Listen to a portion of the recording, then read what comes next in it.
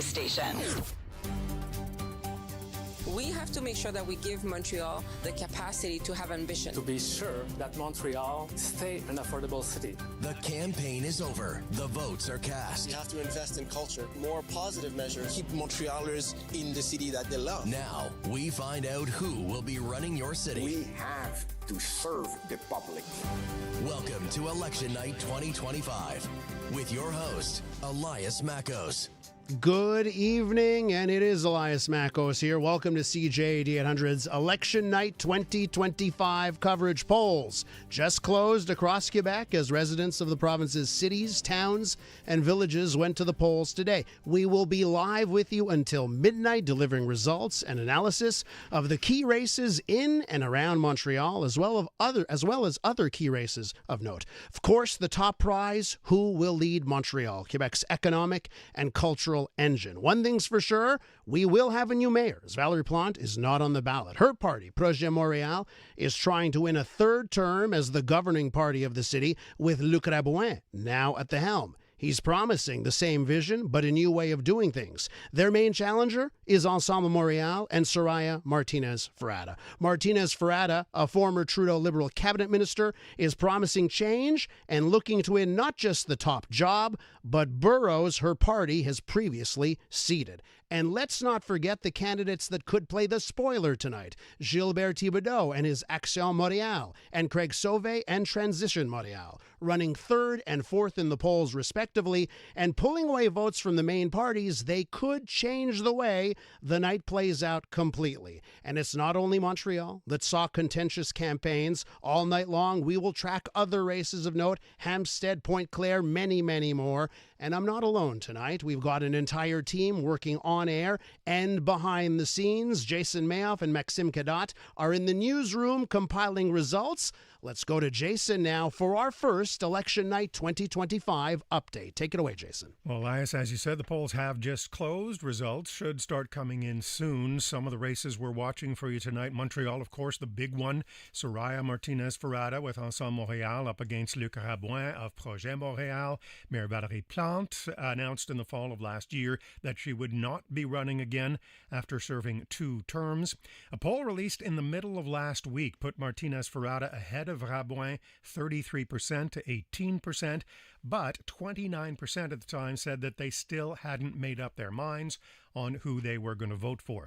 The race has been dominated by affordability, homelessness, and transit, especially with a month-long transit strike underway. That's something that might have affected voter turnout. We'll know in a little while the overall voter turnout, but we do know that as of earlier this afternoon, turnout was at 27%.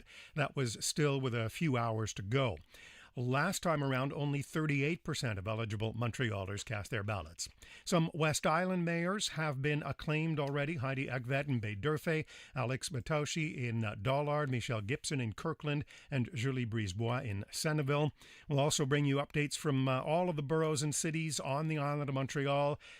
Longueuil and Laval, where there's a 3-way race between incumbent Stéphane Boyer, Frédéric Mayer, and with Action Montréal, and Claude La Rochelle of the Parti Laval. So we'll have those stories for you throughout the night. Some of the other stories that we're following for you this evening: Pierre Poilievre says Prime Minister Mark Carney wants to plunge Canada into an election campaign by presenting a budget that won't be supported by an opposition party. The federal opposition leader says it's clear why Carney would welcome another election. Why does the Prime Minister, this costly Prime Minister, want a costly election now? Why? Well, the answer is Mark Carney needs a costly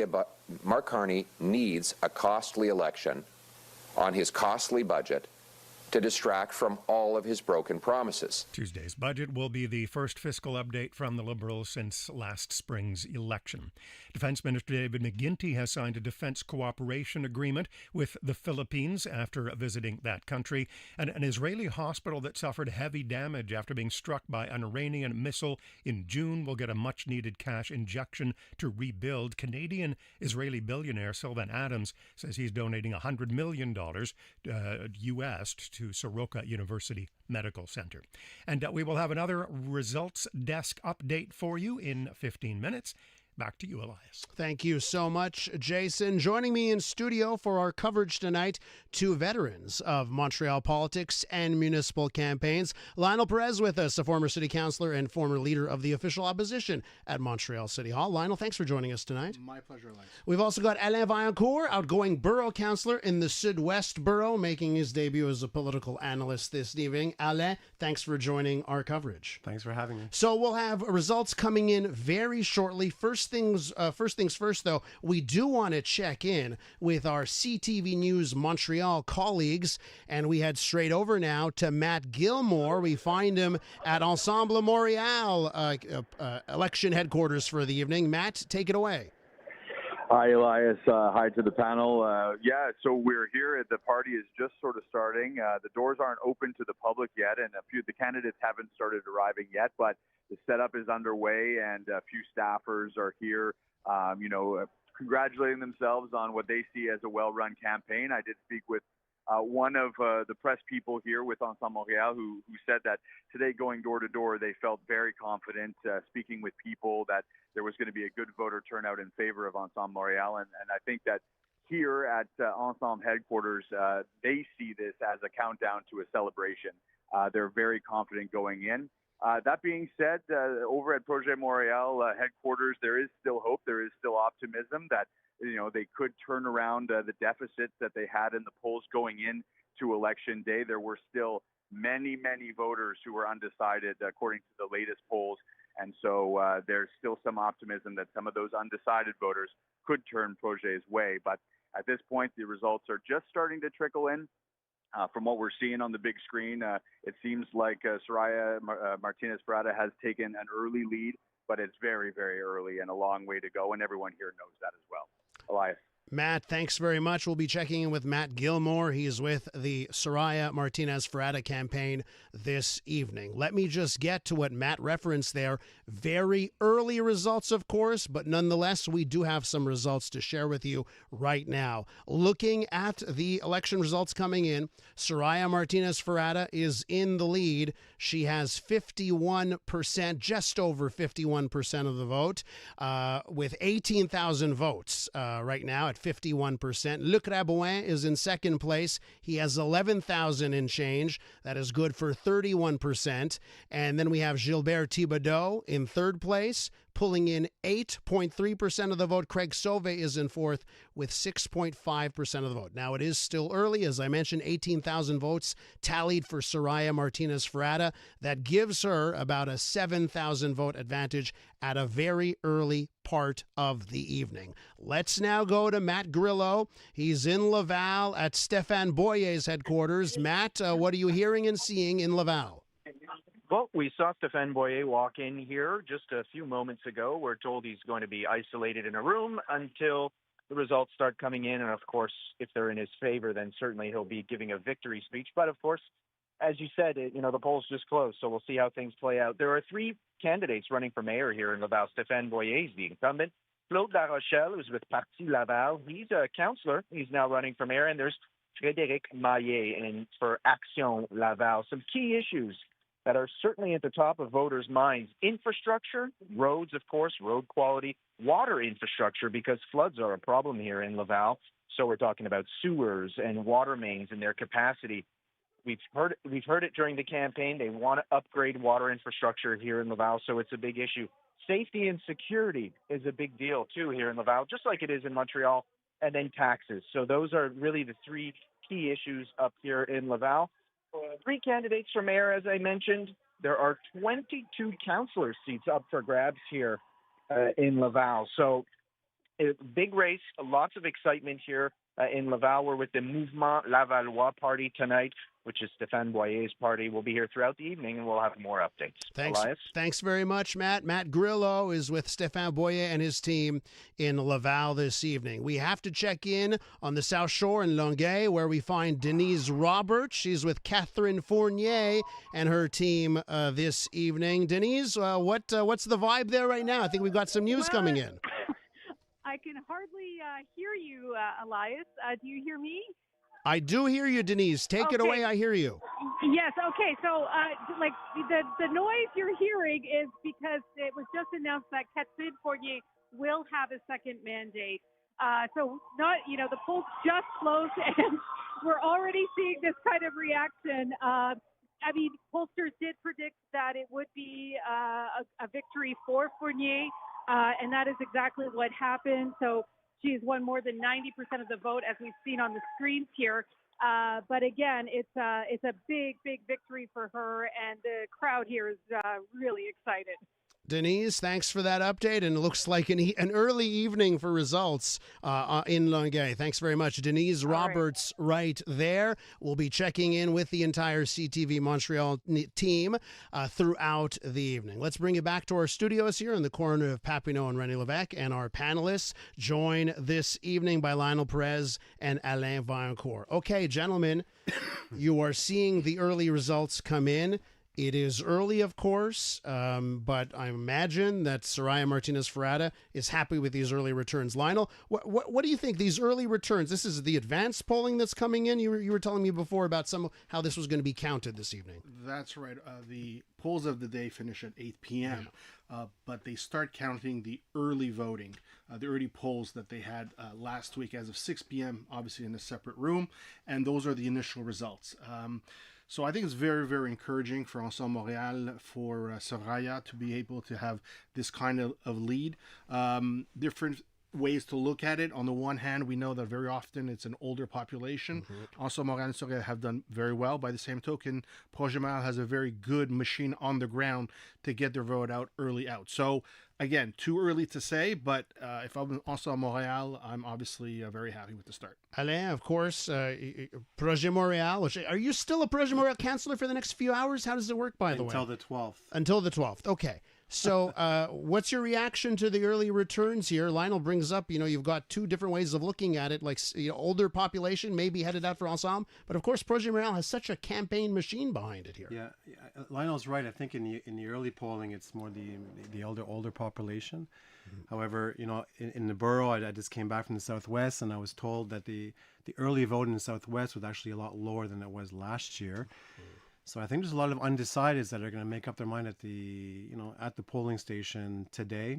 So I think it's encouraging for Ensemble, but I wouldn't discount Projet Montréal's ability to get the vote out and the machine that they have, which is very encouraging for them. So I think it's really early to tell you. Let's talk a bit about turnout here. It looks like it's trending a little bit lower. Lionel, what do you think about that? People want change. Sometimes you get higher turnout. Doesn't seem to be the case so far. Very often, if there's polarizing issues or candidates, then there's a stronger turnout for the protest vote. For the candidate that they really want. We don't seem to be seeing that. The news pointed out earlier at 4 p.m. is about 27.5, which is almost 4% less than 2021, which itself was lower than in 2017. So if I'm, Ensemble Montréal, that's my only concern. Because usually the protest vote is stronger. If this is the change vote that we want, that Soraya's team wants, then it could be an issue. Again, way too early. We also don't know which are the early polls that are coming, from which districts. Very true. So sometimes it's coming from a concentrated area in some of the districts where one of the candidates is strong, and the other ones, for whatever reason, are coming later. For all, and we'll look into this, of course, but for all we know, it's Pierre von Roxborough chiming in right now, and that could skew everything here. Let me just, one thing that you said, Lionel, that I want Alain to pick up upon. You said, neither of these candidates are very polarizing, right? And so I just want to know if you have something to say about how it seems like neither of these candidates were able to electrify anyone in the city over this campaign. Well, I think everyone agrees it's kind of boring. It's a boring campaign, and the candidates aren't necessarily the most flamboyant. But I want to pick up on what Lionel said. I remember in 2017 when I was going door to door at the metros, we campaigned at the metros. People wanted change, but it was really strong. People said, we really want change big time. I was talking to a lot of colleagues just today. They feel that, but it's not the same kind of desire for change as it was in 2017. So there is a desire. I just feel it's a bit different. I think it's more of a fatigue than anything, which could be surprising, in the results in the end when getting the vote out. But it hasn't been a campaign that's lifted much interest in the general population overall. Everyone listening on the radio, get settled in. We'll be with you until midnight. You can also watch this broadcast on YouTube. Do go check out the CJAD 800 page on YouTube, and you can watch this live feed. It's time now to get the latest from the CTV News Results Desk. Maxime Cadotte has this update. Max. Elias, results have started to come in for the Montreal mayoral race. Soraya Martinez-Ferrada of Ensemble Montréal leads with around 51% of the votes. Projet Montréal de Crabouin is in second at just over 31%. Gilbert Thibodeau sits in third right now with over 8%, followed closely by Craig Sauvé of Transition Montréal. Around 350 polling stations have been counted so far. We're going to be looking at multiple different races on the island throughout the night, but right now I want to highlight two of them. The first race is in the town of Mount Royal, where Peter Malouf is seeking a second term as mayor. He is facing off against Mariam Kamali Nazad. The second one is in Montreal Est, where incumbent Anne Saint-Laurent is looking for a second term as mayor. She is facing independent candidate John Judd. There are also many interesting races off the island that we'll be monitoring throughout the evening. Here are a couple of them. Bruno Marchand is looking to retain his title of mayor of Quebec City for a second term. He currently leads with around 61% of the vote right now. Finally, we'll be monitoring the mayoral race in Sherbrooke, where a former federal minister is looking to win the mayor race over there. Marie-Claude Bibeau did not seek re-election in this year's federal election in order to focus on a run to lead the town she was born and raised in. She is currently leading with around 52% of the vote. Another update from the results desk is coming in less than 15 minutes. We'll be back in moments to Elias Makos and CJAD 800's Election Night. Monopoly Double Play is back at McDonald's. So let's practice winning. You just won 25 grand. And go. Yes! I said 25 grand. That's what I'm talking about! Yeah! Much better. Okay, now you just won a brand new Chevrolet Corvette. I think she just fainted. Impressive. Peel like a winner, on pack and in-app. Monopoly Double Play is back. While supplies last, 1 in 5 chances to win game piece prizes at outset. Chances to win draw prizes depend on number of entries in each draw. Cash prizes payable by e-transfer. See rules in-app. Tired of feeling like just another policy number? At Assurance Simon, we treat you like family. As independent brokers, we've been helping Montrealers since 2008, finding the right coverage for your business, home, car, boat, RV, or chalet. Let the pros do the shopping so you get the coverage without the hassle. No hidden fees, no runaround, just friendly local service in English, French, Italian, or Armenian. Assurance Simon, insurance that fits your life, not the other way around. 514-881-8885. Do you require additional support at home to age in place comfortably, securely, and safely? Or need help after a hospitalization or have a health concern? Premier Home Care offers a wide variety of caregiving services ranging from personal care, meal prep, housekeeping, errands, and companionship. Whether it's for a few hours per day or 24/7, they'll develop a personalized and comprehensive care plan to meet your needs. Visit premierhomecare.ca. That's premierhomecare.ca.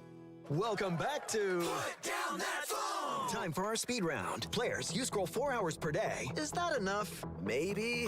Wow, yes. Jen's bored. With just 1 hour back, what could you gain? A hobby, human connection, time to create. What device checks those boxes? A real camera, the Canon R50V. Bonus round. The world's most complete creator camera is the R50V. The V stands for? Video, vlogging, vision. Canon makes cameras. The R50V's for creators. Visit canon.ca/create. This is Election Night 2025 on News Talk Radio, CJAD 800.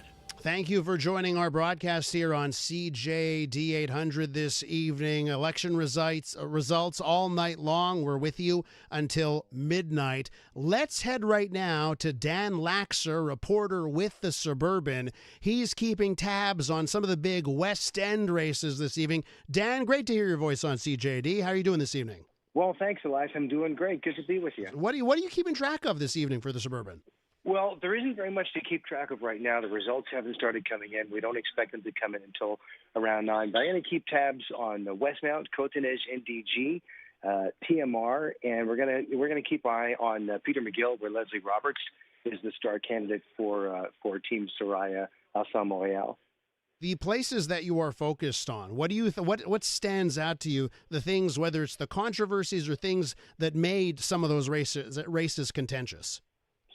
Côte-de-Neige NDG is certainly a contentious one. I mean, it's one of the most populous boroughs one of the most populous parts of town, and the security has been quite an issue. Homelessness, the housing crisis, and these are just some of the things that citizens in the area are concerned about. Certainly security, because there are many, if not most, of the Jewish community's institutions are within the borough. And there was a lot of concern in the 2 years following the October 7th terrorist attacks in Israel, that security for the Jewish community was not what it ought to have been under the Projet Montréal administration. Westmount, Dan, are we expecting a race tonight? What can you tell us about that?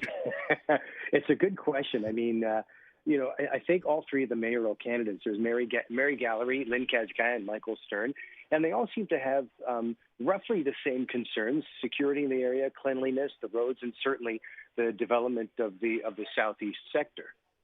And, of course, you mentioned Leslie Roberts, someone who's very familiar to the CJAD audience, who hosted a show here and is vying for a downtown seat. What can you tell us about his candidacy and how important, if you look at the early returns, the show Soraya Martinez-Ferrata, if you think that bodes well for Leslie this evening? I think it does well. I mean, it's hard to say if it bodes well, but I like to think it does. I mean, he's running in the Peter McGill district, and he's a resident of that district. He feels very strongly about the concerns that are in that district. And I know that in the days leading up to today, Election Day, there was some mention on the part of Luc Rabois of Leslie's conflict of interest issues that go back, 10 years? And it didn't seem to stick. I don't think it's a problem for Leslie. It's something that he's dealt with and talked about. And they did recruit him. He did become the star candidate. So we'll have to wait and see what happens there tonight. See, obviously still very early, but I'm seeing Leslie Roberts with a small lead very early on, but he does have a small lead with the votes that have come in. Dan, we'll catch up again a little bit later. Thanks so much. Sounds good. Thanks. Dan Laxer, reporter with The Suburban. Let's head to Chateauguay, where for the first time in its history, the entire city council was elected without a single vote being cast. Mayor Eric Allard and every member of his Alliance Chateauguay team ran completely unopposed in this year's elections, and the mayor of Chateauguay, Eric Allard, is on the line. Mayor Allard, welcome to the show. Thank you for having me. I guess I have to ask you off the top here, your acclamation, does it mean that your team has done a great job, or is there voter apathy in Chateauguay?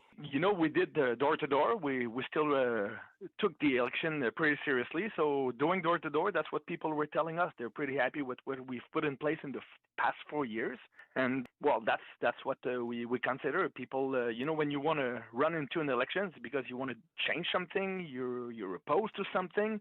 And every time we talked about what we've done in the past 4 years, people were satisfied with what we've done. So that's what I presume happened. So now you've got 4 years of runway. You're in the clear for you and your city council to work on projects. What will the priorities be? Well, we started to put certain things in place in the past 4 years. We still have to work on infrastructure. That's unfortunately the challenge of every city. So we're going to work really hard on that. We have to face climate change. So there's a lot of things that we started that will have to continue. We have a swimming pool oncoming. There's a lot of things that are still coming up. So we're gonna focus on what we have to finish and fix. Mayor Allard, speaking of fixing, I have heard from listener after listener in Chateauguay frustrated with the work being done on Boulevard Saint-Jean-Baptiste and St. Francis. They're saying their commutes are now taking an hour when they used to take 5 minutes. What's the message there on that work which is having such an impact? Well, that is a major site, construction site we have. We never had something that big in Chateauguay, and it's for the best. We know we're going to modify the infrastructure underground. We had some water accumulation at the entrance of the city for so many years. Their security was a problem there. The circulation was a problem. So everything will be changed, but it's only a couple of weeks. We have ongoing in that project There's still some infrastructure, the pipes that needs to be connected, and it's going to be finished mid-December. We're going to start again in April to June to actually finish the intersection, so the actual asphalt. So there's a couple of weeks where we're asking people to go by the 30 and not stay in Chateauguay. There's a possibility to bypass all that. I know it's a lot of trouble. It's frustration being stuck in traffic. We all hate going through that. But like I said, it's going to be for the best. The circulation will be much better there.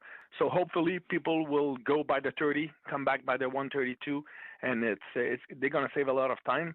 So please hold on, and we're gonna get through that very soon. Mayor Lard, félicitations encore, and good luck for the next 4 years. Merci beaucoup. That's Mayor Eric Allard, winning re-election by acclamation. One of those mayors who's having an easier night winning by acclamation back here in studio with our panelists for the evening. It's Elias Makos here, and Lionel Perez and Alain Vancourt are providing us analysis of what we're seeing so far. So, gentlemen, I think it's fair to say we're seeing some early trends. Lionel, what would you say the trends are?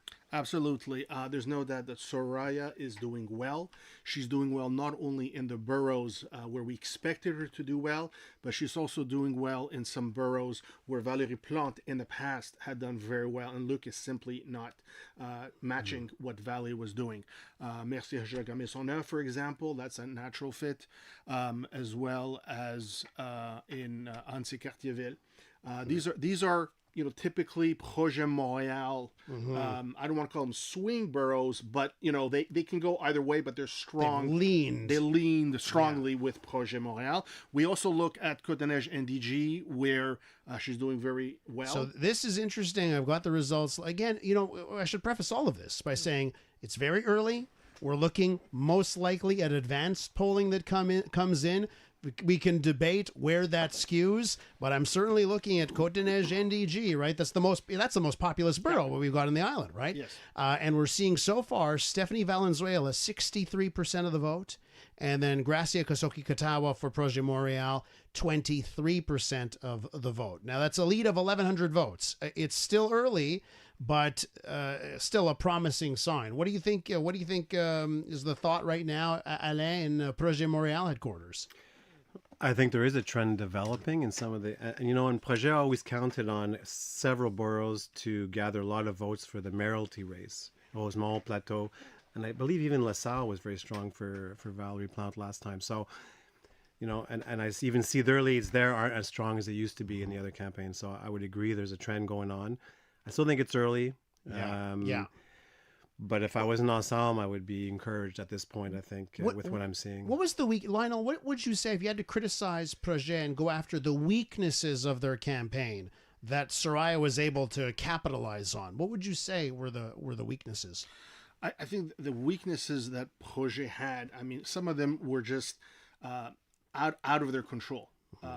He was coming from an incumbent party, so there's some fatigue after 8 years of decisions. There's a lot of issues that weren't dealt with. He only really started campaigning on his own towards the end of the summer when Valérie had finished all her, her legacy type of announcements. But I think he didn't really attack Ensemble Montréal for perhaps lack of vision, lack of details in some of the promises. Soraya had a very solid but very safe campaign. And I think that was probably the right strategy because she was going up against an incumbent party. Don't rock the boat. If things are going well, your polls are looking good, don't rock the boat. Seemingly was the strategy. And she made some key announcements, with the key words, key demographics, some key promises, maybe a little bit vague, but that resonated. And then when you have this desire for change, as we all know, after 8 years, it's rare where you have a third mandate. So I think all that put together is just aligning very well. I had, we talked about this before. My projection was that Soraya was going to win at the mayoralty level.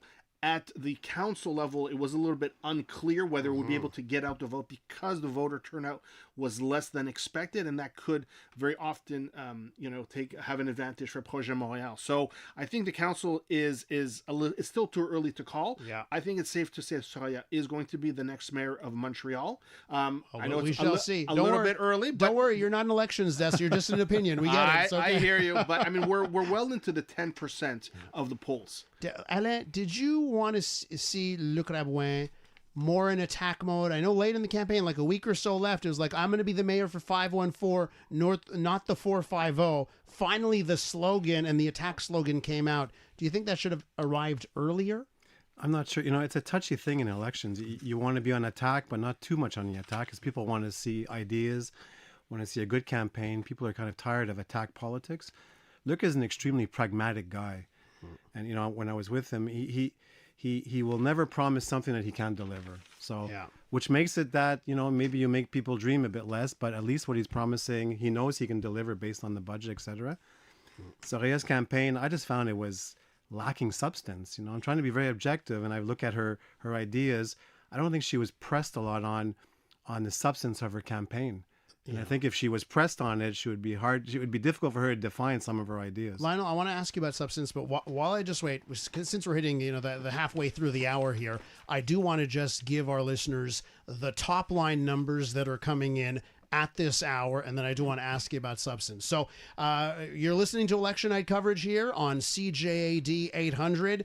Results coming in. The latest numbers we have now show Soraya Martinez-Ferrada continuing her lead. We are seeing 432 of just about 4,000 polls reporting, so still much more to go here on results coming in. But so far, Soraya Martinez-Ferrada has 49.69% of the vote. Luc Rabouin is trailing at 32.79%. That translates into, right now, 7,840 vote lead. So a commanding lead right now for Soraya Martinez-Ferrada. It is early. Substance, to Alain Vaillancourt's point just a moment ago. Was there not enough substance? Did she even need it? Well, I think it's a strategy that she decided to really, tackle on the weak points of Projet Montréal, which is, I think, a very fair and smart strategy. I think she had, when she needed to give details, she gave details. Whether it was on homelessness in terms of tripling the budget, she gave a number. When it came in terms of other matters as well. But I think, in the debate that you had with them, there were a couple of times where there was a little bit of skating, as we say, where it wasn't as clear. Was Luc, as having been in power, having been president of the executive committee, he had a stronger command of the issues and of the figures. Let me ask you, I have to ask this, because it certainly seemed like it was a theme of the campaign, and whether any debate, whether it was ours or others, it came up. Do you think a lot of this became well, actually, here's what we're going to do right now. We're going to take you live to Longueuil, where we have Catherine Fournier, who's been declared the winner. She is speaking. Let's go to Longueuil right now.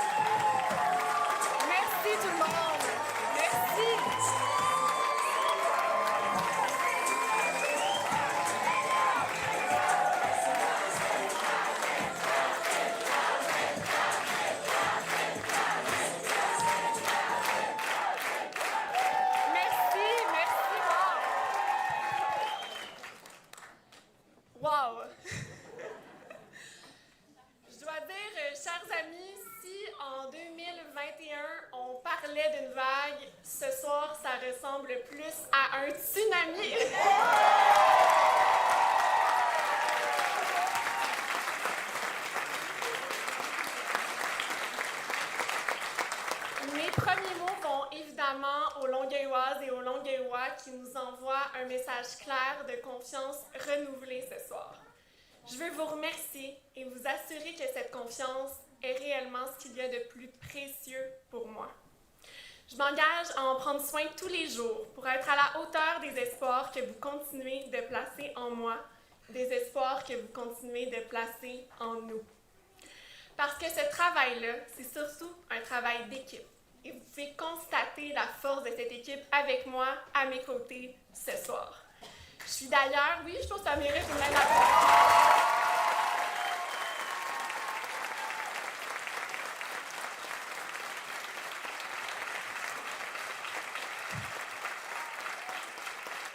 Mais écoutez, ça ça va prendre encore plus d'applaudissements parce que je suis très, très fière et enthousiaste de vous annoncer qu'à l'heure où on se parle, toutes nos candidates et tous nos candidats sont en voie d'être élus ce soir.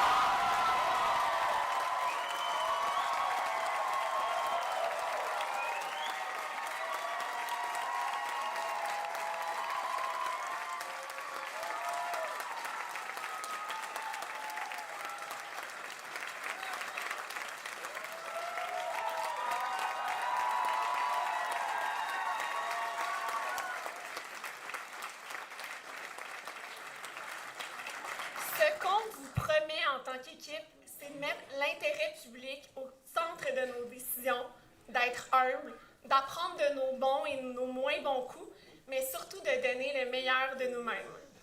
Vous le savez, je suis une passionnée et je suis honorée d'avoir le privilège de continuer à vous représenter pour les 4 prochaines années. Well, there you have it out of Longueuil. It is an early night in Longueuil. Catherine Fournier and her entire team running the table this evening, and that slate will lead Longueuil for the next 4 years. You know what? And we're back here in our studios here at CJAD 800. We've got Alain Vancourt and Lionel Perez in studio with us this morning. Guys, you know, I don't know if we're going to see in a little bit of time a similar note out of Laval, if there's going to be another running of the table there. But one thing that I noticed during the campaign, there was one point where Catherine Fournier and Stéphane Boyer, they sort of like had a joint press conference. And they said, hey, you know, we're going to do some things together so we don't have duplication. And I just thought that was fascinating because it sort of seemed like there's been a lot of synergy off island from some mayors. I don't know if you have any surprise at what we're seeing out at South Shore this evening. I don't think so. I think Catherine Fournier has been very strong over the course of her mandate. I think she made some smart decisions locally. She's spoken for the region very well. She has a good relationship with the provincial government. She's young, she's energetic. So I think there's no real surprise that she won almost by acclamation. Is there something different about Longueuil where it's not going to be as contentious? Because I find that pretty interesting. Longueuil is big. It's not small. And it seemed like, hey, everyone's just happy. You're doing a great job. Okay, 4 more years. Yeah, but she also had some bold ideas, you know, as far as lodging people, densifying. Catherine is a progressive mayor, and so is Stéphane in Laval. So, but the size is still not managing Montreal as far as the complexity, I think, of the city of Montreal, which is a big difference. Okay, one of the trends that we're looking at, and we want to get to in a second, is where the votes are coming in and where the votes are not coming in from. We're going to get to that in just a second. But first things first, we have to head to Pointe Claire. That's where we find Chelsea St. Pierre, a reporter at the Suburban. Chelsea, welcome to tonight's broadcast. Thank you. So, what are you focusing on tonight? What are you seeing already in the West Island? Well, Tim Thomas is here with me in Pointe Claire, in Valois Village. This is the most heated and talked about municipal election race in the West Island, with 3 very highly driven candidates, John Belvedere, Brent Cowan, and Tim Thomas. Some of the main issues that have come up and that have been discussed throughout this election were development, where the city wants to move forward with transparency and good communication with its residents and council meetings. Obviously, there's been a huge disconnect between mayor and council throughout the last few years. And I have Tim here with me. I'm going to turn some of these questions to him because Tim, this is a very, very tough race for you. You were very dedicated to Pointe Claire. What's your expectation for this evening, and what are the factors that residents have expressed to you are most important for Pointe Claire's future? Well, I'm not sure. You know, the expressions I get, the overall sentiment is very anti-condo development, anti-overdeveloping our beautiful city. But it has been distracted by personality stuff and smears and all that kind of stuff. So the whole debate is whether policy will prevail or it'll be a smear campaign. It's going to be, for me, that's the issue. And I'm hoping that people are paying attention to the details. Chelsea, do we have any results in yet from Pointe Claire? We do not have results in yet, and Tim is well surrounded here. He's got many people here to support him this evening. Everybody's at the edge of their seats waiting for the results to come out. A contentious race in Pointe Claire. Tim Thomas, as you just heard, also have John Belvedere and Brent Cowan. Those are the three vying for mayor in Pointe Claire. Chelsea, before I let you go, what other spots in the West Island are you focused on tonight? We'll be heading over to Dorval, Beaconsfield, and then coming back to Pointe Claire this evening. Chelsea St. Pierre, reporter at the Suburban. Thanks very much, Chelsea. I appreciate it. Thank you. All right, back here in studio, Alain Vaillancourt and Lionel Perez and myself. Lionel, you were picking up something about where for City of Montreal, where we're seeing votes come in, where we're not seeing votes. Tell us a little bit more there.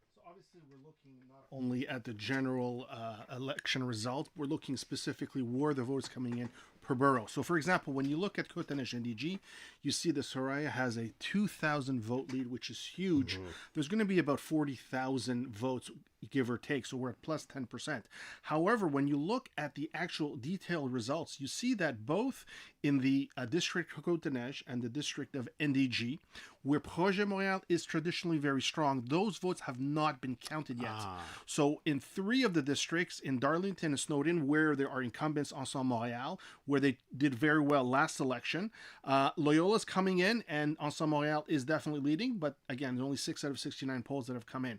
So I'm going to wait and see how the NDG vote, that's where Peter McQueen's district is, where Projet Montréal does very well, that could very easily bump. There's a higher turnout vote rate in NDG over the other districts. So, you know, as much as we can look at polls and we look at the initial results, it's really on the ground when the vote comes out. Mercier, Hochelaga, Maisonneuve. I'm just looking at that again. It's very early, but right now, the candidate for mayor, Chantal Gagnon for Ensemble Montréal, pulling in 65% of the vote. Alia Hassan Kournal from Projet Montréal pulling in 21%. It is still early, but that is an interesting borough because of the trash situation that I know that caused so many people to say they'd like to see a return back to weekly trash pickup.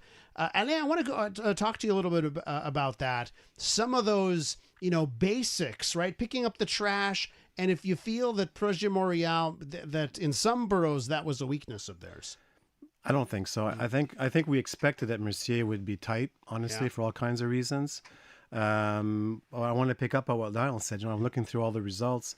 I looked at 5 boroughs where the results, 3 aren't even in yet. Verdun, Lachine, Sud-Ouest, strong for Projet. Yeah. And Annecy and Villeray. Villeray does nothing. I'm expecting strong for Projet. So I still think it's early. I still think once these votes come in that we might see a shift, somewhat of a shift anyway. So I think we have to be careful with the votes that aren't counted yet. Yeah. I'm going to stick to my projection. But as I'd mentioned before we went on the air, I don't think it's going to be by as much as the lead that the polls have. Or I don't think it's going to be a 15% win by Soraya. I think it's going to be a lot closer. Because Projet Montréal has a strong ground game. If it's closer, I've got to ask you about those other parties and candidates. Craig Sauvé, Transition Montréal, Gilbert Thibodeau, and Action Montréal. If they're pulling away percentage points here, and if it gets close, I wonder, Alain, for you, if you're looking at this and saying, well, geez, Craig Sauvé could play a spoiler if it ends up being close. What do you think the dynamic there of Craig Sauvé running a campaign, joining this party, and seemingly depending on the poll, he was in 3rd or 4th. Do you think he could have a spoiler role to play? It's hard to say. I think at the beginning people were saying that he would have possibly a spoiler role. I think I see the results now, and it's hard to say. Even Craig himself says that half his supporters are from Projet and half his supporters are from Ensemble. And I think possibly a lot of his voters are disenchanted Projet voters who possibly, I don't know, would have maybe not gone to the polls anyway. So Gilbert is at 8%, so he's also, most of his voters would most likely come from, maybe more Ensemble. Yeah. So I'm not sure if combined it makes that much of a difference. Did it hurt at the start of the campaign when we saw like a campaign manager left Projet, went over to Craig? Just over the weekend, there was an outgoing councillor in Lachine who posted on Facebook, day before the election, Saturday, I'm voting for Craig Sauvé. Those hits seemed they kept coming. It seemed. I think it hurt Projet. I think it made the campaign went off to a slower start. I think they could have avoided all those issues. So yes, I think it hurt Projet at the beginning. I feel that at the end, the last 2 weeks, Projet kind of took up some momentum, but I think it did hurt him at the beginning. If it gets close, Lionel, some people say, Gilbert Thibodeau was promising some things like going after, the people more on the right. Certainly seems to me that center right is where you'd find Ensemble. I don't know if you've got a take on that, but could Gilbert Thibodeau, if it's a close race, could Gilbert Thibodeau be the spoiler for Ensemble? I think at the end of the day, Craig Sauvé is going to cancel out Thibodeau's vote. I think most of Craig's vote is coming from Projet Montréal or Projet Light, we'll call them, whereas Thibodeau would be more likely voting for Ensemble Montréal. At the end of the day, 6, 7, 8%. It's true that if it's a 1% game, then you're right. Then there's that potential. But at the end of the day, we always have some kind of third party or fourth party. We had it with Bolarama Holness last time. We had some local independent candidates. It's part of democracy, right? But not the heydays of Mélanie Joly running and really trying to run the table there. Absolutely. All right. Let's get you numbers. Let's get you results. We go now and get the latest from the CTV News Results Desk. Maxime Cadotte has this update. Max. Elias, results continue to come in for the Montreal mayoral race. Soraya Martinez-Ferrada of Ensemble Montréal leads with around 49% of the votes. Projet Montréal's Luc Rabouin is in second at just around 33%. Gilbert Thibodeau sits in third, followed closely by Craig Sauvé of Transition Montréal. Around 460 polling stations have been counted so far, but that's out of a total of 3,918 polling stations that need to be counted, so we are far from this race from being over. Breaking down the city councillor numbers, Ensemble Montréal has 28 candidates leading out of a possible 65. Projet Montréal has 11 candidates in the lead, while Transition Montréal has 1 candidate leading so far. Looking at the details of some of the borough mayor races going on in the city, here are 3 of them that we're looking at this time. In Huntsic-Cartierville, Maud Théroux-Séguin of Ensemble Montréal is leading by over 15% against the incumbent mayor Émilie Tuillier of Projet Montréal. The incumbent mayor of Pierrefonds-Roxborough, Jim Bass, is leading comfortably with around 90% of the vote. And in the Plateau Mont-Royal, where Luc Rabouin was the borough mayor, Cathy Wong of Projet Montréal is leading with over 55% of the vote. Jean Baudouin of Ensemble Montréal is in second with 33%. And off-island, incumbent mayor of Brossard, Doreen Assad, is comfortably leading with over 79% of the vote. Another update from the results desk is coming in less than 15 minutes. We'll be back in moments to Elias Makos and CJAD 800's Election Night. Does the thought of a vasectomy scare you more than having another baby? I'm Dr. Elroy Shuker. If you don't know this already, at Vasectomy Montreal, we have taken care of thousands of patients as experts of the no needle, no scalpel, and virtually painless procedure. Most importantly, we take extensive precautions in a state-of-the-art private clinic where our safety measures keep you and your family jewels safe. Book your appointment online now at vasectomymontreal.ca. Hey, what's up, everybody? Chris Nyland here. On November 13th, I'll be live at the Leonardo da Vinci Center for one night only. Come hear my story. It's real, it's raw, it's me. It's Knuckles. Get your tickets at cldv.ca/events. Show starts at 8 prompt. There'll be a Q&A after and an opportunity to meet Knuckles. A Magjus Gen production. From October 30th to November 9th at Chico, our flyer is overflowing with promotions like 15% off select Almo Nature canned food for dogs and cats and up to $10 off select Nutrients Care Plus dry food for dogs and cats. Chico, the favorite local boutique of all our local pets. Black Friday deals are here now at Corbet Appliances. Save up to 50% on appliances in-store and online. Enjoy 6 weeks of deals and new weekly offers and free delivery. Corbet Appliances, more than ever the appliance specialist. Details at CorbetElectra.com.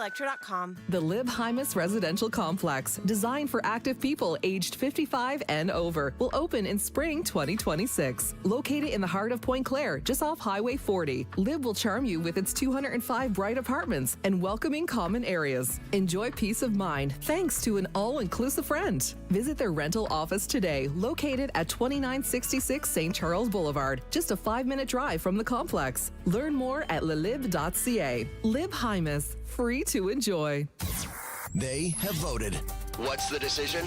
This is Election Night on News Talk Radio, CJAD 800. Welcome back to our coverage of Election Night 2025. It's Elias Makos here on CJAD 800. Couple of things I want to get to right off the top. First things first, the overall scene from the city of Montreal and results that have come in. Right now, we see Soraya Martinez-Ferrada with just about 49% of the vote. She is leading ahead of Luc Rabouin, who sits at 33% of the vote. Now, you can contribute to our broadcast this evening if there's a part of the island of Montreal, whether it's in City of Montreal or one of the other cities and towns you find on island or off island. You can always send me a text message, 514-790-0800, if there's a particular part of the city of Montreal or outside of the city of Montreal you'd like us to focus on.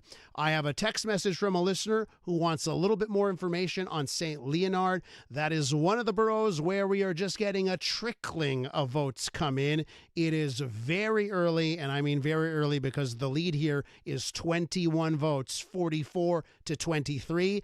But we do find Dominic Perry of Ensemble Montréal in the lead up against Luckney Guerrier of Projet Montréal, 44 to 23. And as I look at where these votes have come in from, it's from St. Leonard West. Those are where the votes have showed up. So if you'd like to know about your neck of the woods, send me a text message, 514-790-0800. I will try and get to as many places as possible. And we're with you, of course, until midnight. All right, let's head over now to Sam Watts, the CEO of the Welcome Hall Mission. Sam, welcome to tonight's broadcast. Thank you. It's good to connect with you. And of course, in this election campaign, homelessness was a major issue. Let me just ask you if you feel that during the campaign it was enough of an issue. It was clear to me that I've been through a number of these, as you know, Elias, and it was interesting to see that all of the parties that were competing were treating this as really the number 1, 2, or 3 issue that they were talking about. So, from my perspective, this was something that is a good thing. Sadly, it has come to this point where it is a big issue, and I think it's something that we really do need to deal with, and we can deal with. So, I'm pleased that it was part of the debate. And did you feel they paid, like when it comes to providing solutions, did you hear things that gave you hope, or did you find more lip service than anything? Well, it's always in the implementation, isn't it? Because election campaigns are interesting and people can make promises. But to me, it was fascinating that Projet Montréal and Ensemble Montréal actually spent the time to consider what it is that should be done. So those were, the other parties had their ideas, and I don't want to dismiss those, but the two major parties certainly spent the time to consider what could be done. And if you look at what they put forward, there were some similarities.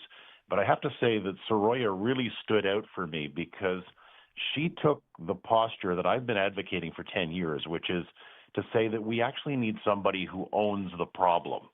And so she said, well, let's own it here in Montreal. And I thought that was very refreshing on her part to say that, Montreal as a city doesn't have all the levers to do everything that we might want to do to address the challenge. But at the same time, it does need a champion, somebody who will bring people together. The power of a big city mayor is that a big city mayor can convene. Mm-hmm. And that's something that needs to happen. And she was ready to step up and say, look, I'm prepared to own this issue. And as you know, Elias, I come out of the private sector many years ago, and one of the things we know is that when there's a problem, when there's a challenge, somebody's got to own it. And for a lot of years, we've been pointing fingers in a variety of different directions, and no single level of government has wanted to own the challenge of homelessness and precarity. And I thought it was refreshing that Soraya stepped up and said, look, I'm prepared to own this thing, and put a number of proposals forward that I thought were actually pretty interesting. And so far, the results appear to be interesting for her. Sam, let me ask you this. For years and years, it seemed like our focus was on downtown, right? When it comes to homelessness, we were focused on downtown. And now more and more, I think we've seen some of those things we were used to seeing downtown expand out from the downtown core. And I'll let you know today, after I had voted in the morning, my wife and our son, we went to the park. And while we were in the park, we caught up with another couple and their child. And they'd mentioned, and they live in a pretty affluent area. And they mentioned how they had homelessness showing up in front of their home. And they were very fed up. Do you think that had an impact on this election campaign, that we're now seeing this issue not just in those traditional areas? Yeah, for sure, because for years Montreal has been sheltered from a North American phenomena. We've managed to keep the issue of homelessness to areas of our city that, I'll use the term, respectable people didn't normally go to. And it was largely kept in check by organizations like ours and others. And it's expanded, and it's a North American phenomenon. It's not just a Montreal thing. But we tend to be lighting our hair on fire here in Montreal when we're actually facing a challenge that is entirely solvable in the context of our city right now. And what it's going to take is really just the kind of energy that we need to put to this thing with all of the facilities and all of the resources that we have in place to say, let's start taking some steps that will resolve the issue. Let's work on solutions rather than just patches, because for years, as you know, Elias, governments have been addicted to patches. Let's, open up this, let's open up that, let's do something for the winter. And it solves the problem for a few months, or it appears to solve the problem, but it really doesn't go to the solution. And I think that this is a time now that we've got the energy and we've got the momentum to actually do something, because the problem has gotten to the stage that you're talking about, where it's spreading to all the different boroughs of Montreal. And I live out in Beaconsfield. It's only a matter of time before it spreads to Point Claire and Beaconsfield. Sam, and I have to leave it there with you this evening. Thank you so much for hopping on our broadcast this evening. You are very welcome. Enjoy your evening. Yeah, Sam Watts right there, CEO of the Welcome Hall Mission. I asked you at our text line, 514-790-0800, some places you'd like to see some results. Let me just touch on a couple of them. Dorval, by the way, looking at the Dorval website, and they're at 0%. No votes have come in from Dorval. And I do want to give you some results from Saint Laurent, as we have a listener asking for results from Saint Laurent. So far, again, early in all of these, right? We're seeing 27 of 208 polls report in Saint Laurent. Alan D'Souza running the table right now, just over 80% of the vote. Youssef Choufan for Projet Montréal at just over 10%. So those are two of the spots we're getting some questions about. Don't worry, more results coming at the top of the hour. Back here in studio with Alain Vaillancourt and Lionel Perez. So anything else you got, as everything else comes in here, anything else you want to highlight that you've looked at over the while? Alain? Well, I'm looking at all the individual races in the different boroughs. I think it's tightening up a little bit. I also noticed, it's very early, but in Ville-Marie, I was looking at Soraya's next president of the executive committee, M. Pinard. Yes. He's running against Robert Baudry, and Robert is ahead of him. So that's an interesting race to watch. It's very early, but that's going to be a tight race, and that's very interesting. Pinard is her. He's tagged for the executive committee as a president. So that's a big, a high-profile, big loss if Pinard loses there. Yeah, Lionel. The only thing that I'm looking, is that still many of the boroughs have not sent in their results. Lachine, Villeray just started. Le Sud-Ouest, I think, is now finally starting. And these are Projet Montréal strongholds. So it could be, there might have been a risk, as we said earlier, that when it was too early or a little too early, that it was just the Ensemble Montréal strongholds that were coming out first. But time will tell. We're still at about 10%, 12% of results. I think once we get to 25 and we have a better equilibrium of all the boroughs, we'll be in a better position to evaluate. So very true that when we look at the individual boroughs and what's coming in certain boroughs, what we see a lot of is like, oh, it's just one or two portions of the borough, And, depending on the borough, it can be drastically different from the east side or the west side of individual boroughs. Let me just pull over Côte-des-Neiges NDG once again, as it is, the most populous borough in the city of Montreal. Stephanie Valenzuela and Ensemble Montréal in the lead, just shy of 60%. Gracia Kasoki-Katawa for Projet Montréal is there at 24.72%. So just one of those boroughs where we're getting some details. I'll head over here, as you noticed and mentioned, Lachine, nothing in there. The Plateau, so let's try and get maybe to a bright spot for Projet Montréal.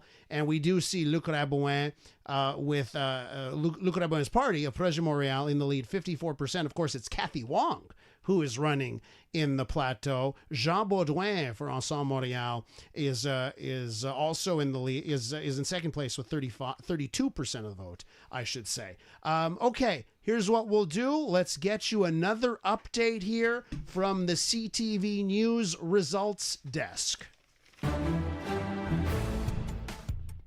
And with this update, let's head over to Jason Mayoff. Well, Elias, taking a look at some of the races across Montreal. First, the big one, of course, to Montreal itself, City of Montreal. Soraya Martinez-Ferrada with Ensemble Montréal is at 48%, ahead of Luc Rabouin. Projet Montréal is at 33%, going down the other candidates in Montreal. Gilbert Thibodeau is at 8%, Craig Sauvé at about 7.5%. In Longueuil, incumbent Catherine Fournier has claimed victory already with nearly 90% of the vote. Laval, Stéphane Boyer, the incumbent, has claimed victory as well, about 58% of the vote. Some of the borough races we are following for you. Let's go to Ahuntsic-Cartierville. Maud Theroux-Seguin at 48%. Alan D'Souza in Saint-Laurent with over 80% of the vote so far. Moving over to Côte-des-Neiges NDG, Stephanie Valenzuela at 60% of the vote. She's with Ensemble Montréal. Gracia Kasoki-Katawa with Projet Montréal is only at 24%. In the Plateau, Cathy Wong with Projet Montréal at 54%. Jean Baudouin with Ensemble Montréal at 32%. Over in the West Island and Pierrefonds Roxborough, Jim Bass with Ensemble Montréal is way ahead at almost 90%, 89% of the vote.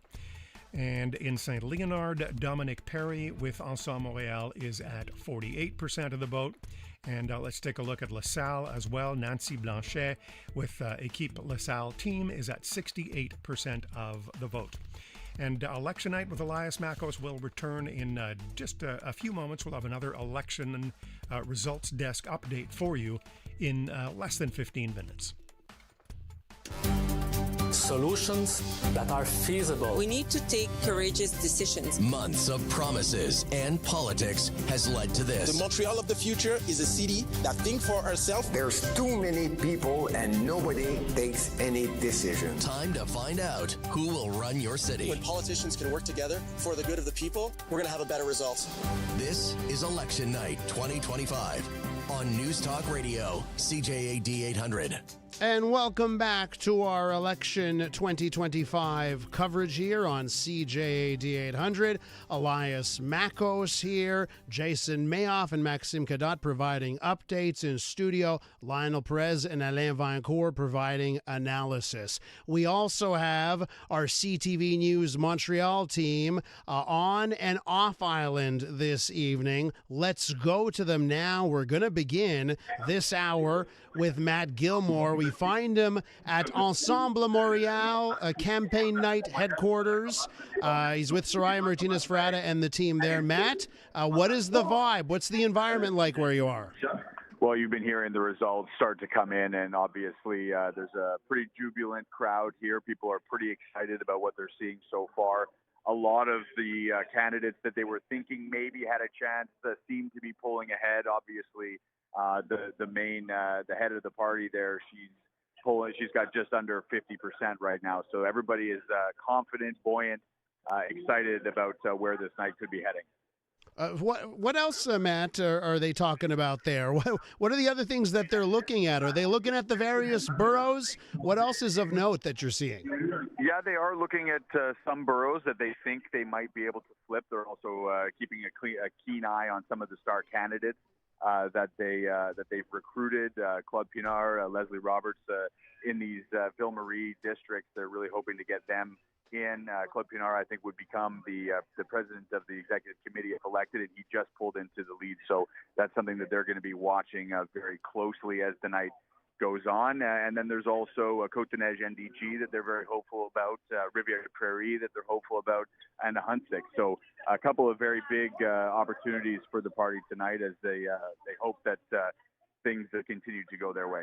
Thanks very much, Matt. Appreciate the update. That's CTV Montreal's Matt Gilmore. He is with the Soraya Martinez-Ferrata and Ensemble Montreal team this evening. Now we need to head to Laval, and we do have news coming in from Laval. We go to Matt Grillo with more. Matt, what's the big news out of Laval? Well, Elias, Stéphane Boyer and his team here, Mouvement Lavallois, have already claimed victory. In fact, get this, it was not even 9 o'clock, and Stéphane Boyer had already stepped off stage, having given his victory speech. Look, they claimed victory here in Laval at about 8:40. I'll give you a vote tally here. Stéphane Boyer at this point has a little more than 14,000 votes, 59% of the vote so far. Next closest is Claude Larochelle at 21%. So, as I mentioned, Stéphane Boyer and his team have claimed victory here in Laval. He's even given his victory speech and addressed the crowd here and addressed the party. Now, the key will be to watch which councillors get elected, because there are 22 councillor positions up for grabs here tonight in Laval. So we'll see how Laval City Council and what that is composed of. So that will be those sort of smaller races here in the neighborhoods of Laval. Those will be races to watch. In his victory speech, Stéphane Boyer mentioned that he essentially he's got his eye on the provincial election in 2026, specifically when it comes to funding. He essentially said that he feels as though Laval is underfunded in certain areas for certain projects, and he wants basically more of a focus placed on Laval. It's the third largest city in Quebec, just for some context. So that was essentially what he said in the speech. And he said, look, the residents, the citizens of Laval have chosen Mouvement Lavallois, his party, for another 4 years. So, and we're going to hear from him in just a few moments. He's going around giving interviews to all the media, so we'll hear from him in English. We'll certainly have more updates throughout the night, Elias. Matt, great update out of Laval. We'll see what happens with the rest of the councillor seats on the island of Laval. Thanks very much. Thank you. Matt Grillo from CTV Montreal. And speaking of winners, let's go to Catherine Fournier. Of course, we told you quite some time ago that Catherine Fournier had won re-election in Longueuil. Denise Roberts is there this evening. Denise, what did you take away from the victory speech and the emotions happening right now in the Catherine Fournier camp? Yes, I mean, she was very emotional as she spoke to her supporters tonight. And I mean, I don't think anyone was surprised by her victory, but she started her speech off talking about the wave that started has turned into a tsunami. So, I mean, it was just a resounding success for her party tonight. So she was very emotional about that. She also talked about the fact that, she's pregnant and that this victory is one that she shares with her unborn child. And just very emotional as she spoke about just how she has had this unprecedented support here. Obviously, she's got a tough road ahead because there are a lot of issues facing Longueuil, specifically infrastructure. So the work is cut out for her, and she's going to be doing this as a new mom. So that's going to be, a particularly difficult thing to manage, just her time away, but also continuing to have a hand in things here in Longueuil. Denise Roberts on location in Longueuil with the Catherine Fournier team and at Catherine Fournier's headquarters. Thanks, Denise. We'll catch up again later. Okay. All right, everyone, back here in the studios on the corner of Papineau and René Lévesque. Let me try and get you some results that have come in. I know many of you are waiting for some of these contentious results in some of the non-City of Montreal cities and towns. No results in from Hampstead so far. Of course, that a contentious race between Jeremy Levi, who is currently mayor, along William Steinberg, used to be mayor, and Jack Ettery, all running there. No results coming in there. City of Dorval, we finally have just only one of 67 polls reporting, and we have a 20-18 lead. Votes, I'm talking about, not percent. 20 votes to 18 votes. Umberto Macri and the Dorval Democracy Party in a very early lead over Marc Duret and his Dorval Action Team. Some other results that I can get to here from Côte Saint-Luc. No results in Côte Saint-Luc for the battle for mayor. So we're looking at that. And let me just go over and refresh my notes here on some of the other ridings. Westmount, City of Westmount, we've got no results in. Let me go back to Alain Vaillancourt and Lionel Perez, who are all over what's happening in the City of Montreal's boroughs. Lionel, what do you want to say here? So I'm looking at some of the traditional strongholds for Projet Montréal, Plateau Mont-Royal, Rosemont, La Petite Patrie, Le Sud-Ouest, Mercier, Hochelaga, Maisonneuve.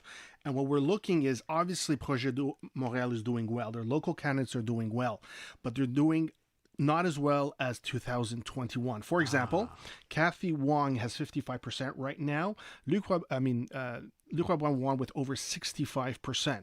Also, Montréal is maintaining its 35%. So we see that Transition Montréal is eating away and is getting its votes from disaffected or disenfranchised Projet Montréal. We see it in Rosemont, La Petite Patrie, where they're getting 12%. Le Sud-Ouest, where they're getting 4%. No surprise, Craig is from there. Yeah. Mercier, Hochelaga, Maisonneuve is getting also 12%. So it's definitely skewing locally. The votes in Projet Montréal strongholds is being taken away from Projet Montréal to Transition. Just on your point, Plateau Mont-Royal, so 54 for Kathy Wong and Projet. And like you said, trending below 2021. Ensemble Montréal at 32%. And then I'm looking at that number. We saw the polling for Transition Montréal, 6%, 7%, 8%, 12.84% right now. Maggie Bolduc in Plateau Mont-Royal. Alain, what do you say to that point here? I wouldn't disagree. I'm also looking, I'm from the Southwest. I'm looking at Southwest. Yeah. Véronique Fournier, who I would have thought would have a bigger majority at this point, is in first place, but not as huge a majority as I thought she would have. Yeah. And if I look at Craig's team in there, he's coming at 15%, which is pretty strong. Mm-hmm. I'm also surprised by Ensemble Montréal doing, as well as they are in the Sud-West, because there was some controversy with Thierry Darès that, came onto the table. So I'm a bit surprised by that. I want to mention in Hansik, where Emilie Tullier is in second place. Emilie is a really, really strong mayor. Yeah. Mm-hmm. Extremely, extremely good, competent mayor that no one will disagree with on either side of the table. And I'm surprised that she's trailing there. It's still early, but I would have expected that Emilie. I spoke with Emilie just before coming into the studio, and they were extremely confident over there. So I'm surprised by that at the time. And, that's not, Transition Montréal isn't even in the running there at all. It's Gilbert Thibodeau, it's in third place. So that's true. And we see that's about 10% of the polls in Hatsé-Cartierville that have come in. Yeah. So somewhat a little bit early. We don't know how many of those are of the early votes, but yes, it is surprising. But we also know that, Hatsé-Cartierville is a little bit very polarizing. In other words, there's some districts that are very strong Ensemble Montréal, and there's some that are very strong Projet Montréal. So it can really depends where the vote's coming from. Can I ask you for Ensemble, who are the candidates for them that are the star candidates that they're really relying on this time around? I mean, we mentioned Claude Pinard before. Claude Pinard, I think Leslie Roberts. Leslie Roberts, There's no doubt Leslie Roberts as well, both for downtown core. Peter Middle District, I think he's on his way. He's doing well. He had good name recognition. I think he's a great speaker. I think he'll be a great asset for Ensemble Montréal if he's elected. So let me give you some results coming in from Ville-Marie, from the downtown borough. Leslie Roberts, Peter McGill, as you mentioned, right now, again, this is still early, but Leslie Roberts is in the lead. He's got 63% of the vote to Maryse Bouchard running for Projet Montréal. She has 25% of the vote. So an early lead there. As I go to the Saint-Jacques district of Ville-Marie. So here's one that's very close. It is early, but we've seen a shift. Claude Pinard is in the lead, 44.58%, to Robert Beaudry, who is in second at 40.85%. So 61 votes, separate the two, but we do see Claude Pinard in the lead. As I look at the Sainte Marie district, again in the Ville-Marie borough, so the downtown part of the city, we have Christopher McCrae. He's the Projet Montréal candidate that is in the lead right now. It's 42% of the vote. Daniel Vaudrin, who's running for Ensemble, is at 33%. So downtown, obviously, these are people that are living through the homelessness crisis, and they're seeing a lot of things on their streets, drug use and that kind of stuff. So you wonder how that plays out in the borough. Alain? Well, I was going to mention in Saint-Jacques, you have Sergio de Silva from Craig's team, which is really strong downtown for the nightlife and everything. He came out strong and was, I wouldn't say a star candidate, but took up a lot of ink for all kinds of reasons, But he's still pulling in 6%. If you eliminate him, you can say some of that would go to Projet. So I think that's making a difference in that district. I think you are very right there. If you take that transition vote and you pop it into Projet's vote, but I should also point out, Gilbert Thibodeau and his candidate Pierre Guido is pulling in 7%. Yep. So it's almost like if you go under the hypothesis that Gilbert Thibodeau is stealing from Ensemble and Craig Sauvé is stealing from Projet, maybe it's just a cancellation here. We shall see. All right, we need to get back over to the CTV News results desk. Maxime Godot provides us with this update. Elias, results continue to come in for the Montreal mayoral race. Soraya Martinez-Ferrada of Ensemble Montréal leads with over 47% of the vote. Projet Montréal's Luc Rabouin is in second at just over 33%. Gilbert Thibodeau sits in third right now with around 9%, followed closely by Craig Sauvé of Transition Montréal. Just over 700 polling stations have been counted. In Longueuil, Catherine Fournier, who is seeking a second term as mayor, has claimed victory at her campaign headquarters. The incumbent mayor of Laval, Stéphane Boyer, has also claimed victory as he is also looking for a second term. We are looking at multiple different borough races on the island throughout the night, but right now I want to highlight some in the center of the city. In Outremont, Caroline Braun is ahead with over 76% of the vote. Alain Bakayoko of Projet Montréal is in second with 21%. The second one is in Rosemont-la-Petite-Patrie, where incumbent Mayor François Limoges is looking for a second term as mayor. He currently leads with over 51%. Finally, off-island, we are paying attention to a very close race in Belleuil on the South Shore, where Daniel Picard is leading by only 5% against incumbent mayor Nadine Villot. Another update from the results desk is coming in less than 15 minutes. We'll be back in moments to Elias Makos and CJAD 800's Election Night. First-time homebuyer? Let's go. Buying your first home? Fred and Martin Mortgage Brokers will get you qualified fast. They make the process simple and stress-free. Start now at fredandmartin.com.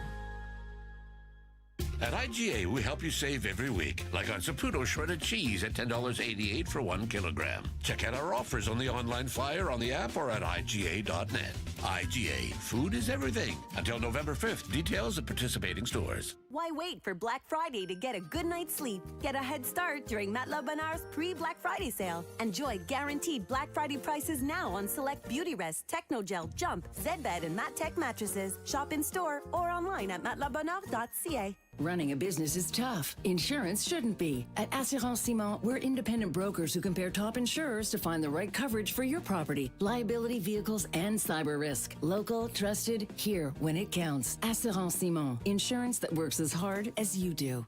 Since 1971, The Brick has been committed to saving you more. Hurry in to save up to $1,000 off sofas and sectionals, up to 40% off mattresses, and up to 35% off furniture. Plus, buy any 3 select major appliances and save 15% off. And if you find a lower price before the end of the year, including Black Friday and Boxing Day, they'll refund the difference. Some exclusions apply. See in store for details. The Brick, saving you more.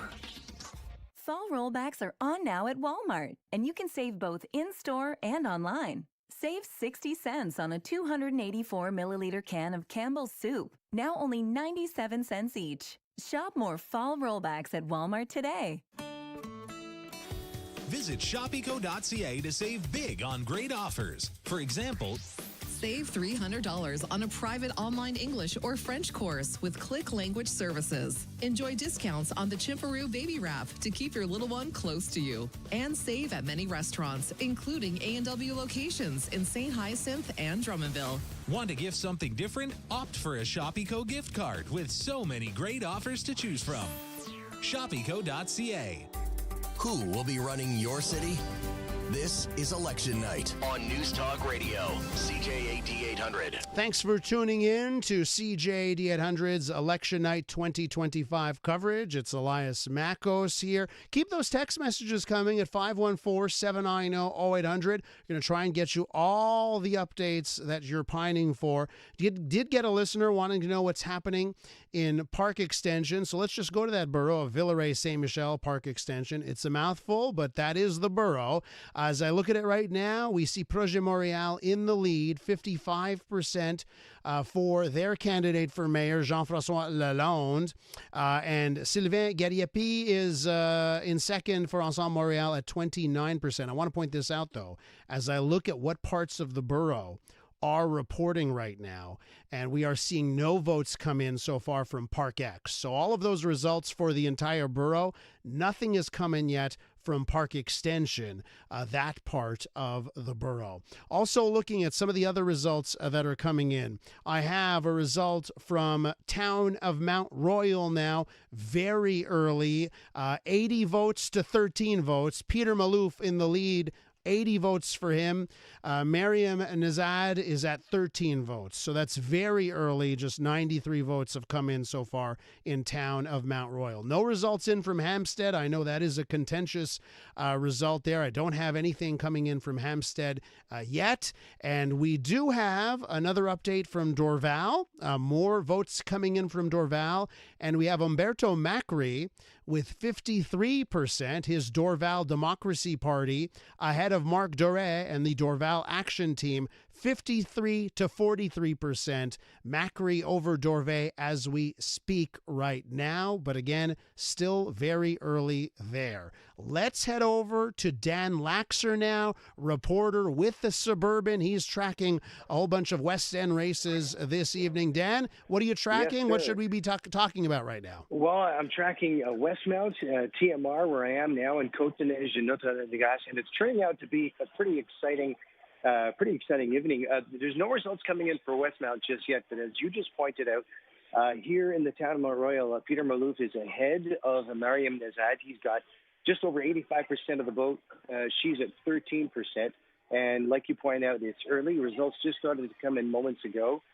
But Côte-de-Neige, Notre-Dame-des-Grâces, it's early. I realize that. But it looks as if at this point, Ensemble Montréal is actually sweeping the borough. Sweeping the borough, okay. I mean, all of the Ensemble Montréal candidates are leading, as is Stephanie Valenzuela in the beating out. She's ahead of Gracia Kasoki-Katawa for the mayoral seat. What do you think was in Côte-de-Neige NDG, Dan? What do you think was driving votes in what were the core issues there? In the borough? I hate to say it, but it came up at just about every council meeting throughout this past year. Bicycle paths, most importantly, the bicycle path on Terrebonne in NDG, and certainly the housing crisis and safety and security. Dan, I'll leave it there with you at this hour. Thanks so much for hopping on. Hopefully we can catch up with you again before the night's over, okay? You got it. All right, back here in studio with Lionel Perez and Alain Varancourt, our analysts this evening. Let's touch upon Côte-de-Neige NDG. I think you know that borough very well, Lionel. Let's add some insight here. Quite a well. At the borough mayorally level, Stephanie is doing incredibly well. 2,500 vote lead, 71 of 331 polls. So we're talking, it's still sizable. In all the traditional Ensemble Montréal districts, they're doing quite well. We're still waiting for more results in the NDG district. That's Peter McQueen district. There's only 2 of 71, so that might change. But to be able to catch up 2,500 votes, that's going to be quite a bit. I mean, it's going to be huge. I think some of the reasons were mentioned, definitely bike lanes, Terrebonne, construction, and also really nothing to show being part of Projet Montréal, being part of the executive by Gracia, no extra money for public works, no real investments, a lot of talk, but nothing concrete. I think, the desire for change as well. We were going to talk about this in the last hour, and then we had to go to the speech by Catherine Fournier-Adelongue because she won quite early on. But I'd be remiss if we didn't talk about bike lanes, because there was a certain point in the campaign where it almost felt like this whole campaign was turning into a referendum on bike lanes. Alain, do you feel there's any truth to that? That part of the voting tonight was a mini referendum on bike lanes, bike paths? I don't believe it at all, and I'll tell you why. Yeah. I think in 2017 and 2021 when we were elected, it was clear the orientation. We were in the election during the Rev Saint Denis, and during the campaign, and it didn't affect it. And objectively, I need to say it, objectively, the bike path, I think, has become a wedge issue for other issues. When you look at objectively bike paths, it's 1% of the budget, it's 2% of the surface of the road. Objectively, when you look at it, it shouldn't be really an issue that we're talking about as much as we are. So I think Ensemble, I think they did a good job. I think they used it as a wedge issue. They knew it was contested in certain boroughs. But I truly don't believe that the bike path is a reason for any defeats. If you look at municipalities across North America, those that went against bike paths generally lost their elections. Those went for them generally won their elections. So that's not an argument that I believe in. What do you think, Lionel, on that front? Because I go back and forth. Part of me believes that maybe Projet went too fast and they scared off some people. I think so. I think it's a combination of going fast and in some cases not doing any kind of consultations, not getting the buy-in from the local population for which it affects. It's been said it's doing on an ideological basis, kind of paternalistic. We know it's the best, just trust us, you'll see, if we build it, they will come kind of attitude. I also think, to Alain's point, is partially true, is that it was perhaps morphed with the impact of congestion, construction, traffic, and there was kind of a correlation that was made. Well, more bike paths because of more construction, therefore that's the cause. I think that's perhaps part of it, but it's anecdotal. Was there any bit of a cop-out from Soraya Martinez-Ferrada where she I remember in the debate, I sort of pressed like, okay, is there a bike path that you can say, you see this one, it's gone? And it was more like, no, we'll audit, we'll take a look.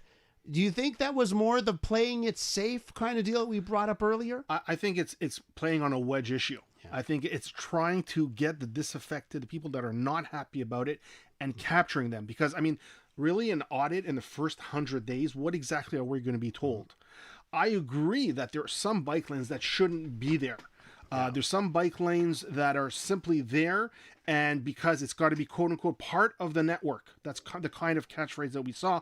But when we look at the actual numbers that of people using it, it's not justifiable to the impact to the local community. Gentlemen, hang tight here. So I believe we are going to go to Laval now because Matt Grillo had a one-on-one with Stéphane Boyer, who's won tonight. We're not going there.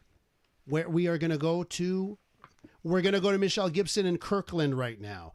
Excellent. Acclaimed in Kirkland. I have it on good authority. Mayor Gibson, welcome to our election coverage. Yes, thank you, Elias. Let me ask you here. Were you acclaimed because you're doing a great job or there's apathy from the residents?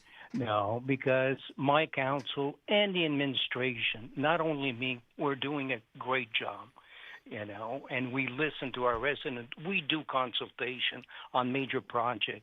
And I'm very glad, by the way, that Soraya won for the simple reason, finally, we're out of this hole that we lived for 8 years under Projet Montréal. I do have to point out, it's not done yet, Mayor Gibson. Well, listen, I'm at 47-34. There's a big chance you'll win. You know? Okay, and so you feel as one of the non-city of Montreal cities on the island of Montreal. That's important to you that Soraya win for the city of Montreal. Yeah, because she's open-minded. Just recently, we deposited a brief at the National Assembly stating the lack of democracy at the Aglo. And I believe with the recommendation that we left with the National Assembly, it could basically go in effect with a party like with Ensemble Montréal. And listen, I lived through 8 years of non-consultation, and basically arrogance and non-respect of what we represent at the Aglo.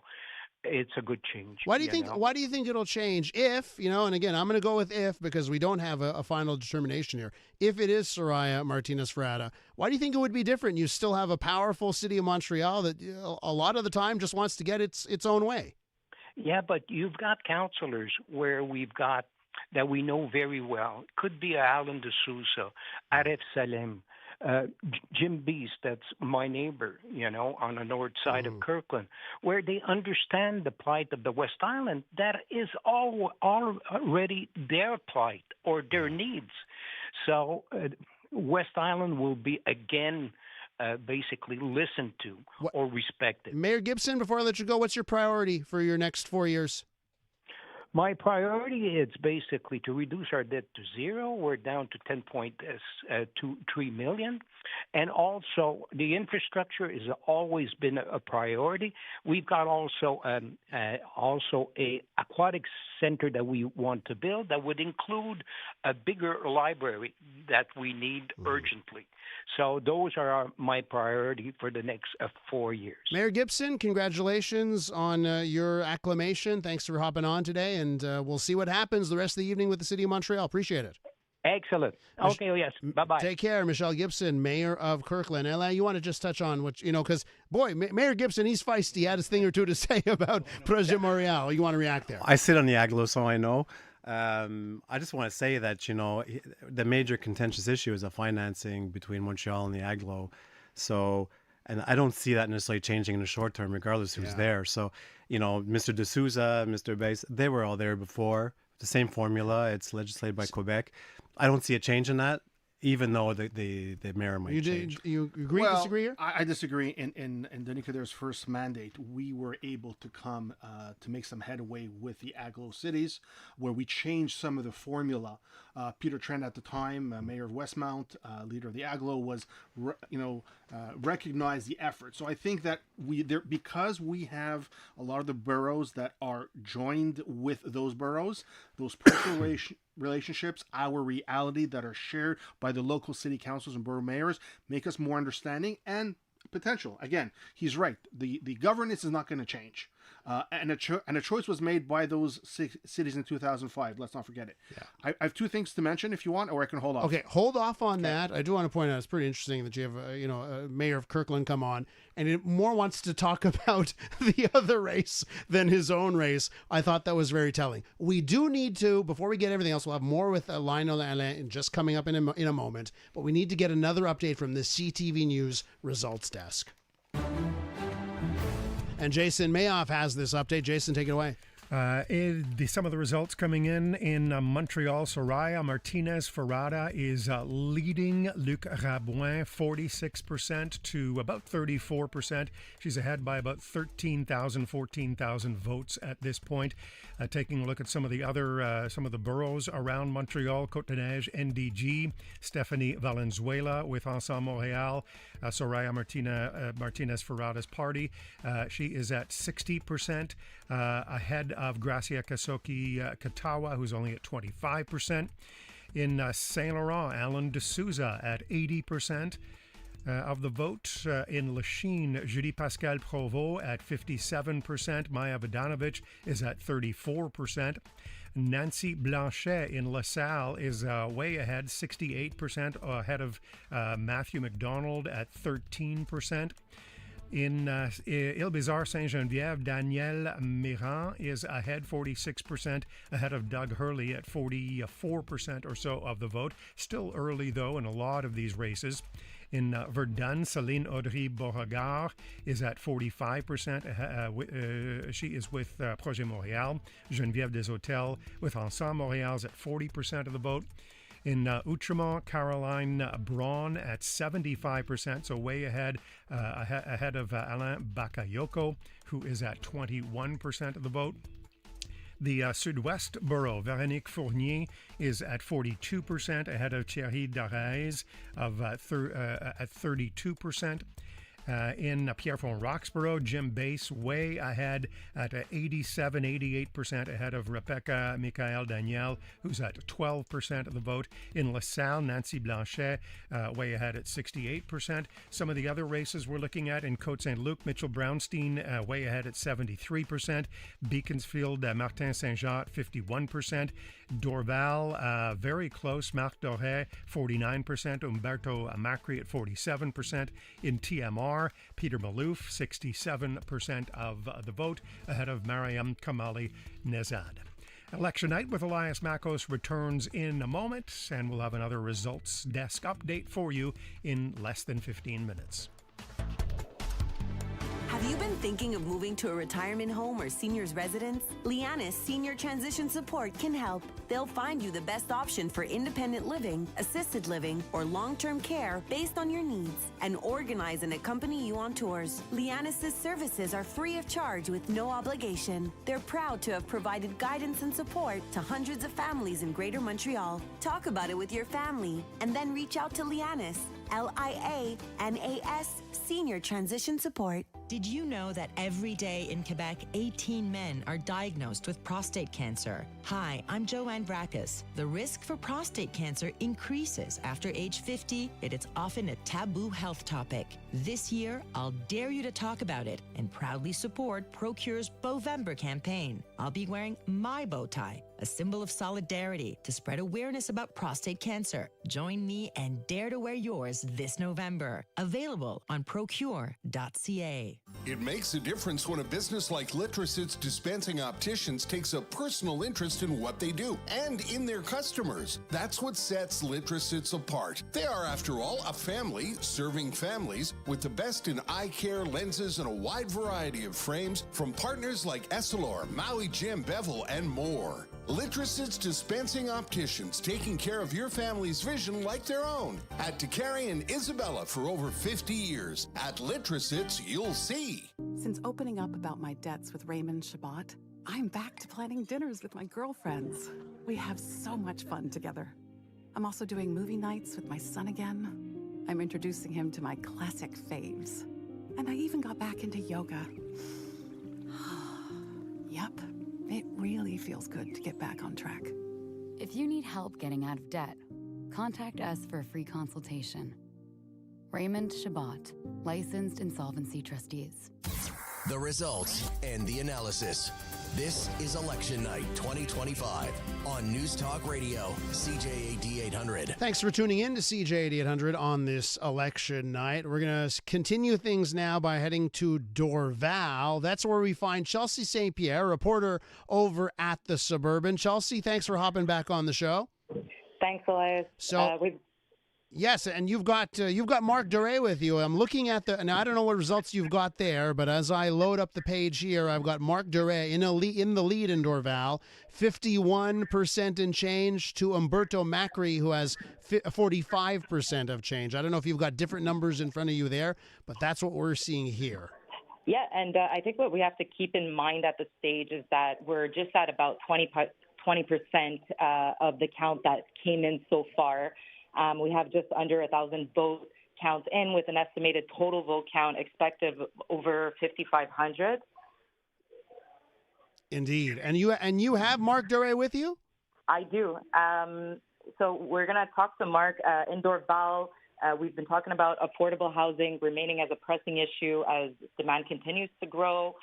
We've been talking about road infrastructures and public facility upgrades, as well as climate change, environmental sustainability being in the spotlight as well. So I'll pass you over to Marc. Marc, Mayor Doré, Mr. Doré, how are you? I'm good. Yourself? I'm good. Are you confident about this evening so far? I think at the end of the day, we're going to prevail. It's going to be a long night, clearly by the way it's starting. But what we're seeing right now is a lot of the smaller boxes, the advanced poll boxes, being counted, and I think it's going to get a little bit more in our favor as we go along. Now, I know that's my thoughts. I know affordable housing was a big issue. Obviously, the environment. There's always the issue of noise from the airport here. What do you think you were offering in Dorval compared to your competition? Well, we had a very clear plan. I think what we've seen a lot is a lot of disinformation, a lot of pushback on social media, and there's a lot of very conflicting messages out there. So we're spending a lot of time explaining to people, and I think at the end of the day, the good citizens of Dorval will vote for us. All right, Ms. Doré, Mayor Doré, thank you very much for joining us this evening. Do appreciate it. Thank you, Elias. Have a great evening. Thank you. Chelsea, what's on the rest of the docket for you this evening, Chelsea? Thank you. Okay, well, Chelsea, are you headed somewhere else after? Yes, sir. Heading over to Beaconsfield and then ending the evening back in Pointe Claire. Okay, thanks very much, Chelsea. Do appreciate it. Thank you. Chelsea St. Pierre is a reporter with The Suburban. Let me just, she brought up Beaconsfield, where she's headed next. Let me give you some results from Beaconsfield. And of course, we've got a contested election there with 3 candidates for mayor. Georges Burrell was retiring in Beaconsfield after 3 terms. And as I look at the results coming in right now, we have Martin Saint-Jean in the lead with just over 50% of the vote. Gregory Orleski is at 31% of the vote. And Frank Merhar is at 14% of the vote. So Martin Saint-Jean in the lead right now. 23 of 64 polls are reporting in Beaconsfield. Okay, let's bring it back to our panel inside the studios here at CJAD 800. Alain Vancourt and Lionel Perez. Gentlemen, let's get back to the city of Montreal. What do you, as you refresh and you look through everything here, what's piquing your curiosity? What I'm noticing is a clear trend that Craig Sauvé and Transition Montréal is taking votes away from Projet Montréal. Him and his team are doing consistently well in those boroughs. He's pulling 9 to 14% at the local level. Yeah. That's translating for him about 7.5%. He's at almost 8% now. So that means that, just again, we're playing a quick game. Luc Rabin is at 34%. You at 8%, he'd be, at 42. Soraya is at 45. Thibodeau with Action Montréal is a little bit more sporadic. I took a look. He's doing well sometimes in Projet Montréal, sometimes in Ensemble Montréal, for example. Hansi Cartierville, he's running third. His team is running third. He did not have the same penetration in boroughs with number of candidates, right? I think that's part of this as well. Absolutely. Yeah. But it shows that he's really getting a lot of the, protest vote or people that like what he's saying regardless of how they voted previously, whereas it looks like Craig Sauvé and Transition are really taking vote directly away from Projet Montréal. Let me just go to Pierrefonds Roxborough and that borough where Jim Bass and Ensemble Montréal, they are running the table there. 86% to 14% with the 2 candidates. Rebecca Danielle is running for Projet Montréal. She's got 14%. Jim Bass for Ensemble Montréal at 86%. Just over a third of polls reporting in that borough. Alain, anything you want to add here? I just wanted to add, it's very particular in municipal elections. You can vote all over the place. You can vote for the mayor. You can vote for 3 different parties at once if you wanted to. Yes. So that makes it really hard for anyone to kind of predict what's going to happen. So I think there's a lot of strategic voting going on. I think locally people like their candidates, but perhaps at the mayor they liked another candidate. I find that's happening more than it did in the past elections. I'll tell you. Listen, I was just gonna get into it for myself. Yeah. Like, we have parties at the municipal level. I know not everyone's a fan of having parties at the municipal level. I like to break up my votes. I don't do straight ticket at municipal level because I'm like, you know what? You people have to learn to live, to work together and live together. And I want you all to get along. So I actually do break up my vote. I don't know if most people do. I think most people are straight ticketers. But for myself, I always like to shake it up for 1 or 2 of those things, depending on my particular borough. Look at Ile-Bizard. Ile-Bizard, Danielle Miraz is in the lead. She used to be with Ensemble Montréal. She's now with Projet. And if you look at the councillors, it's split between Soraya and Luc Rabouin. So people are strategic in who they vote for. A third of polls reporting in Ile-Bizard, Saint-Geneviève, and I should point this out. Doug Hurley who I think is a popular guy, all around popular guy. I guess it depends. He's losing right now, 55-44. Again, early here. But I think we're in for a decent amount of time where we're gonna have to wait to see exactly what shakes out here. But Daniel Miran was very popular as a borough councillor in Île-Bizard. Okay, and that's in the last mandate.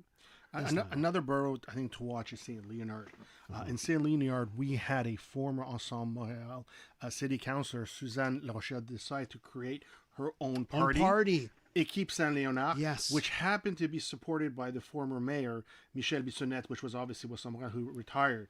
Now, we're looking, the results are very preliminary, 5 of 172 polls. Yeah, Dominique Perry of Ensemble Montréal is leading, 187, but second is Équipe Saint-Léonard at 137, only 50 votes. Again, very early, but it shows a trend that in that borough, no surprise, Projet Montréal is not going to be a factor, and we'll have to see whether that race tightens up. Explain to me and our listeners the dynamic in LaSalle, right? Because LaSalle's a particular borough there as well. You have Équipe LaSalle, which is in the lead right now, and it's interesting, right? Because Ensemble Montréal does not run there. Ensemble Montréal is not running in LaSalle, but I imagine that if Soraya Martinez Ferrada were to become the mayor, she may rely on those LaSalle candidates to get some things passed, depending on how close it gets. What about that dynamic? Well, it's kind of a pact of non-aggression, so to speak. They kind of said, okay, we're going to give up on LaSalle. We're going to be friendly at city council because we don't want to divide our vote. We go after the same electoral base. And they've seen from previous elections that Équipe LaSalle is going to win. Let's not forget, LaSalle used to be its own city. Yeah. It became a borough. The people feel very strongly about their borough and how they want the people to represent really their borough first and foremost. We've seen that in other boroughs that were ex-cities. So Outremont, for example, there's a strong sense of loyalty and of ownership within the borough. All right, we're looking to touch base with Leslie Roberts, of course, a star candidate for Ensemble Montréal. We hope to do that next, guys. Is that what we're seeing? We're working on that. So stay tuned. We're hoping to touch base with Leslie. We're also going to get many more updates coming your way. So let's do that actually right away and head over to the CTV News results desk. I'm going to check in now with Maxime Cadotte, who provides us with this update. Elias, results continue to come in for the Montreal mayoral race. Soraya Martinez Ferrada of Ensemble Montréal leads with over 44% of the vote. Projet Montréal's Luc Rabouin is in second at just over 34%. Gilbert Thibodeau sits in third right now with over 9%, followed closely by Craig Sauvé of Transition Montréal. Just over 1,400 polling stations have been counted. Voter turnout sits at just over 13% so far. In Longueuil, Catherine Fournier, who is seeking a second term as mayor, has claimed victory at her campaign headquarters. The incumbent mayor of Laval, Stéphane Boyer, has also claimed victory as he is also looking for a second term. And incumbent mayor of Quebec City, Bruno Marchand, has claimed victory at the Capitale Nationale. Looking at the numbers of some of the borough mayor races, here are three of them that we're looking at in the east end of the city. In Ahuntsic-Cartierville, Montero-Séguin of Ensemble Montréal is leading by over 12% against the incumbent mayor Émilie Tullier of Projet Montréal. In Saint Leonard, Dominique Perry of Ensemble Montréal is leading by only 50 votes against Suzanne de la Rochelière of Équipe Saint-Léonard. And in Anjou, incumbent mayor Louis Miranda leads with over 75% of the vote.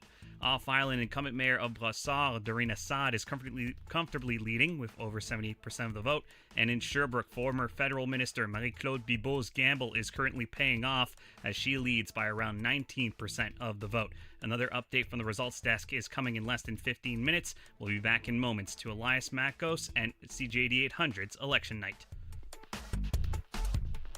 CJAD 800 and Tongay, your comfort zone, are here to connect you to the coolest and best events happening in and around our city with What's On Montreal. You'll hear updates every Thursday, Friday, and Saturday with all the info you need to get connected and get involved. You can also catch them on CTV and at CJAD800.com. There's no FOMO here with What's On Montreal, powered by Tongay, your comfort zone. From News Talk Radio, CJAD 800.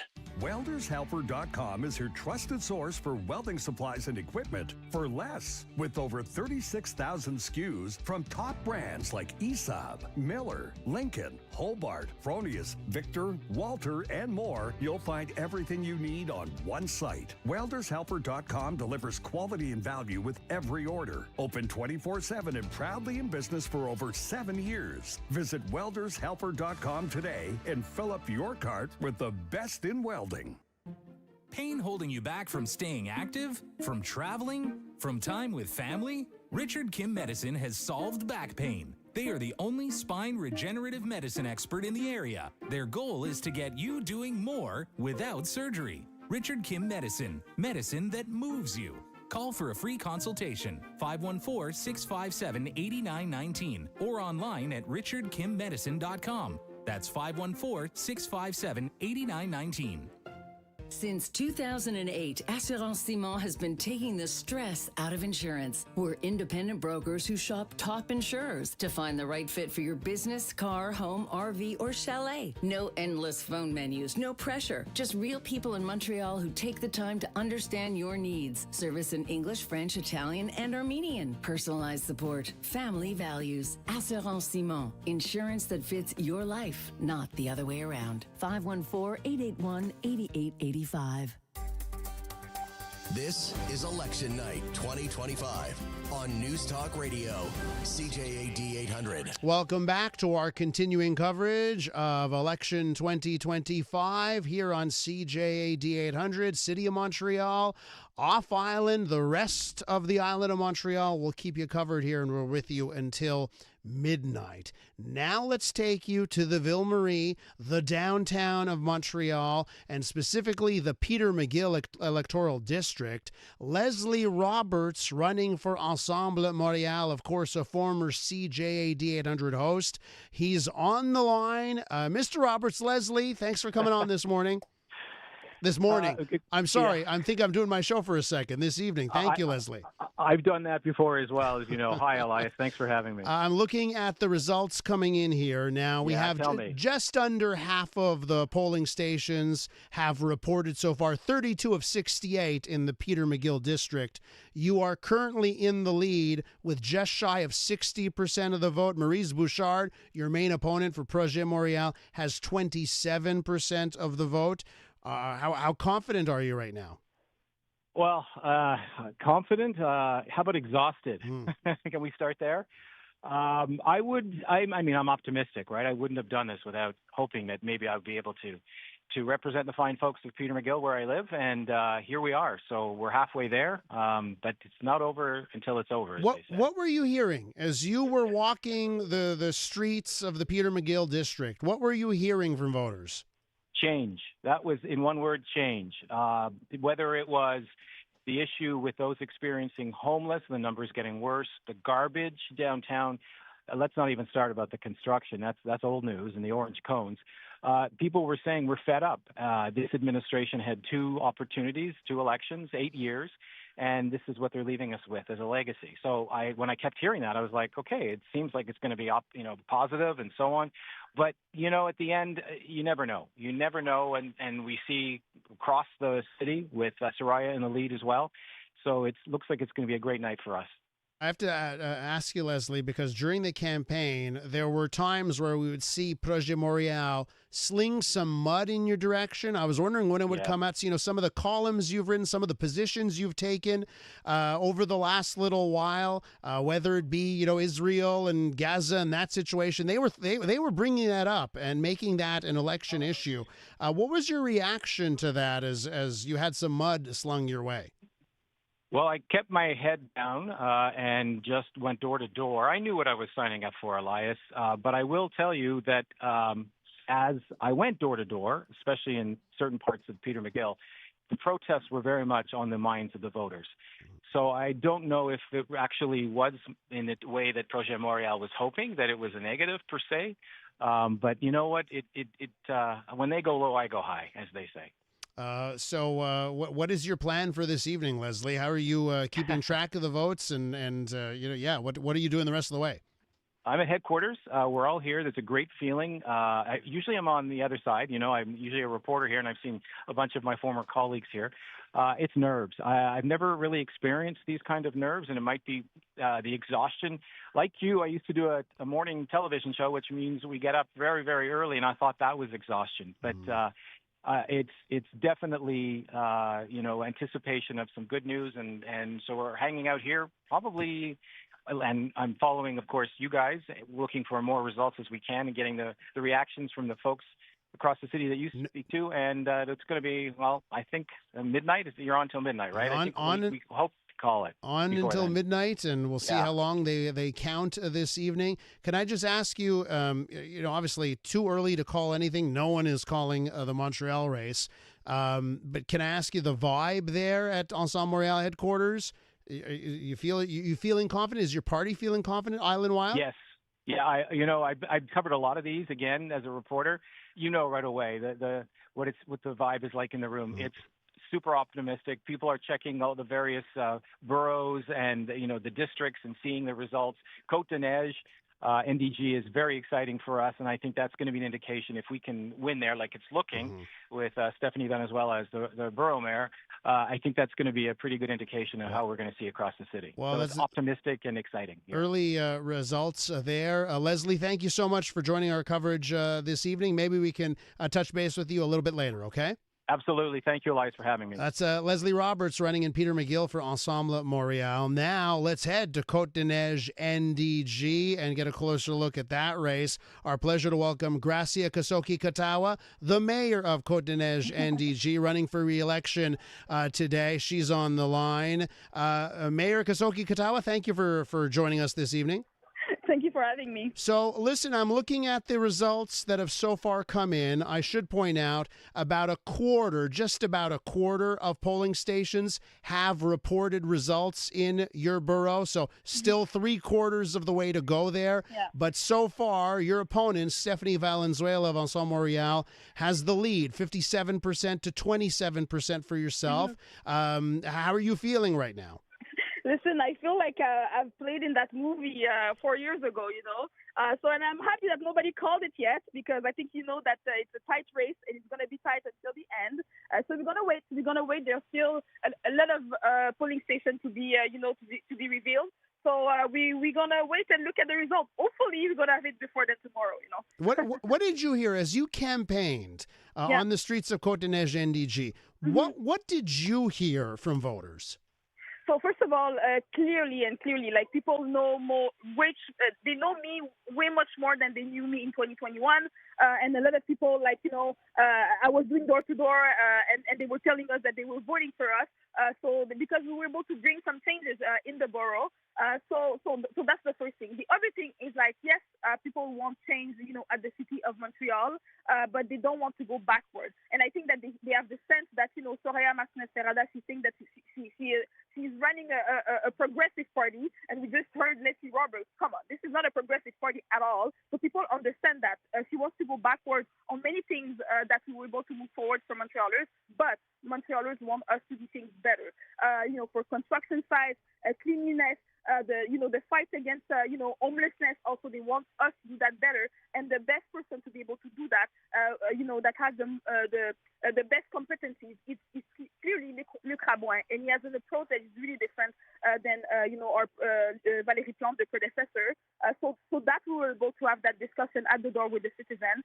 But one of the things that I really felt is that people don't trust Soraya Martinez-Ferrada. So we're going to see the result tonight, but really people felt that she's talking on from the both ways of her mouth. When any party is in power for 8 years, there's always a chance at fatigue and voters wanting change. I wonder if there's anything that gives you pause. As someone that lives in Côte-des-Neiges NDG, I live in the NDG side of things. There are some things that I have seen deteriorate over the years. I've seen homelessness issues in places that I did not see before. Was there anything that concerns you? Any weakness that you think that your party had, given that you're in power for 8 years? Yes, I mean, we've been in power for 8 years, so there's definitely things that we need to improve, and people told us that, and I told you that, like construction sites, cleanliness, the fight against homelessness. We see now homelessness. If we we are all honest, it's not because of a political party that we see that. We know that the context has changed, and coming from the healthcare system, I could, testify from that. It's not about a political party. The rise of, homelessness is everywhere in Quebec, in Canada, and around the world.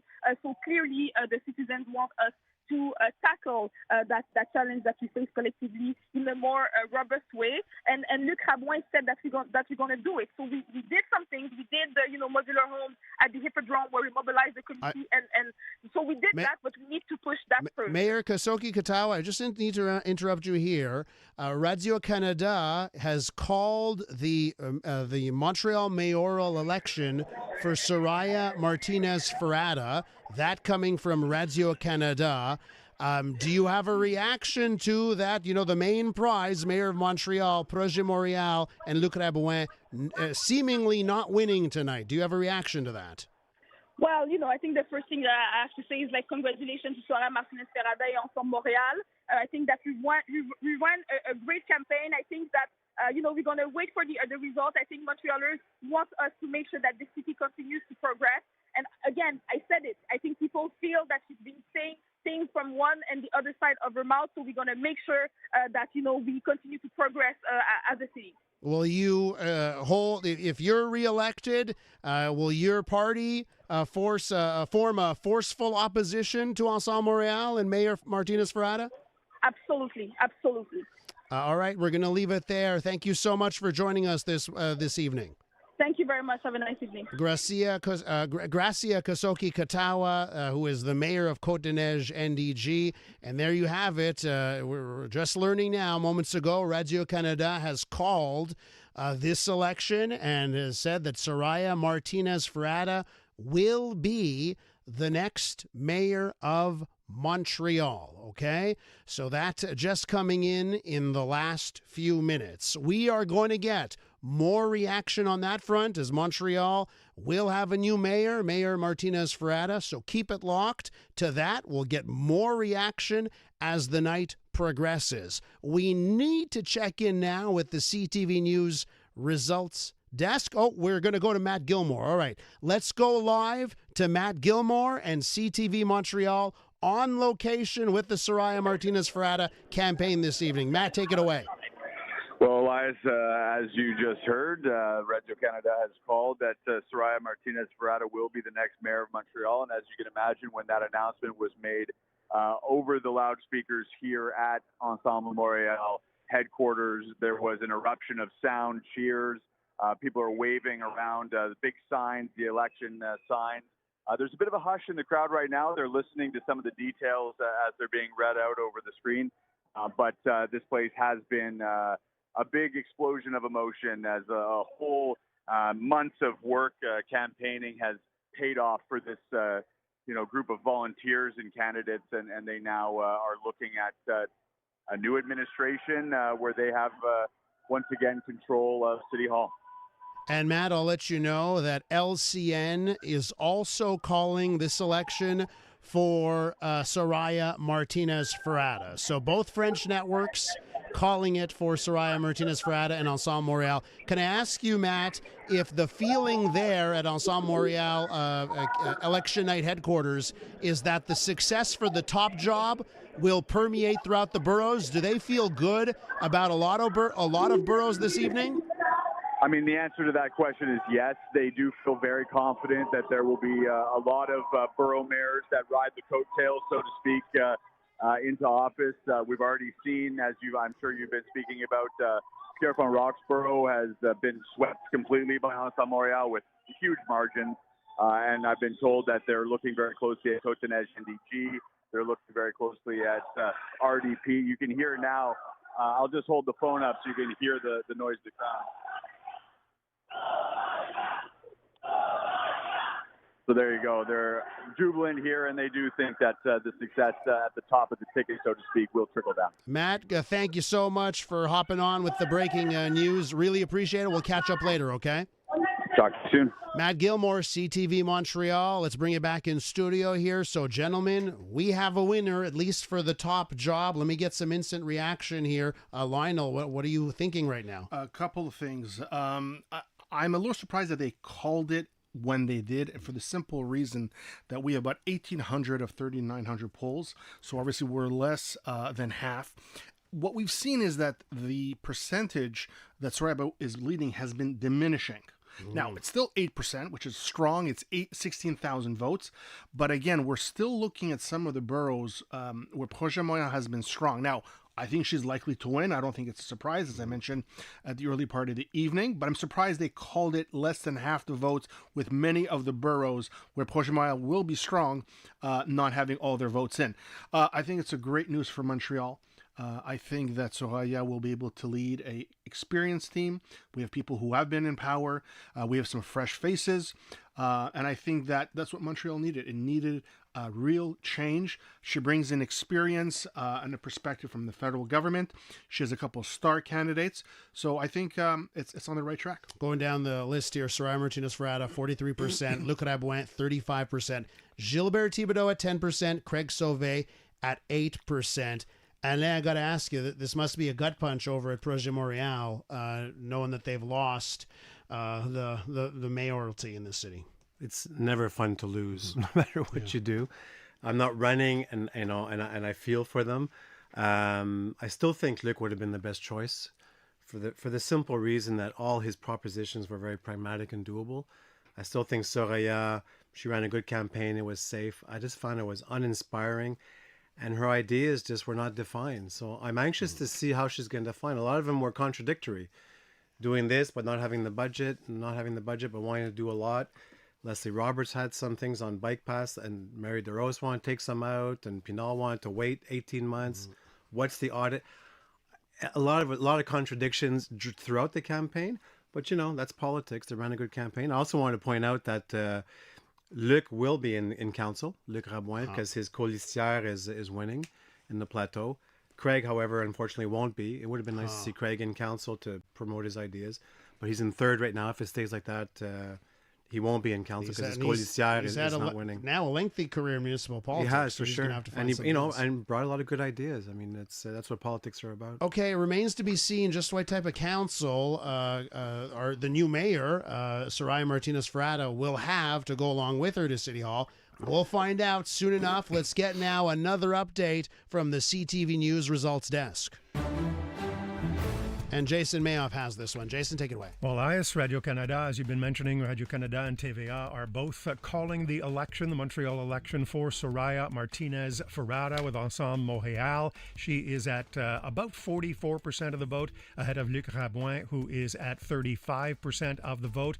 And when you look at the city council seats, Ensemble Montréal there are 65 city council seats. Ensemble Montréal is at 60% of them, 39 seats, and Luc Rabouin, Projet Montréal, at 21 seats. That's about 32%. Taking a look at some of the boroughs, Côte-Neige, NDG, Stéphanie Valenzuela with Soraya Martinez-Ferrada's Ensemble Montréal. She is at 55% of the vote. Compared to Gracia Kasoki-Katawa, who is at about 28%. In Saint Laurent, Alan D'Souza way ahead, 77% of the vote. In Lachine, Julie Pascal Provost at 47%, ahead of Maya Vodanovic, who is at 45%. So it is a close race there. Nancy Blanchet in LaSalle is way ahead at 68%, with 68% of the vote. In Verdun, Geneviève Deshotels is ahead at 49%, ahead of Céline Audry-Beauregard, who is at about 39% of the vote at this point. In Outremont, Caroline Braun is at 72% of the vote. Véronique Fournier is leading in the Sud-Ouest with Projet Montréal, 42% of the vote. Out to the West Island, in Île-Bizarre, Saint-Geneviève, Danielle Méran is at 54% of the vote, ahead of Doug Hurley, who is at 45%. Méran is with Projet Montréal. Doug Hurley is with Ensemble Montréal.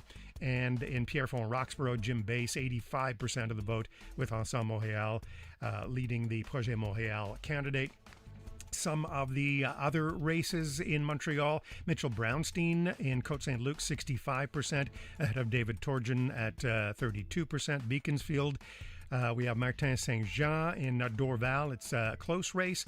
Marc Doré, 50%. Umberto Macri at 47%. In TMR, Peter Malouf, 61%, leading over there. And out in Vaudreuil-Dorion, Paul Dumoulin leading with 57% of the vote ahead of Karine Le Chasseur at 39%. Election night with Elias Makos returns in a moment, and we will have another results desk update for you in less than 15 minutes.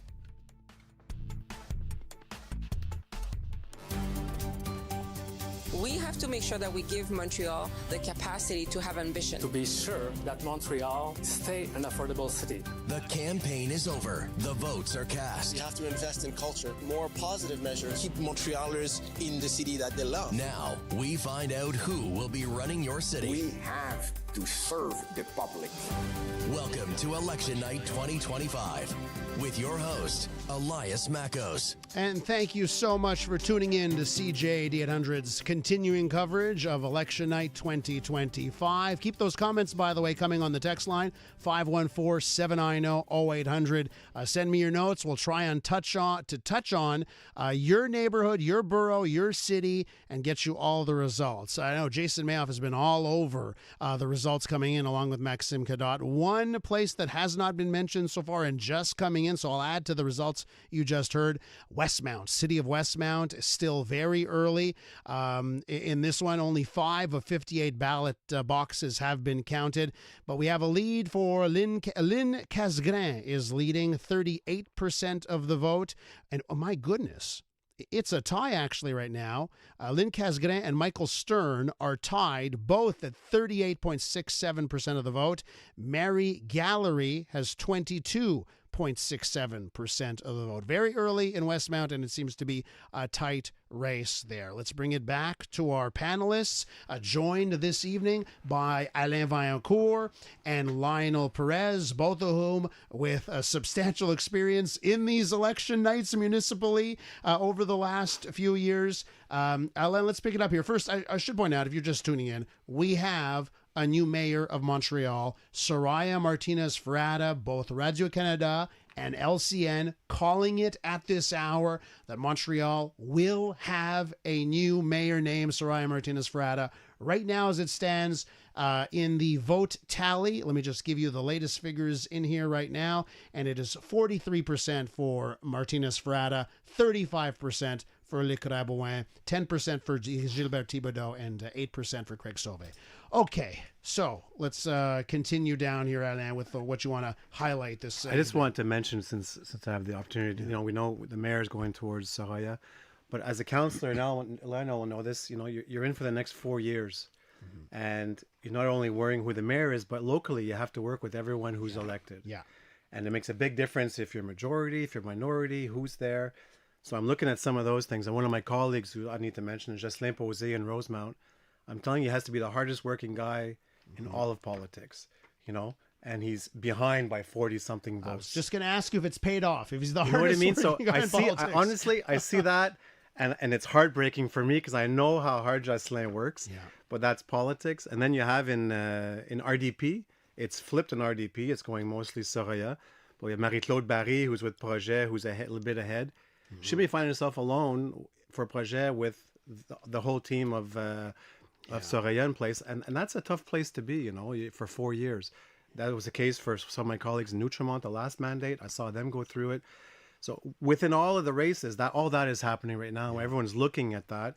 And your next 4 years depends on who's elected in your own borough and how it's going to work out. Lionel, what are you looking at right now to see if Soraya is going to have a full team behind her to have enough votes here for the next 4 years? When we look at the city council results, then we see right now that they're leading in 40 of the 65 city council places. So that's very encouraging. We're at 39% of the vote having been counted for those. So it's definitely very encouraging. She's going to have hopefully a comfortable majority to be able to lead. The other thing that I'm looking obviously is Côte-Neige NDG. I think Stephanie Valenzuela, if it hasn't been called, it should be called soon. She has 2,900 votes in the lead. She's at 54%, 53.5 over 29. I think the delay there, just Lionel, because so it's 127 of 331 polls reporting. Yeah. So we're not even at half yet. I think that maybe that's why. I understand. And I do look at the Côte-de-Neige district where it's a very, very tight race, 25 of 59 polls, and the majority by the Ensemble Montréal candidate, Yvonne Nguyen, is by 10 votes. It's so close. We're at 40.57 versus 40.16. The other one there that's of interest is obviously NDG, Peter McQueen, 9 of 71 polls. He's leading by 138. It's not much, still early, but he's at 47%. He's usually at the 53 to 55%. So, and the other thing that I would say is it really is interesting how well Transition Montréal is doing in the Projet Montréal boroughs. They're consistently getting from 10 to 15, and in some cases even 20%. I wonder, I'm going to take a look if they will be perhaps being spoiler for some of the city Projet Montréal officials. Okay, gentlemen, I need to head to Laval, where we're joined by Mayor Stéphane Boyer, who's won re-election tonight. Mayor Boyer, welcome to the evening here, and congratulations on a victory here. Thank you. Good evening. So why do you think you were able to win re-election tonight? Well, I think we tried to have a positive campaign and focus on how, people can be proud of Laval. I feel like Laval, even though things are not perfect, we're moving in the right direction on so many subjects. We have more culture. We protect more our lands. We have been able to reduce security issues. And I've always been honest with people. Sometimes people, when they want to get elected, they're ready to say anything to anyone just to get votes. I don't. I try to tell, the right time to tell the truth. And when it's not possible, I tell them. And I feel like people appreciate honesty. And I'm very proud to have such, a confidence vote tonight. And, in 2021, I got elected with 42%, now 58%. So I'm very proud of, of my city and proud of the people I'm working with. And I can't wait for the following years to come. We're with Stéphane Boyer, re-elected tonight in Laval, mayor of Laval. Mayor Boyer, let me ask you about the directions the winds blow, right? I'm looking at Longueuil, and you're seeing that Catherine Fournier, she too won in a decisive fashion, re-election tonight. But then I look at the island of the city of Montreal, and of course we're seeing Soraya Martinez-Ferrada winning. Some people would say, I've heard it called, that Montreal taking a virage à droite with this election here. What do you think about the direction that your city is going, the Longueuil is going, and compare and contrast that to the city of Montreal and the result for Montreal tonight? Yeah, good question. Well, I know Soraya, so I'm pretty sure we'll be able to work well together. I feel like one of the big issues in the last few years is the cost of living. And with everything costing so much more, we need to focus more on the basics. And, I feel like all cities are trying to be more pragmatic about things. My team, we're pretty progressive, but we're not dogmatic about things. And I think maybe that's the reason why we still have the confidence of people. And I feel like Soraya is someone that is pragmatic with who will be able to work. So I'm really looking forward to see what will be the new dynamic between cities, because I feel like we really have to work together, whether in terms of reducing cost of infrastructure or whatever the needs of our citizens. We need to import good ideas, and we need to, not do mistakes that other cities have done before. So we need to talk, and we need to be working together, and I'm pretty sure that will be something quite easy with the people that we're seeing on the radar tonight. And speaking of common fronts, I did take note of how you and Catherine Fournier said you'd work together more over the next 4 years. But let me ask you about other common fronts, particularly the cities versus the province. You've got some words this evening, I think, about the upcoming provincial election. Give me your thoughts here about what Laval, Longueuil, and Montreal need to do when it comes to dealing with the provincial government. Yeah, well, actually, I've done more than 200 events in the last 2 months. I've met with thousands of people, and people from Laval, they all agree about the fact that we need a new hospital. We're the third biggest city in Quebec. We have only one hospital that is full, that has been waiting to expand since 2018. We have only one college that is full, that is rejecting thousands of students every year. We have only one refuge for homeless person that is full. So I feel like the provincial government needs to put more attention to the city of Laval, but also to suburbs in general. When you look at investments that the provincial government does in every region of the province, there's 3 to 4 times more money per inhabitant going onto the island of Montreal and in the capital than elsewhere. So I think, we need to maybe re-equilibrate things. And I want to really focus in 2026 with the provincial election coming to defend my city and defend the needs of my citizens and make sure that we are heard and that every political parties wanting to run to govern Quebec will be aware of, there are things going on outside of Montreal and Quebec. Got to leave it there. Mayor Boyer, congratulations on the decisive victory, and thanks for speaking to our listeners this evening. Thanks so much. It's my pleasure. That's Stéphane Boyer out of Laval. Important to note, one of the things that's come out of the shows we do here every day, about a quarter of Lavallois, right, speak English at home. So good to see the mayor of Laval on CJAD 800 this evening. Okay, time to get another update from the CTV News Results Desk. And we head over to Maxime Cadotte with this update. Elias, just over half of the polling stations have been counted across the city, and Radio-Canada and TVA have called Soraya Martinez-Ferrada of Ensemble Montréal as the winner of the Montreal Municipal election. Martinez-Ferrada currently leads with around 43% of the votes. Projet Montréal's Luc Rabouin is in second at around 36%. Gilbert Thibodeau of Action Montréal sits in third right now at around 10%, followed closely by Craig Sauvé of Transition Montréal at over 8%. Voter turnout sits at over 21% so far. In Longueuil, Catherine Fournier, who is seeking a second term as mayor, has claimed victory at her campaign headquarters. The incumbent mayor of Laval, Stéphane Boyer, who you just heard speaking with Elias Makos, has claimed victory as he is also looking for a second term. Incumbent mayor of Quebec City, Bruno Marchand, has claimed victory in the Capitale Nationale. We are looking at multiple different borough races on the island throughout the night, but right now I want to highlight some in the center of the city. In the Plateau Mont-Royal, where Luc Rabouin was the borough mayor, Cathy Wong of Projet Montréal is ahead by 19%. In Rivière-des-Prairies, Pointe-aux-Trembles, Denis Pelletier of Ensemble Montréal leads by over 9%. In Merci-Hochelaga-Maisonneuve, Chantal Gagnon of Ensemble Montréal currently leads with over 46% of the vote. Finally, off-island in Blainville, incumbent mayor Lisa Poulain leads with around 58% of the vote. Another update from the results desk is coming in less than 15 minutes. We'll be back in moments to Elias Makos and CJAD 800's Election Night. Thanks very much, Max. And Jim Bass, mayor of Pierrefonds-Roxborough, joins us next. Since opening up about my debts with Raymond Chabot, I'm back to working out 3 times a week. Okay, 2, maybe. And I've started cooking again, like my famous triple cheese macaroni. I even got back into playing guitar. I still need some practice. Yep. It really feels good to get back on track.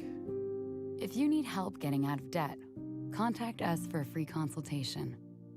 Raymond Chabot, licensed insolvency trustees. Welcome back to Put Down That Phone! Time for our speed round. Players, you scroll 4 hours per day. Is that enough? Maybe? Wow, yes. Jen's bored. With just 1 hour back, what could you gain? A hobby, human connection, time to create. What device checks those boxes? A real camera, the Canon R50V. Bonus round. The world's most complete creator camera is the R50V. The V stands for? Video, vlogging, vision. Canon makes cameras. The R50V's for creators. Visit canon.ca/create. We can come the day you call us. We're 1-800-GOT-JUNK. We make junk disappear. All you have to do is point. Brian, I've been meaning to ask you something. Okay, ask away. Sometimes when we're talking, I hear a little sparkling sound. Is it when one of us says, all you have to do is point?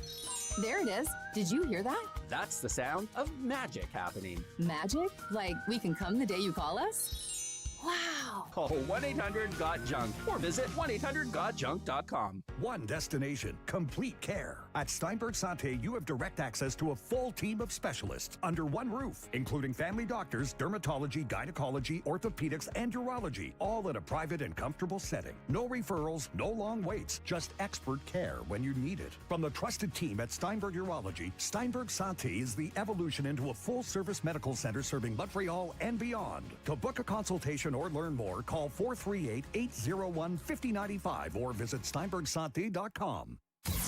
They have voted. What's the decision? This is Election Night on News Talk Radio, CJAD 800. Welcome back to CJAD 800's continuing coverage of Election Night 2025. If you're just tuning in, well, we have a new mayor, both Radio-Canada and LCN projecting that Soraya Martinez-Ferrada will be the next mayor of Montreal, leading Ensemble Montréal to victory tonight. Now let's head over to Pierrefonds Roxborough, where we find the mayor of Pierrefonds Roxborough, Jim Bass, on the line. Mayor Bass, welcome to our coverage tonight. Hi, Elias. Thank you very much for having me tonight. So obviously I'm looking at the results from your borough. 88 of 155 polls have reported you're in the lead with 85% of the vote. Your opponent, Rebecca Danielle, at 15% of the vote here. Are you declaring victory at this point, Jim? I've always said, look, it's really good. I mean, I'm so thankful that folks chose us in this percentage to govern the community and give us the privilege for the next 4 years. There's still a lot of work ahead of us for sure, especially with Montreal and working together with all the boroughs for that matter to serve Montrealers. And so I'm really letting this soak in tonight. I've never, ever taken it for granted. 22,000 doors we've done, countless meetings with different community groups. And we find ourselves tonight in the situation that we're in. So I'm extremely excited. What's this going to change for your borough that the mayor of Montreal will be on your team? It's been a while since that's happened. So what does this change for Pierrefonds Roxborough? Well, look, I think we have a closer collaboration when we have our administration in the city of Montreal, it seems, because for the last 8 years, there hasn't been much of that. And again, I don't want to be negative tonight. I think we need to celebrate. And in everybody's defense, I mean, even though we don't sit on the same side of the council room, I'd like to think that everybody that is running or is elected in office is there for the right reasons. But I mean, when the ideology isn't shared, when we don't have a lot of shared ideas that come to the different boroughs, I mean, that has a big issue to do with it. And I know when I was on the executive, when we were the administration, how we worked and how I worked personally, having 3 major files working with the different boroughs, even the ones that were Projet Montréal at the time. And no one can say otherwise because I was doing that and we tried to find some solutions. And I'd like to see that continues. What it allows us is at least to follow the model that we've put in place to say that we listen and we act, of course, prioritizing our actions with the capacity to pay, understanding that, budget isn't bottomless. We still have to respect the boundaries that we have. But I believe we can do that with this administration. I truly do. What are the issues that you think have led your mayoral candidate, Soraya Martinez-Ferrada, and your party to victory tonight? Well, I've listened to the messaging. I've heard the debates. I mean, I talked to the folks on the ground. And if I can talk about my community in particular, I mean, that's the experience that I have. Everyone that was talking about Soraya at a local level really saw her as a breath of fresh air, coming in with, a very calm and very calculated attitude, very positive, very rarely, if ever, being negative and trying to attack necessarily. And I think that resonated with the public. I know it did in our community, and people saw that as an opportunity to be able to move forward with at least that type of leader in Montreal, understanding that the transition will never be easy. I mean, there is a lot of work to do in Montreal with a lot of challenges. I mean, you can go down the list. From homelessness to lack of housing to infrastructure to lack of funding to be able to fix our road network and the critical path that it needs to take that into place. I mean, all of that is challenging, not only for Montreal, but for every community. That will require, in my opinion, support from other levels of government as well if we want to get this right. Mayor Bass, we've got Lionel Perez and Alain Vancourt on our team tonight providing analysis here. Lionel actually has a question for you. Lionel, what's your Go question for ahead. Jim? Hi, Jim. Congratulations. Thank you, Lionel. Nice to hear your voice again. Thank you. So my question to you is very simple. It seems like obviously Soraya is going to be mayor. The question is, will there be maybe perhaps too many expectations in terms of getting results too quickly? We understand the machine. We understand we have to deal with Quebec. One idea, for example, is Cavendish. Do you think that you'll be able to, get the results in the first mandate? Well, look, we have to be realistic here. And Lionel, you and I sat on the executive, in years past, and we know how sometimes things aren't as easy as we'd like. Certainly there has to be a collaboration. But what I see from the onset is the willingness to work with every partner, and including the one that's the most important, the citizens, and listen to the citizens' needs and really put that into action. Again, I agree that it's not going to be easy. It's not going to be a change overnight. We know that this administration will inherit a deficit from the start. And so that needs to be analyzed. And I believe the people that are in place and will be in place and hopefully elected tonight will be able to bring about some positive change. It has to be also, we have to be careful here. Certainly, folks are going to expect everything overnight. And we know, and being there, and Alan knows as well because he was there at the executive level. Sometimes we'd like to run before we walk, but I think we have everything in place to be able to do that. And I have full trust in Soraya and the team that she will choose around her and us in the boroughs to collaborate to try to find results. Jim, we're going to have to leave it there with you. I want to thank you for hopping on this evening. Appreciate it. Thank you, folks. Mayor of Pierrefonds Roxborough, Jim Bass, currently in the lead, 85% to 15% in his borough. Okay, so gentlemen, I do want to touch on something that we were having a bit of a debate on before in one of our breaks, and that is how we peg Soraya Martinez-Ferrada on the political spectrum. Obviously, that, it had been hurled at her that this is part of Virage à droite, Soraya Martinez-Ferrada. That came from the Projet Montréal camp. And, I don't know if you compare her to someone like Stéphane Boyer or Catherine Fournier. Maybe she does seem like she's more on the right than those two. But overall, you've got someone who was a Trudeau cabinet minister. And Justin Trudeau Liberals were left, So how do you view that debate? How do you view that debate? I think it's hard when you're campaigning and you're in both camps, for one. So I understand people's reactions. My perception is more who is backing, where does she come from? We know that it's more big business. It's more they're backing, that it's backing her in her run to be mayor. Her policies state that, the promoters need to have more leeway, more free market. So I don't know if it's right or center right, but it's definitely less interventionist. And I think that we've shown that some of the policies don't work. Housing doesn't work if you let the promoters go.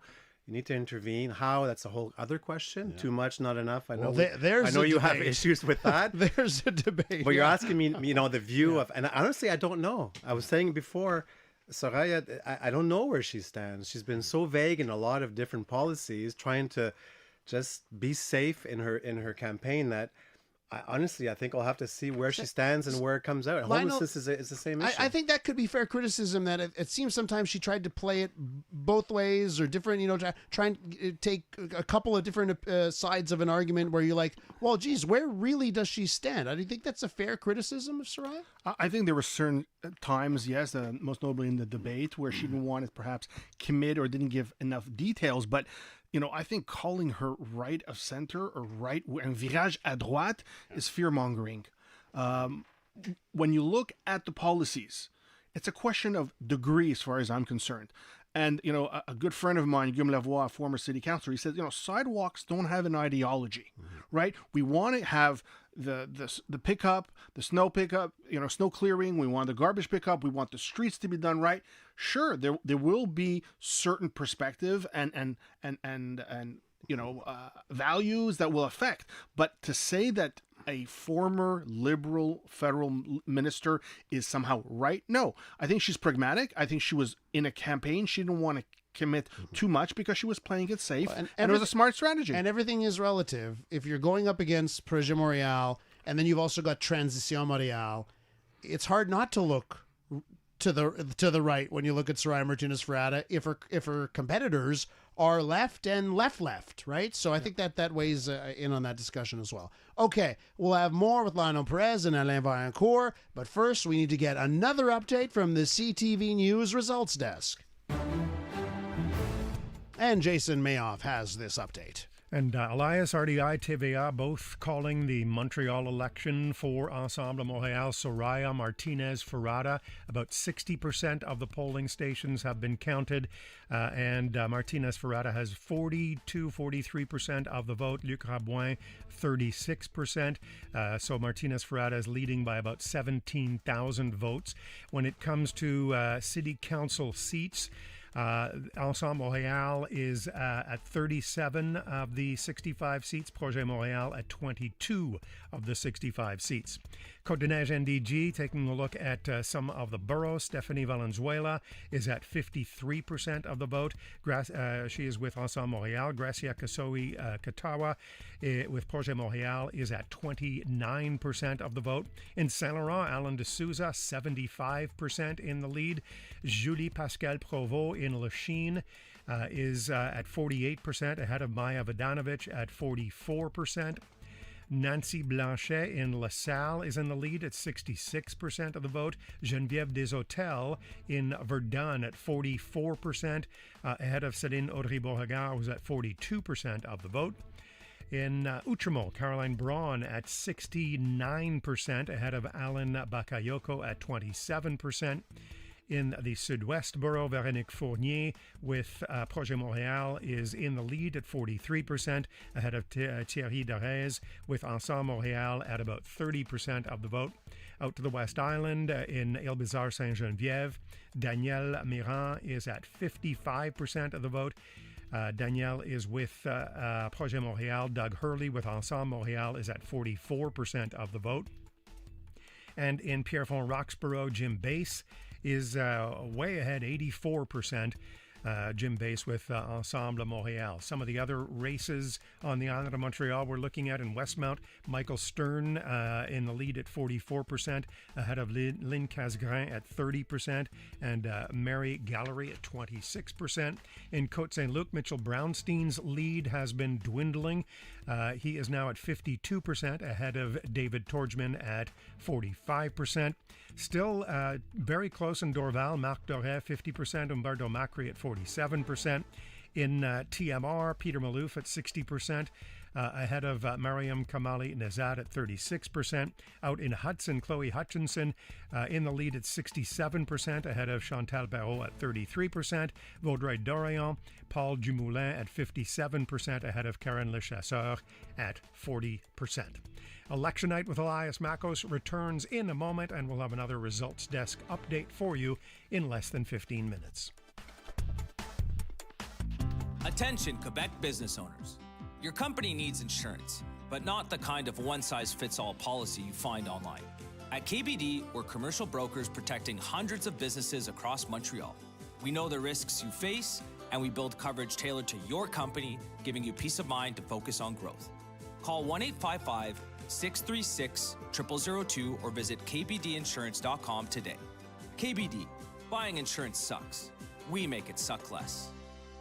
On the next Andrew Carter Morning Show, it's all about winners and losers. The municipal elections coverage all morning. We'll find out who is the mayor in your neck of the woods. Entertainment with John Moore. Tom Mulcair at 7:40 weighs in on politics. And Dr. Chris Labos with a 2-minute checkup in for Dr. Mitch. The Andrew Carter Morning Show. Join us 5 to 9. From October 30th to November 9th at Chico, our flyer is overflowing with promotions like 15% off select Almo Nature canned food for dogs and cats and up to $10 off select Nutrients Care Plus dry food for dogs and cats. Chico, the favorite local boutique of all our local pets. Searching for luxury furniture in Montreal that truly transforms your home? At Mobile Art, every piece is carefully selected to bring modern style, luxurious comfort, and sophistication that elevates every moment. Let their expert designers help you create a space that's not only stylish, but uniquely yours, with a complimentary in-store design consultation. Visit their Montreal showroom today and start creating the home you've always dreamed of. Mobile Art, creators of custom interiors. mobileart.ca. Alta Sciences is looking for non-smoking adults. If you don't take medication on a regular basis, participate in a clinical trial in Montreal. You could receive up to $7,000. Visit goalta.ca or call 514-373-2003. Who will be running your city? This is Election Night on News Talk Radio, CJAD 800. All right, welcome back to CJAD 800 and our continuing coverage of Election Night 2025. I do want to tell you we have our first results coming in from Hampstead, one of the more contentious elections on island. So in Hampstead, again, only one poll of 15 reporting at this point, and we can give it to you in number of votes because we only have one poll reporting. So Jeremiah Levi, the incumbent, is in the lead, 53 votes for Jeremy Levi, and then Jack Ettery has 43 votes. William Steinberg has 26 votes. Very, very early there, just one of 15 polls reporting. Those are our first results in from Hampstead. Also trying to get more word in from Pointe Claire, another contentious race in Pointe Claire. As soon as we get numbers in from Pointe Claire, you will hear it. Let's continue in the West Island now, and we'll rejoin Chelsea St. Pierre, a reporter at the Suburban. She's in Beaconsfield at this hour. Chelsea, welcome back. Thank you, Elias. I'm here at Beaconsfield City Hall, where I was discussing major issues being talked about this election with Martin Saint-Jean, such as the ongoing $20 million lawsuits against Montreal's overtax charge. Urban planning is also a central concern, as well as Beauregard Village remaining at the heart of the community, with many watching for concrete steps to support local merchants. And Beaconsfield, of course, interesting because Georges Brel was the mayor retiring after 3 terms. So you've got 3 candidates out there, Nicole Corrado, Frank Merhar, and Gregory Orleski, that's right, and Martin Saint-Jean, in fact, 4 candidates, I should say. Yes. You're with one of them at this hour. Yeah, Martin Saint-Jean is sitting here with me, and we're looking at the 53 out of the 64 ballot boxes that have been counted. So he's at 45%. Gregory Orleski just left the building at City Hall at 32%. So I have him here with me if you'd like to have a little chat. Mr. Saint-Jean, thanks for coming on. It's my pleasure to be here. So how you feel? You have a lead here of 546 votes right now, 46% to 32%. How confident are you right now about the rest of the evening? Well, mathematically it looks good, but the evening is not over yet. What do you think? What were you hearing from voters? What do you think were the top issues of this race? Well, it's definitely what Chelsea just mentioned. The lawsuit and our position within the agglomeration is definitely in the forefront of thoughts of a lot of residents.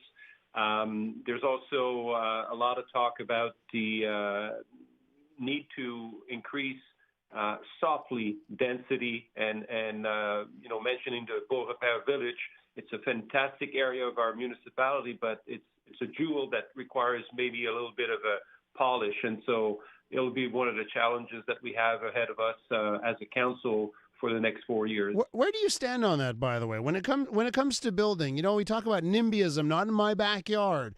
It seems like everyone agrees we need housing, but then when it comes to building it in your neck of the woods, we sort of like to stop development at times. Where do you stand on that issue? Well, I think most of the people I spoke with realized that we need to have a diversity of housing in Beaconsfield. We have a lot of seniors who have nowhere to go when they don't want to be maintaining their homes when they're ready to leave. And so we find that people who've been residents of the municipality for like 25, 30, 40, 50 years, unfortunately have to find housing outside of Beaconsfield. At the other end of the spectrum, we have residents who would like to come back. They're younger, they're families, and they don't have an entry point in the market as well. So the idea is not to change the look, the feel, the character of what Beaconsfield is, but to allow where it's mostly possible to have a little bit more density in terms of 2, 3, 4 bedroom condos or townhomes. Mr. Saint Jean, we'll see where the rest of the evening leads the race in Beaconsfield. Thank you so much for taking some time with our listeners here. My pleasure. Chelsea, you back? I'm back. Wonderful, Chelsea. What else are you tracking this evening?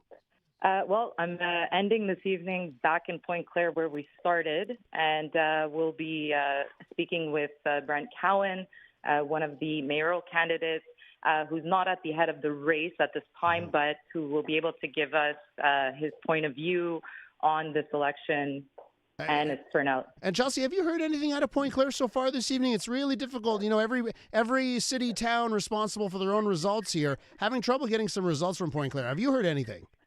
It's really head-to-head between Tim Thomas and John Belvedere, and Brent Cowan has definitely made some headway as well, but it's to be at this time that it's really a head-to-head between those two candidates. Okay, we shall see with your next update if we have any further finality to the results for tonight. Chelsea, we'll catch up later. Thank you. Chelsea St. Pierre from the Suburban. Okay, back to our panelists here in studio. Lionel Perez and Alain Vancourt joining me this evening. Let's bring it back to Montreal. Lionel? So I've been looking at some of the numbers, and with the strength of a lot of the Transition Montréal candidates at the local level, we can see that they are actually playing spoiler for some of the city council positions that Projet Montréal would have. For example, in Cartierville, Julie Roy, Nathalie Goulet, these are elected officials, and they're running second. If you add the Transition Montréal vote, they'd clearly be in the lead. Same thing with Lachine. Also, some very tight races, which otherwise you would expect Projet Montréal to be in the lead. So that's going to be something to follow throughout. It's not happening in every borough, obviously, but it can make a difference between a majority for Ensemble Montréal and a minority. And let me ask you about Lachine here. Maya Vodanovich, you know, she's got a tremendous voice. She's so fluently bilingual. She's been on the program we do throughout the week so often. I'm looking at the results out of Lachine.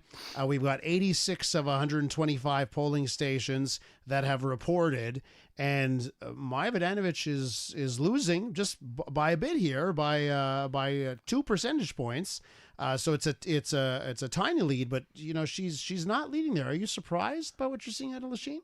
I'm surprised. Yeah, I sit next to Maya on the executive committee, and Maya is a soft, strong leader, you know, and she's very pragmatic. I find she's a really good elected official, follows her dossiers, you know, but that's politics. That's the public chooses otherwise. I'm surprised there.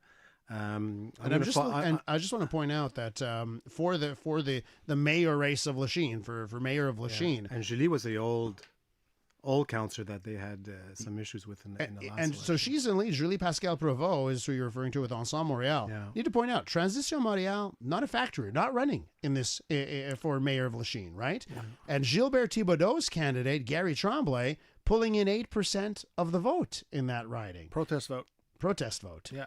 Very, very interesting. But you know, I'm looking at following up on line now. I'm looking at, for example, in Hochelaga, you know, Craig has a really strong candidate, Anaïs Oud. She's very, very, very well known, and she's a very strong candidate. You know, a lot of people voted for her and Le Crabouin at the mayoralty. Yeah. So there's a spoiler there. Lionel's right. You know, their ensemble is at 35, I think, now for city council. We either need 33 or 34, we think, for majority. Yeah. So Craig could be the spoiler between majority and minority for Ensemble, which is very interesting. The other borough to follow is Saint Leonard. I had pointed out earlier that there's that Équipe Saint Leonard, and they are neck and neck. Yeah, 43 to 39. 43 to 39 right now. Yeah, they're actually leading in one of the city councils by 70, a little bit less, but nonetheless, they are leading, and they're making it a real run. I mean, Dominic Perry's been a city councilor for 40 years.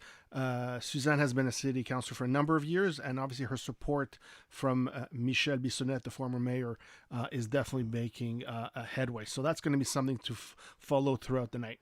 All right, Claude Pinard, by the way, in Ville-Marie, he's winning his district right now at this hour. I'll keep you wondering about Leslie Roberts. We'll get an update on the former CJAD 800 host and see how he's doing this evening. We need to get a CTV News results desk update now. And Maxime Cadot has this update. Max, take it away. Elias, over 2/3 of the polling stations have been counted across the city, and Radio-Canada and TVA have called Soraya Martinez-Ferrada of Ensemble Montréal the winner of the Montreal municipal election. Martinez-Ferrada currently leads with around 43% of the vote. Projet Montréal's Luc Rabouin is in second at around 36%. Gilbert Thibodeau sits in third right now, with Action Montréal sitting at around 10%, followed closely by Craig Sauvé of Transition Montréal at over 8%.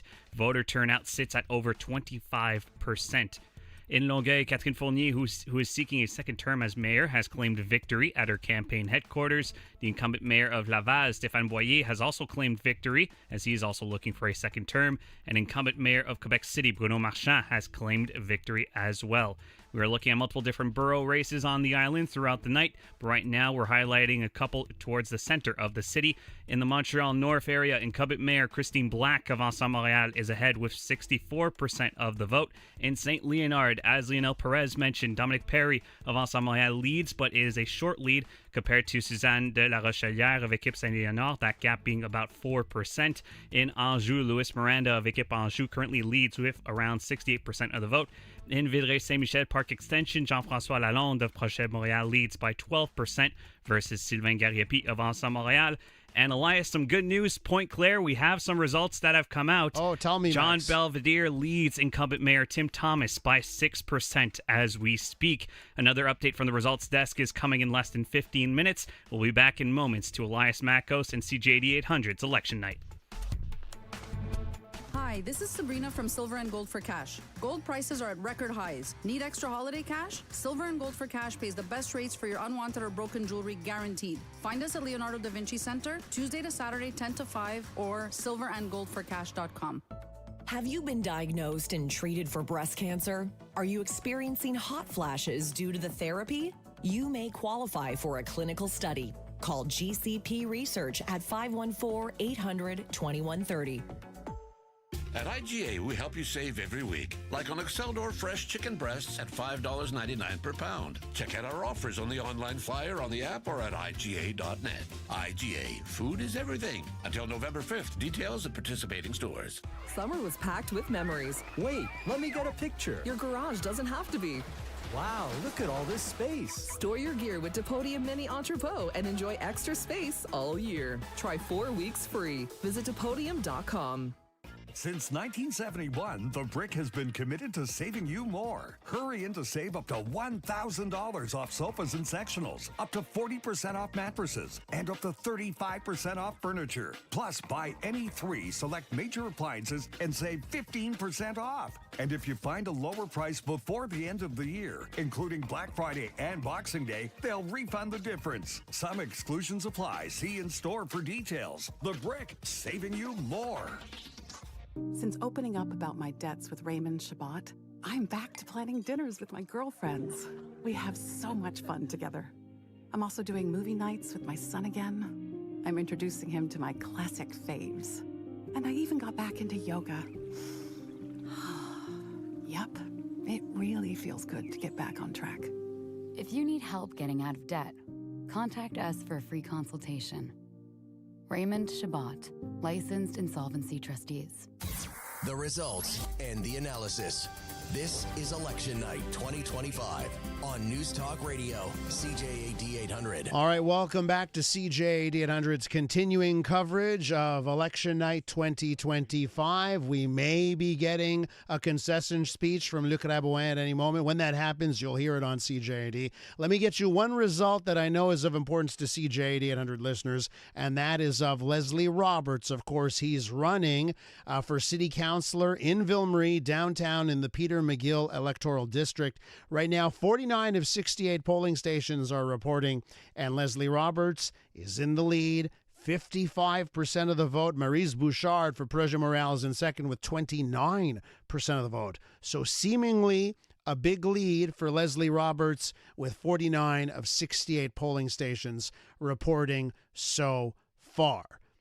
And we are going to Luc Rabouin now. Let's go to Luc Rabouin and Projet Montréal headquarters, and here is the leader of Projet Montréal.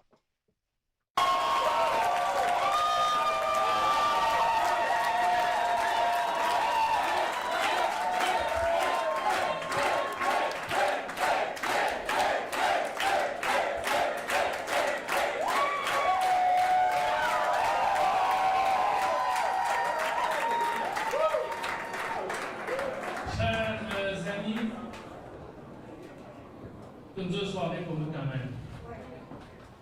Ce soir, il y a des milliers de citoyennes et des citoyens qui ont voté pour bâtir une ville plus juste, plus belle, plus verte, avec Projet Montréal.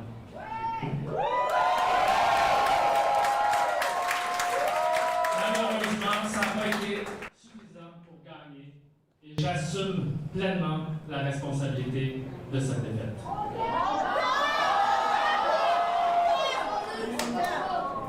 J'ai donné tout ce que j'avais, mais ça n'a pas suffi. Je veux remercier ce soir, les premiers remerciements vont à vous ici dans cette salle, à tous les bénévoles, les militants et les militantes qui ont accompagné nos candidats, sont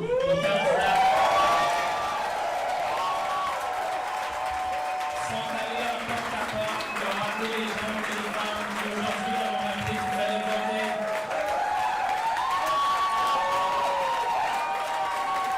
Merci du continent. Je veux remercier notre équipe exceptionnelle de candidats et candidates qui m'ont appuyé.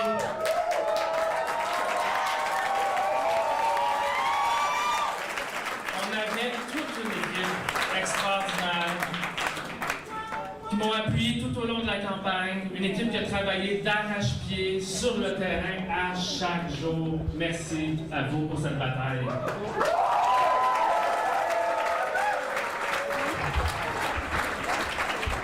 Je veux remercier aussi mon équipe de campagne qui sont ici. Une gang extraordinaire de jeunes hommes et de jeunes femmes dévoués, intelligents, engagés. Votre énergie, votre passion et surtout votre confiance, votre dévouement, c'est ça qui m'a donné la force de me rendre jusqu'au bout et qui nous a permis d'avoir des résultats honorables ce soir. All right, let's break away from Luc Rabouin. He says he assumes all responsibility for that loss. Let me get a reaction here from our panel here. Should he take the full brunt of the responsibility? I don't know. Do you think the buck stops with him on this loss? Is he the cause of the loss? I don't know, but I think he needs to take responsibility. He's the leader. The leader is the one that leads the campaign, is the candidate. I think you have a lot of people around you that guide you in that whole thing, but I think he's doing a responsible thing and saying that he's responsible. And that we were questioning Lionel if he's going to stay on or not as the official opposition, because she'll be in council. I think so. I think he's going to take his responsibilities seriously. And you know, Projet has always been, when we weren't in power, was always a very effective opposition, which Montreal needs an effective opposition. So being in opposition isn't all... It was you do have some responsibilities being in opposition. We were extremely effective opposition when we were there. It was a knock against him. He's a plateau guy, right? But Yeah. I mean that will serve him well. If he wants to be a plateau guy, he'll do quite well representing the plateau, I imagine. So Lionel, any thoughts here on what? And we're going to see if he says that he'll that if he's going to stick around or not. But I suspect he will. I think he's going to stick around. It's a municipal level. I also think that it's to Projet Montreal's advantage that he stick around. Number one, if he's the leader of the opposition, he is the former president of the executive committee, which means he knows the files incredibly well. So he's going to be very effective. He's going to have figures. He's going to have files for the next year, at least. He's going to be able to counter, very convincingly. Number two is they don't want to have another leadership race for the foreseeable future.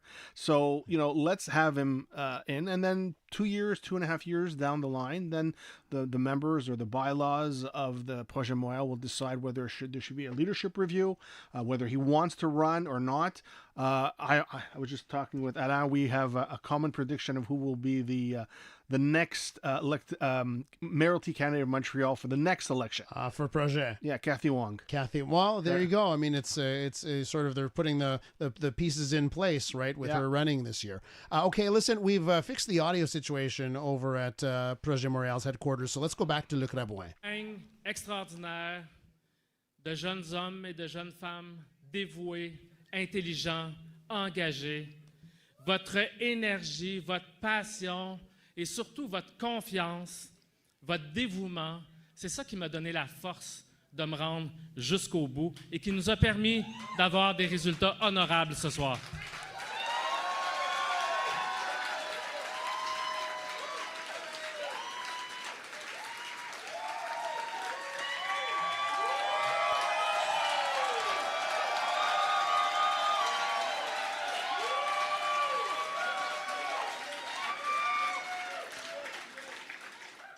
toute cette mobilisation nous a permis, comme je le disais, d'avoir des résultats honorables ce soir face à un vent de changement qui soufflait très fort.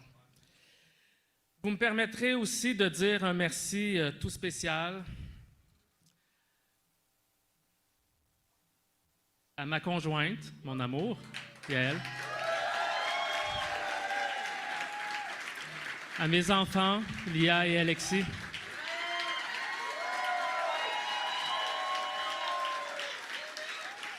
je vous remercie et je vous aime plus que tout au monde.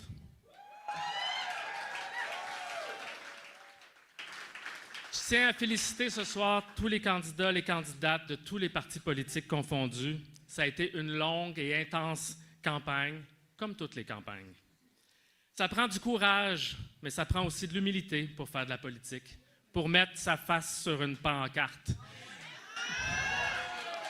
pour défendre publiquement à chaque jour sa vision, ses idées, ses propositions. Et ça, je le salue pour tout le monde. Il y a des gens ce soir, dans toutes les équipes, dans la nôtre, qui célèbrent leur victoire, mais il y en a d'autres qui pleurent leur défaite. C'est dur, la politique. C'est souvent crève-cœur. Mais au final, c'est la population qui décide. C'est ça, la démocratie. Je veux féliciter Soraya Martinez-Ferrada pour sa victoire, je l'ai appelée. Même si elle et moi, on ne partage pas la même vision de la ville, je tiens à reconnaître que sa victoire aujourd'hui est historique pour la communauté latino-américaine et pour tous les Montréalais et Montréalaises issus de l'immigration.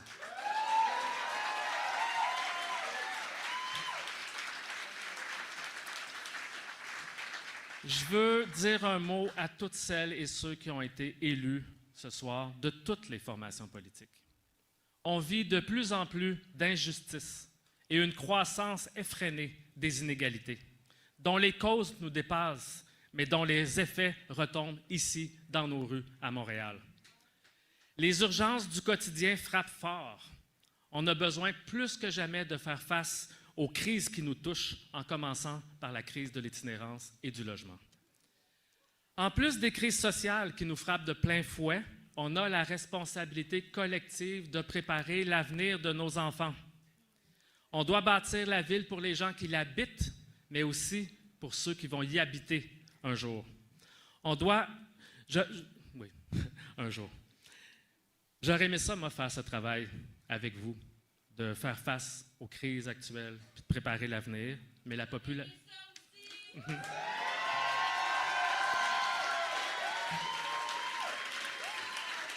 Mais la population a décidé autrement.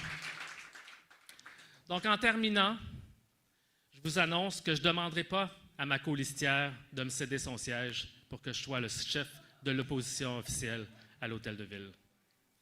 Dans les prochains jours, je vais laisser ma place comme chef de Projet Montréal.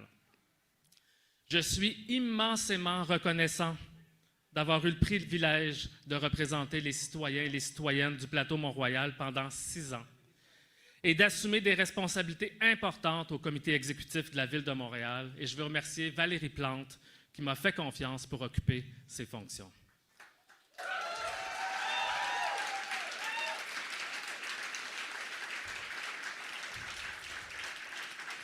Aujourd'hui, moi, je crois encore dans notre parti politique et je crois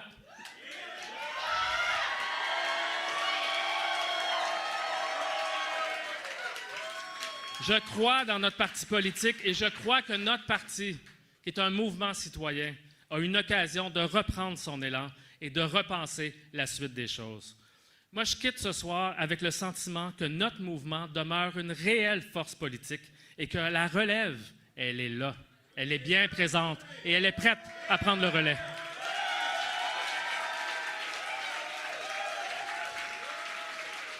Il y a beaucoup de talent à Projet Montréal et c'est ça qui me donne confiance en l'avenir. Merci tout le monde. Well, there's Luc Rabouin, who says the future is bright for Projet Montréal, but he is going to leave his role as a party leader, and no, he could have taken a seat in Plateau Montreal. He's choosing not to. So, Alain, let me get your instant reaction here. I think we're all surprised on that. I'm shocked. I'm totally surprised. I'll be truly honest. I thought for sure he'd stay on, and like Lionel said, he's well positioned to be a good opposition. I'm just just Is it? I don't think. As a result of the campaign, I don't think people were calling for him to do that. I don't think there was any pressure. I think Lionel said it too. He did a good job. When people want change, they want change. I don't think he takes responsibility, but it's tough when people want change. I'm just surprised. I think he would have been a really effective opposition leader, and I don't know what to say. At the end there, it seems like he was saying, hey, listen, there's Projet Montréal. We've got tons of younger candidates to move the party forward. I think, again, to echo what Alain said, it's very surprising because he ran a good campaign. Sure, there were some mistakes, and obviously he lost, but it's not only on him. It's a loss of Projet Montréal. It's a loss of 8 years of being in power and that fatigue and whatnot. And I think that some people in Projet Montréal will not be happy because it makes it more difficult for them now. There's no call. I don't think anybody was calling for him to leave. I think it's probably based on a personal decision. Perhaps. Was it a tough act to follow? Like, you're following Valérie Plante, who had charisma, like her or not.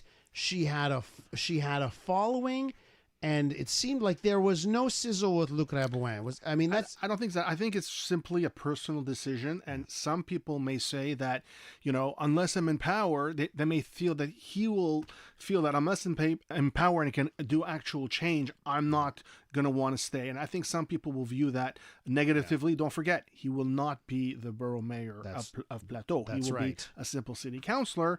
So there's a lot of factors. I think that the fact that he made his decision tonight, he announced it tonight, he could have waited. He could have slept over it. He could have waited to see what kind of reaction he had from the Projet Montréal. So that's going to put them in a position where they have to pick either an interim leader immediately and then have a leadership rate a lot earlier than they would have wanted. But I'm not even sure he'll be a councillor. He backed out. He would have been a councillor. He would not have been. Yeah, he's not going to be a councillor. He's not going to be a councillor. He's not going to be the party. Yeah, no, what I said was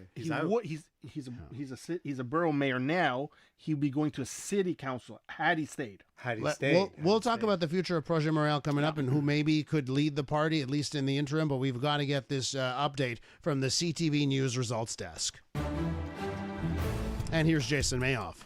And Elias, as you heard just a few minutes ago, Luc Rabouin congratulated Ensemble Montréal Soraya Martinez-Ferrara, who will become the next mayor of Montreal. Rabouin says he will not sit on city council. He will step down as leader of Projet Montréal. The latest results, with about 75% of the polling stations reporting Soraya Martinez-Ferrara is at 43% of the vote. Luc Rabouin at 36%. Martinez-Ferrara is ahead by about 21,000 votes. In terms of city council seats, Ensemble Montréal is leading in 35, Projet Montréal 24. There are 65 seats altogether. Some of the boroughs, Côte-des-Neiges NDG, Stephanie Valenzuela in the lead, 51%, ahead of Gracia Kasoki-Katawa at 30%. Over in St. Leonard, Dominic Perry at 44%. Suzanne de la Rochelière at 39%. Taking a look at Saint Laurent, Alan D'Souza way ahead at 74% of the vote. Julie Pascal Provost in Lachine is in the lead at 47%. Maya Vodanovic at 44%. Nancy Blanchet in LaSalle at 65% of the vote. Over to Verdun, Céline Audrey Beauregard is at 43%, just ahead of Geneviève Deshôtels. Geneviève Deshôtels is with Ensemble Montréal, is at 42%. The Projet Montréal candidate at 43%. In Outremont, Caroline Braun with Ensemble Montréal at 68% in the lead. The Sud-Ouest Borough, Véronique Fournier with Projet Montréal in the lead at 43% of the vote. To the West Island, Île-Bizarre, Saint-Geneviève, Daniel Mirand with Projet Montréal leading at 55%. Doug Hurley with Ensemble Montréal is at 44% of the vote. And in Pierrefonds, Roxborough, Jim Bass way ahead at 84%. Jim Bass with Ensemble Montréal way ahead of the Projet Montréal candidate. Some of the other races we're looking at very early in Hampstead. Jeremy Levi at 42%, Jack Ettery at 37%, William Steinberg 21%. Westmount, Michael Stern in the lead at 44%. Côte St. Luc, Mitchell Brownstein 52%, ahead of David Torgman at 45%. Still a tight race in Dorval, but Marc Doré is in the lead, has been in the lead for most of the evening.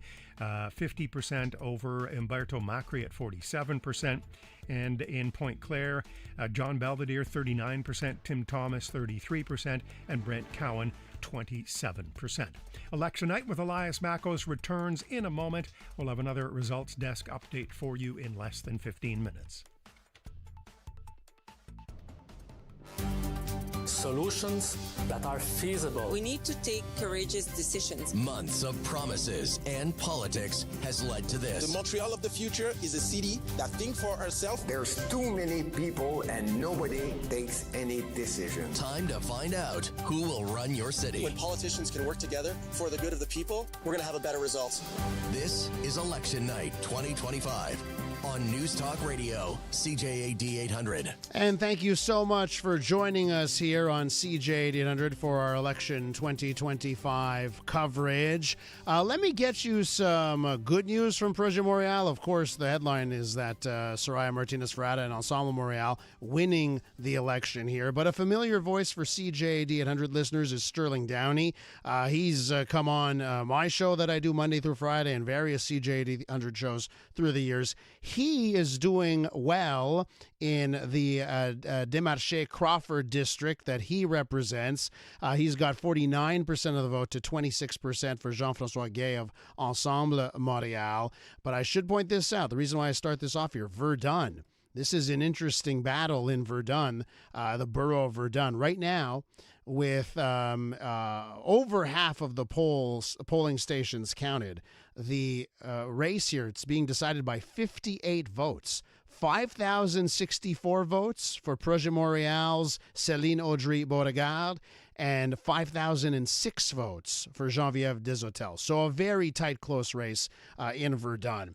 On Soraya Martinez-Ferrada, we have congratulations coming from the Premier of Quebec, François Legault, tweeting this out. Congratulations to the new mayor of Montreal. Our metropolis is one of our main economic engines, and we have major challenges to tackle, whether in the economy, housing, or mobility.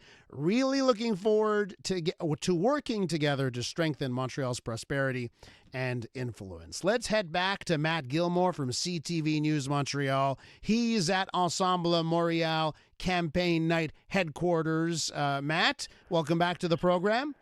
Yeah, thanks for having me. I do know you had a chance to speak to Soraya Martinez-Ferrada's daughter. What did you hear from her? Yeah, this is a pretty interesting part of tonight is they've really put the family front and center. Her daughter, her name is Kayla Rodriguez, 25 years old, and was a huge part of the campaign, following her mother around and helping out as much as she could. And she was quite emotional in the moments after the call was made and that it was clear that Soraya Martinez-Ferrada was going to be the next mayor of Montreal. And she spoke about as a proud daughter. She said some really nice things about her mother. She said she was a person who really puts people before herself. Coming from her daughter, she said it was a good thing in some ways and a bad thing in others that she does that. But that's what she says we can expect out of the next mayor of Montreal, someone who puts others before her. So that was a really nice little touch from her, and it was nice to see they brought the whole family out on stage. Soraya Martinez-Ferrada's mother spoke about coming to Montreal as an immigrant and how incredible it is to see her daughter become the mayor of the city that welcomed their family. So a nice family touch so far, and they just actually showed a video montage of some old family footage, some old home video. So a nice family touch here at the Ensemble headquarters as we await for the next mayor to speak. And we are waiting for the next mayor to speak. I'm seeing her approach the stage now. Are we going now to the mayor-to-be, Soraya Martinez-Ferrada. We're about to go there. She's about to speak. The newly elected mayor of Montreal, and we'll go there any moment now as we await there. And here we go to Ensemble Montreal election night headquarters, and here is the incoming mayor of Montreal.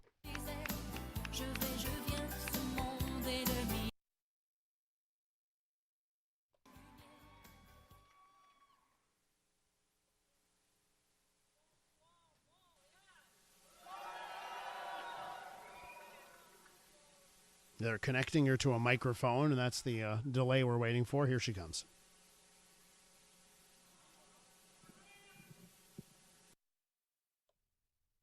I think we've got an audio issue, don't we? Here, we're gonna try and get that audio here from the incoming mayor of Montreal. There she is. Here we go. We're on. Here's Soraya Martinez-Ferrada. C'est-tu mieux ça? C'est bon? OK. Parfait. Bon, voilà. Alors, bonsoir Montréal. Bonsoir tout le monde. Ce soir, c'est vous qui avez gagné. Ce soir, Montréal a choisi le courage et l'ambition. Et c'est vraiment avec une immense fierté, beaucoup d'humilité et d'émotion que je reçois le mandat que vous m'avez confié aujourd'hui, celui d'être votre nouvelle mairesse de Montréal.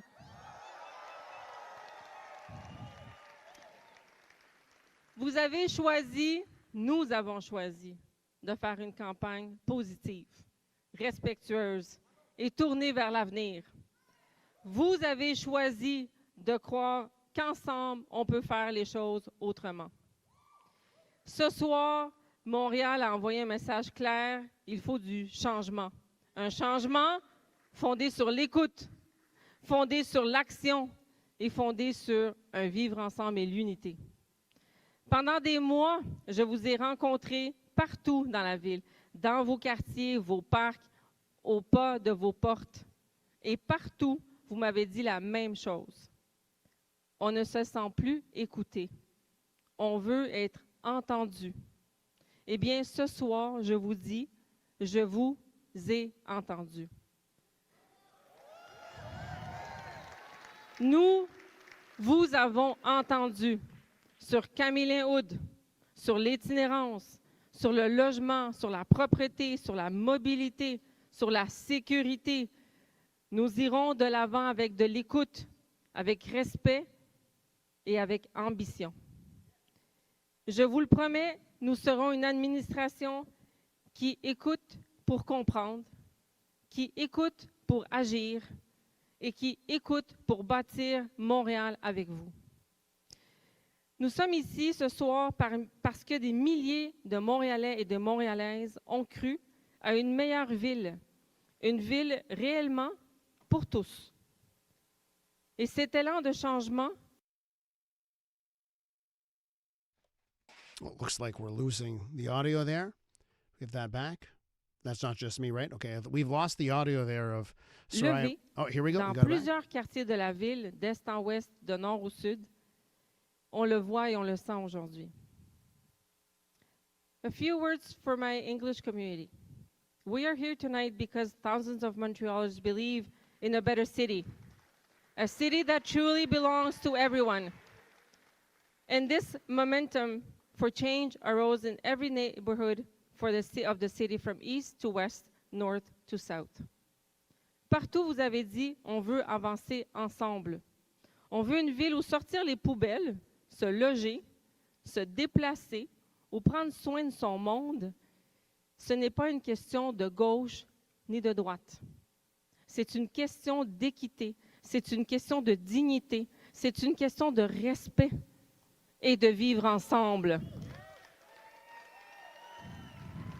Où chaque citoyen mérite d'avoir la même qualité de service, quel que soit son quartier. Je veux dire un mot à ceux et celles qui n'ont pas voté pour moi. Je vous ai entendu aussi. Je serai votre mairesse à vous aussi. Parce que Montréal appartient à tout le monde. À ceux qui se lèvent tôt pour faire rouler la ville, à ceux qui rêvent d'y bâtir leur famille et un avenir, à ceux qui doutent, qui hésitent, puis qui pensent à quitter Montréal. Moi, ce que je vous dis, ne partez pas, restez là, parce qu'on va travailler ensemble très fort pour que tout le monde soit reconnu dans cette ville. Bon, laissez-moi ranger ça parce que... Ah, tu m'amènes un autre micro? Oui. Ça va être encore mieux. Ça va être encore mieux. Ah, bon, voilà. Ah, attends, tu veux partir avec ça? Parle-moi de ça, moi, là. On arrange tout, nous autres, ici. Bon. OK, vous voulez que j'arrange mes cheveux? Bon. Bon, voilà. C'est bien? Bon, merci. Merci. You're listening to the new mayor of Montreal, Soraya Martinez-Ferrada, Si on veut que tout le monde speaking se at her sente campaign que tout le monde headquarters. participe à cette grande ville, mais il faut laisser la partisanerie de côté. Puis à partir de maintenant, on va travailler tout le monde ensemble, sans barrière politique. Parce que ce soir, il n'y a plus de eux, de nous, il y a juste Montréal. Puis il y a juste une équipe, c'est celle de Montréal. J'aimerais dire un mot à Luc, à qui j'ai parlé un peu plus tôt ce soir, à Gilbert, à Craig. Merci d'avoir contribué à cette campagne. Parce que chacun d'entre vous, vous aimez cette ville à votre manière. Et dans une démocratie, c'est cette passion qui fait que Montréal, bien, on est unis. Et je vous tends la main parce qu'on a beaucoup de travail devant nous et nous avons besoin de travailler ensemble pour les grands défis que Montréal va devoir surmonter. J'aimerais donner un petit mot à Valérie. Valérie, je veux te remercier pour ton engagement. Je veux te remercier parce que tu as été celle qui a brisé un plafond de verre important pour cette ville, pour nous, les femmes. Merci à toi, Valérie, d'avoir fait ça. Aujourd'hui, les Montréalais et Montréalaises ont choisi de briser un autre plafond de verre. Pour la première fois de son histoire, Montréal a élu une personne issue de la diversité pour diriger la plus grande métropole du Québec.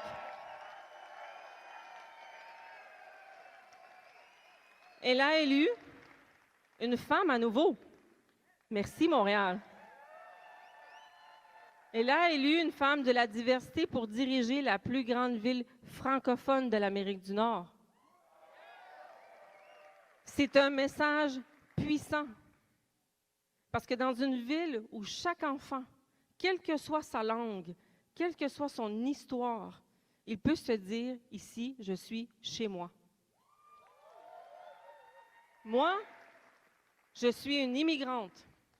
Je suis une fille de la loi 101. Je suis une fille de Montréal. Et je suis ici, chez moi. Et ça, c'est le message d'une ville qui reconnaît la richesse de sa diversité, qui croit à la force du travail, du mérite et de la capacité de rassembler. Ça démontre tout le projet de société qu'offre Montréal et de son identité, sa culture et son pouvoir d'attraction. Je suis vraiment fière, vous, Montréalais, que vous ayez brisé ce plafond de verre.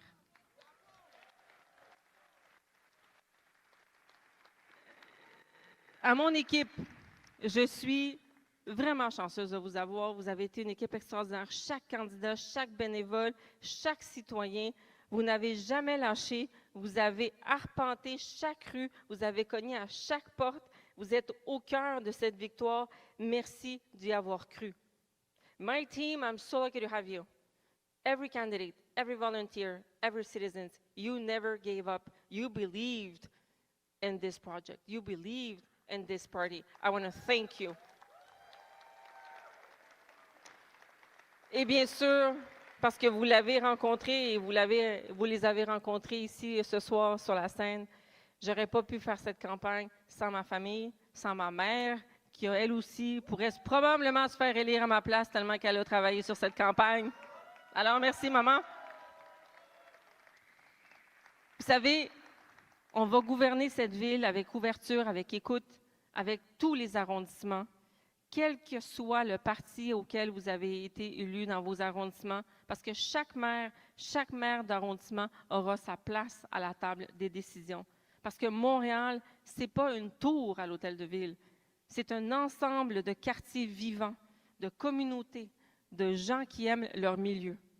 On va avoir du travail pour rebâtir la confiance des Montréalais.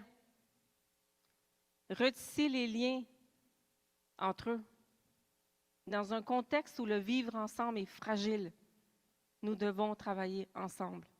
Nous devons également recréer les ponts avec la communauté métropolitaine du Grand Montréal, avec Québec, avec Ottawa. Et on va le faire ensemble. Parce que l'avenir de Montréal est rempli d'opportunités. Ça me fait vraiment penser à mon grand-père, René. Mon grand-père qui n'est plus ici. Mon grand-père est décédé en exil. Et mon grand-père me disait souvent, « Mira más allá del horizonte ». Regarde au-delà de l'horizon. Ce soir, Montréal regarde au-delà de l'horizon, vers une ville plus juste, une ville plus inclusive, une ville plus ambitieuse. Et ce soir, je suis profondément fière d'être montréalaise. Je suis profondément fière de cette ville. Et j'ai tellement hâte que l'avenir, on le bâtisse ensemble. Et honnêtement, là, motadine qu'on aime Montréal. Puis Montréal, je vous aime. Merci tout le monde. Merci. Merci. There's your new mayor, Soraya Martinez-Ferrada, speaking this evening after pulling off a decisive victory so far. Let's bring it back to our panel here this evening. We're joined by Alain Vaillancourt, a longtime councillor for Projet Montréal in the Sud-Ouest. We also have Lionel Perez, who at one point led the opposition at City Hall and a longtime city councillor as well.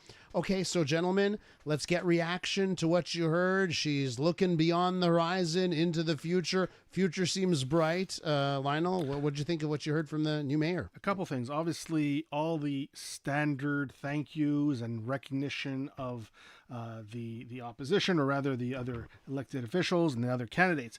What comes out to me, what I really felt is how emotional she spoke. From a very heartfelt, from a very personal place. She brought up her family. She brought up her deceased grandfather, saying in Chilean. And the fact that she, I was going to bring this up and she pointed it out. She's right. She is the second women mayor of Montreal. It's 2 in a row. I think it's the only time it's happened in any large city in Canada. And as she pointed out as well, she is the first mayor of Montreal who comes from an immigrant background. And what I think is great is the fact that it wasn't really pushed during the campaign. It wasn't an issue that her gender, her background, and I think that's a testament to. She didn't bring it. You're so true. Like she didn't bring it up. If she did, it was hardly she brought it up. Yeah, if she did bring it up, she didn't want to try and in quote unquote play that card. I think it's a testament to her. She wanted to, be elected on her merits, but now that she's elected, there's nothing wrong with recognizing this historical moment, and we felt it in her voice. Let me just go back here. So Valérie Plante, Denis Coderre, if I go back, Gerard Tremblay, Pierre Bourque, Jean Doré, Jean Drapeau, Fournier, Oud, Reynaud, I'm going down the list. And now we've got a mayor whose name is Soraya Martinez-Ferrada. She mentioned immigrant, a child of Bill 101. Alain, what do you think? I like what I heard. If I look on more the practical side, I sat on the executive committee, so did Lionel. I'm looking at the practicalities, but I like what I heard. I think she wants to be inclusive. I think she's genuine in saying she wants everyone to work together. I think she's genuine in saying that she doesn't want too much politics involved and people on either side. I think that came out, but there's realities that she's going to face. What I would like to see, if she's true to her word, is have a mixed executive committee. If she doesn't want any political aspects, then, put people around the table that represent different views, because that's where the decisions are made. Chances just of that like Projet Montréal did that, right? But, I agree with you. Yeah. But those are actions that, because when she talks about the Table des Maires, that's a consultative thing. They're going to talk about different issues and have ideas. The decisions aren't going to be made there. Decisions are made the executive committee at that level. She's going to have a ton of councils that she's got to give roles to. Absolutely. But I'm saying if you want a truly inclusive, nonpartisan thing, you do put a few people on your executive committee that don't represent your party. They could be independents, they could be other people. And the other thing I meant, and it was mentioned before, and Jim mentioned it when Lionel was talking to him. It's a great question you asked him. Where do you expect that you're going to change things in the first mandate? We saw from Jim's answer that it's going to take a while to turn things around. Yeah. So the expectations are high. She says she's going to listen to everybody. I believe she does generally want to listen to everybody. But there's huge expectations. You don't turn things around in the city in the 4-year. Homelessness, even the construction, it has to be done. There's going to be congestion in the next 4 years. The construction is going to keep going. Yeah. That's going to be some of the challenges with the budget that she faces when she walks in next week. How many times did she say in that short speech, I'm going to listen. Listen, we're going to listen. Okay, at a certain point, make tough decisions at one point. That's right. At a certain point, you're going to have to start talking and making decisions. So that's not lost on me. She did make a plea, right? Don't leave the city. She's telling people who are thinking about moving off island, going to the so-called greener pastures. So I thought that was very interesting that she made that plea. I want to talk a little bit about language here because it was not lost on me. The last poll that came out last week, Palestata, showed a divide. Now it's probably a small sample size, but it showed a big divide between francophones and non-francophones. I'm kind of, gentlemen, I don't know if there's a borough that you want me to pull up here, but I'm kind of looking at the boroughs where you would find more non-francophones, and she did well. So Soraya Martinez Ferrada did well in those places, and I wonder if there's if for the non-franc for Anglophones, the people that listen to CJAD 800, if they can look to this and say, hey, the Anglo community, non-francophones supported Soraya Martinez Ferrada, and maybe they'll have someone who's listening at City Hall on that front. I think it's very possible because not only are they voting for Soraya, and they voted for Soraya, but a lot of her members of her teams come from boroughs where we do have, in fact, a large immigrant or Anglophone population, whether it's Saint Laurent, Pierrefonds, Roxborough, Côte-des-Neiges, NDG. So those three, let me just say those three, right? So 50 to 31, right, in Côte-des-Neiges, NDG. Saint Laurent, 75 to 14%, and then Pierrefonds, Roxborough, 85 to 15. So big victories in those three places where you find a lot of Anglos or non-Francos. Absolutely. So I think that, Soraya herself will have that position. I think that there will be elected officials. The borough mayors will have those positions that will be pushing for more understanding. But I think there's going to be some reality. One of the things, for example, that was brought up during the debate that was here on CJAD 800 was the guide on the civil service on how to deal with, Bill 21 and whatnot. So Bill 96. So I think we'll see whether she's going to modify the guide, get rid of the guide. She said, we don't need a guide. We'll do some training and, we'll use common sense. No, that's not going to be realistic. I can see her revamping it, making it a little bit, less invasive. But at the end of the day, it's going to be hard for her to say to Quebec, I'm not going to apply this like you want me to apply it. Now, I think that would take some courage. It will. And I think you have Louis Sorel, right? Who's in that position as the French language? I forget the title, right? What you still have that position? You're still dealing with that. I don't know how you. It's a balancing act. Yeah. As the mayor of the largest francophone city in North America, as someone who understands the divide. But I think I truly believe that Montrealers, at the end of the day, what they want is good services, responsible fiscal management, and they want decisions that, will use common sense as much as possible. Yes, they want vision. Yes, they want to deal with issues. But if she can do that, then she'll get some, more political capital to have a little bit more flexibility. And then, I know Soraya Martinez Ferrada made talk like we're not going to be propelled by ideology. She made that point a few times, and I just wonder from your perspective if that was a point that you said, okay, well, you looked at how Projet Montréal ran things. Did you think she had a point on the ideology front, or was that something that was maybe talked about a little bit too much in the campaign? I never saw it that way. I was never someone at Projet that was that led through ideology per se. I'm before I got but there was that perception. There was a perception, and I think there was some value to that when people spoke about it. Which, let's get to the bike path, for example, is it the Great Divide. I mean, if you look at just objectively, it's still a good thing for everybody. I think it's the way that was presented. No one's against it. But what I'm saying is, some people are against bike lanes. No, they are against it.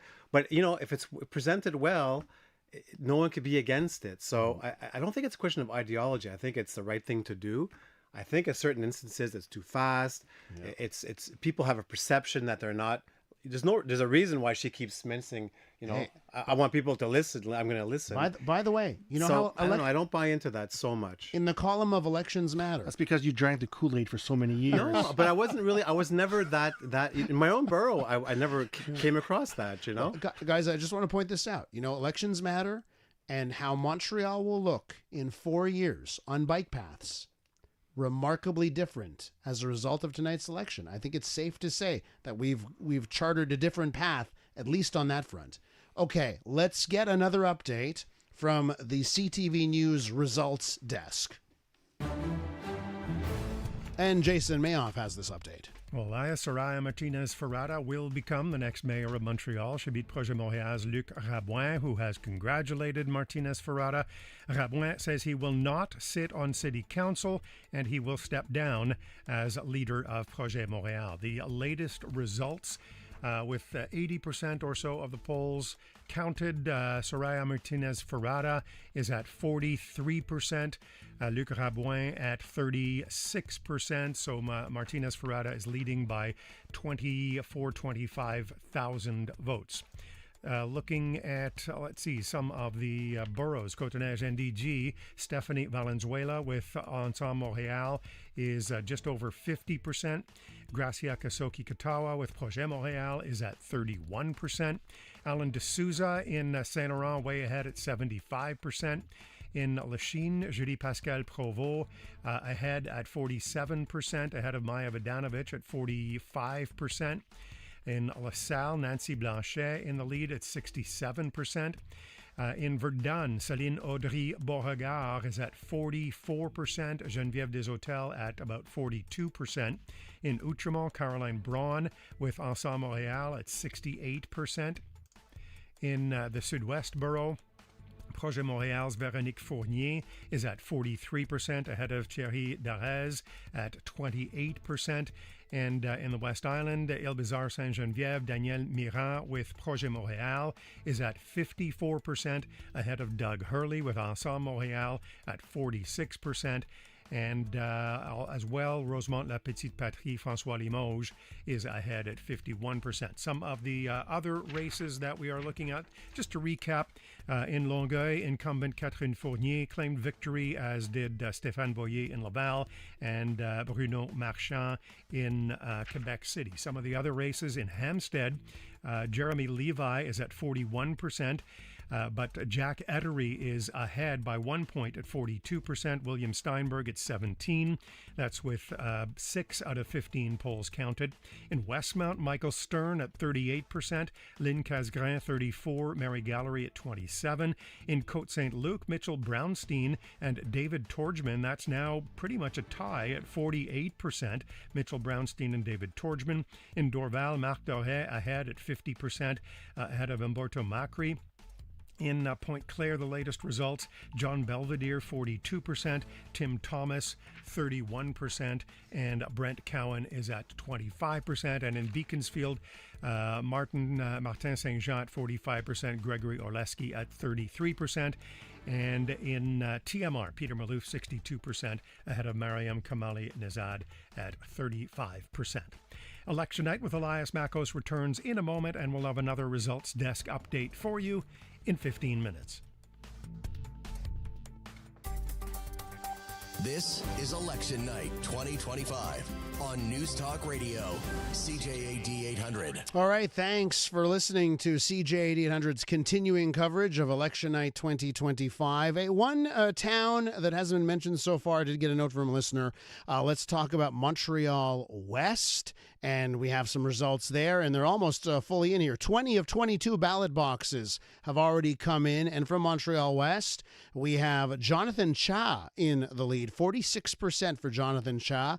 And second place is the incumbent, Benny Masella, has 34% of the vote. So a 12-point lead for Jonathan Cha. And Franco Forlini is in third place with 21% of the vote. So there's the update from Montreal West. Now let's go to Pointe Claire, where we find Chelsea St. Pierre, reporter at the Suburban.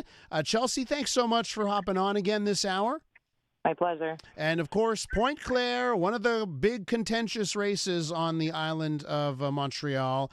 The incumbent Tim Thomas facing opposition from John Belvedere and Brent Cowan. Of course, we just heard the update from Jason Mayoff. John Belvedere in the lead with 41%. Tim Thomas at 31%. Brent Cowan at 25%. Interesting to get his perspective as he's with you right now. Yeah, I just caught up with him while he's picking up signs. I'm in Pointe Claire. Tonight's race is played out against a backdrop of deep division at City Hall and a community more engaged than ever. Infrastructure development and public consultation have shaped the campaign with the Fairview Forest debate and demands for accountability front and center. Right now, we're at 57 out of the 72 ballot boxes counted. As you said, John Belvedere is in the lead. Tim Thomas is close behind. And Brent Cowan, who entered this race and has made a dent with 25% so far this evening, is here with me now. Brent, how do you view the turnout so far tonight? Well, I haven't actually looked at the numbers, so I don't know how we're doing in comparison with the voter turnout in previous elections. Obviously, I'm somewhat disappointed. It would be wonderful if I was doing a little bit better at this point than I am, but that's the way it goes. Brent, can I ask you, it's Elias Makos here at CJAD. Just looking at the numbers, do you think you may have had a spoiler role in this election? I mean, you're taking a sizable chunk, 25% here. But, if your votes were to go to either candidate, it would seal the deal for them. So what would you say there?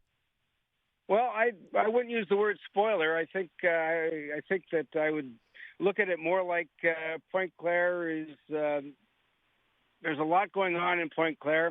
There's a lot that's weighing on the voters' minds.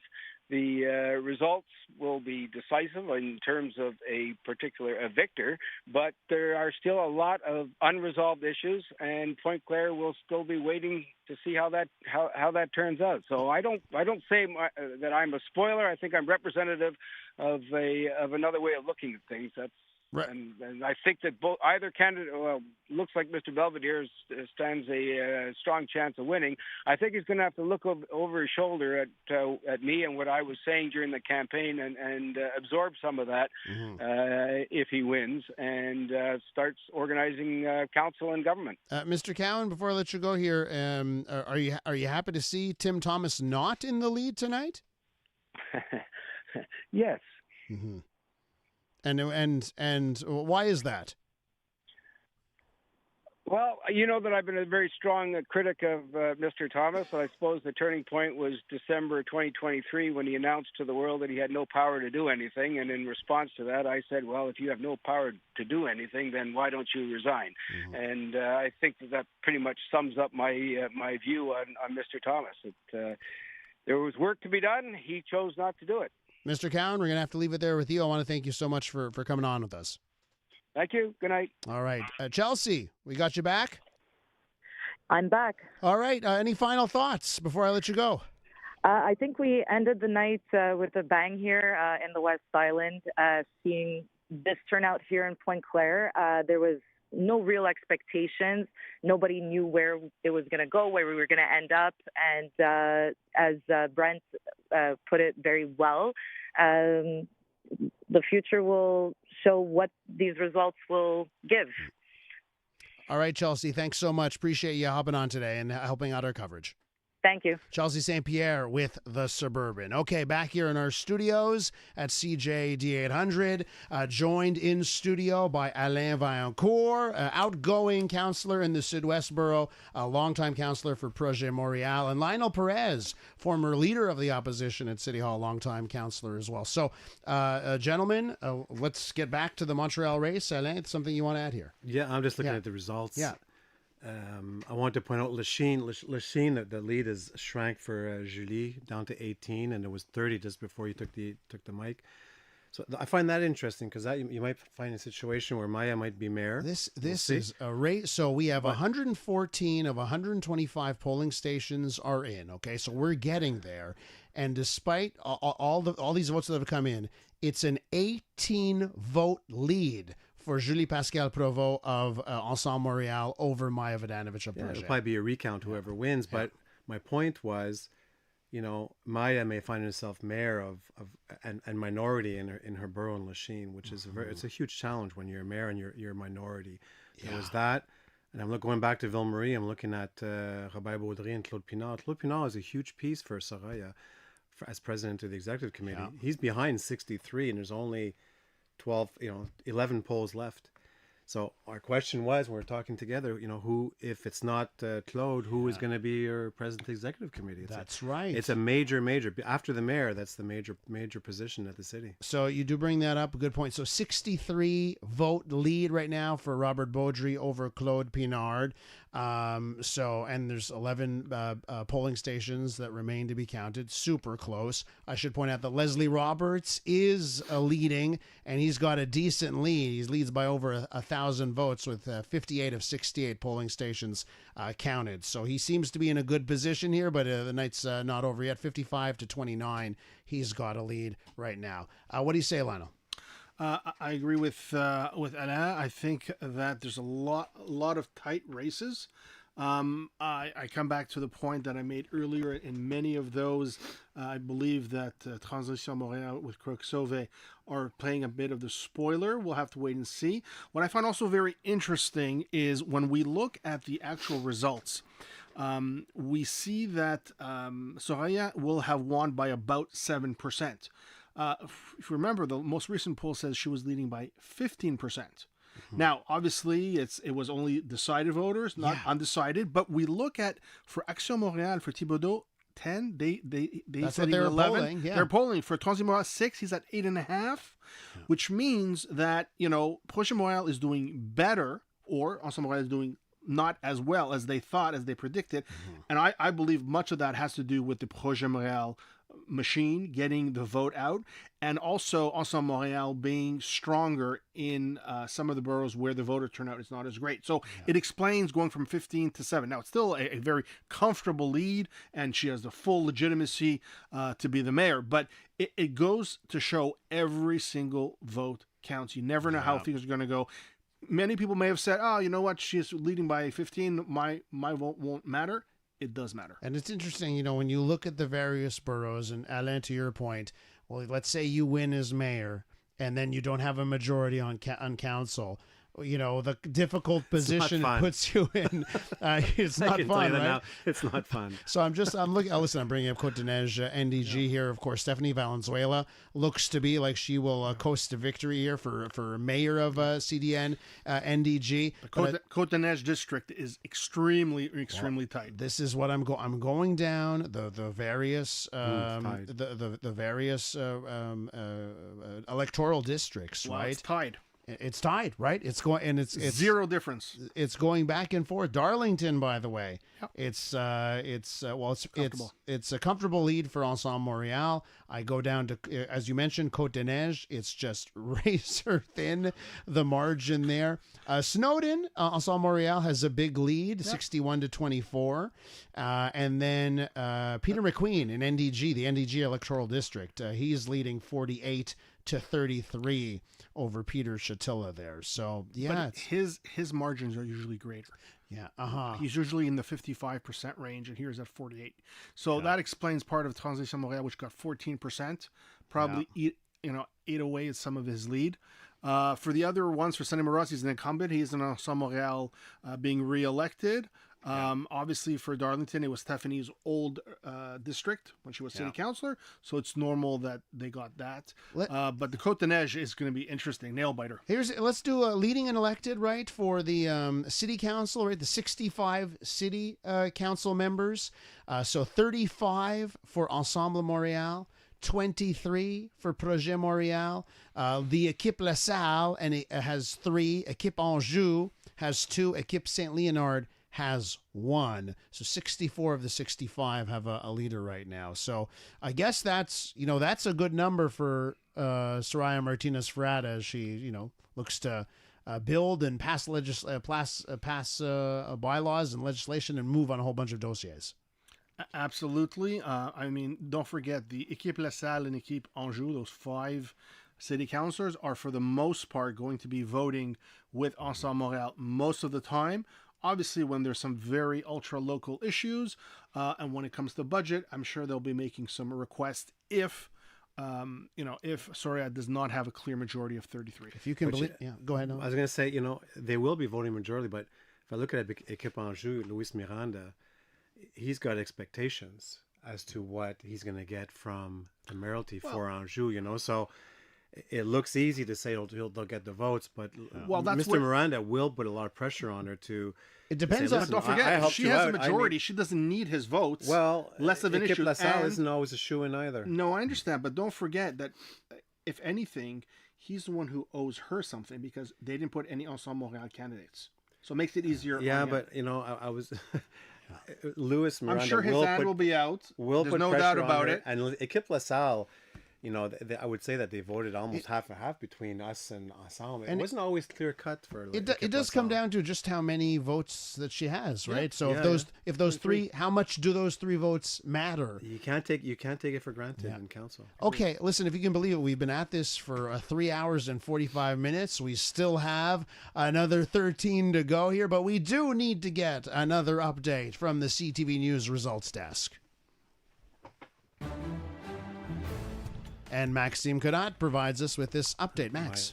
Elias, with just under 500 polling stations left to be counted across the city, Soraya Martinez Ferrada of Ensemble Montréal will be the new mayor of Montreal. Projet Montréal's Luc Rabouin has accepted defeat in his speech tonight at his party's headquarters and has announced that he is stepping down as leader of the party. Martinez Ferrada has around 43% of the votes right now. Projet Montréal's Luc Rabouin is at around 36%. Gilbert Thibodeau sits in third with around 10%, followed closely by Craig Sauvé of Transition Montréal at over 8%. Voter turnout sits at over 32%. A reminder that the voter turnout was at over 38% in the last municipal election. In Longueuil, Catherine Fournier has won a second term as mayor. Stéphane Boyer has also won a second term in Laval. Incumbent mayor of Quebec City, Bruno Marchand, has won a second term in the Capitale Nationale. We're looking at multiple different borough races on the island right now. We'll highlight a couple right here in the center of the city. In Rosemont-Patrie, incumbent mayor François Limoges with Projet Montréal leads with over 51% of the vote. In Montreal-Est, incumbent mayor Anne Saint-Laurent leads with around 78% of the vote. In Ahuntsic-Cartierville, Maud Theroux-Séguin with Ensemble Montréal leads with over 5% of the vote in front of incumbent mayor Émilie Tuillier of Projet Montréal.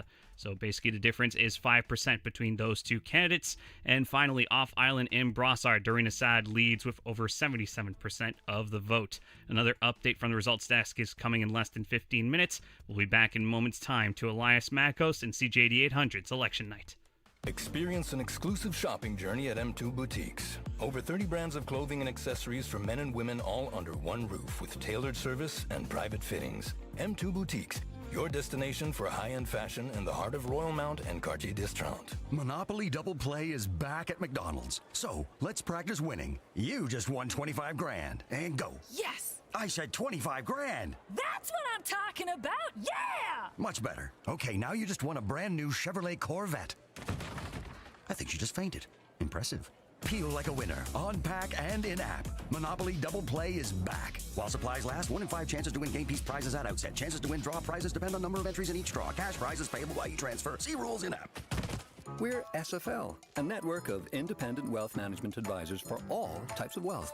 By wealth, we mean the sum of your assets, your money, everything. We manage the big assets that have accumulated over time. And the smaller assets that are just starting to grow.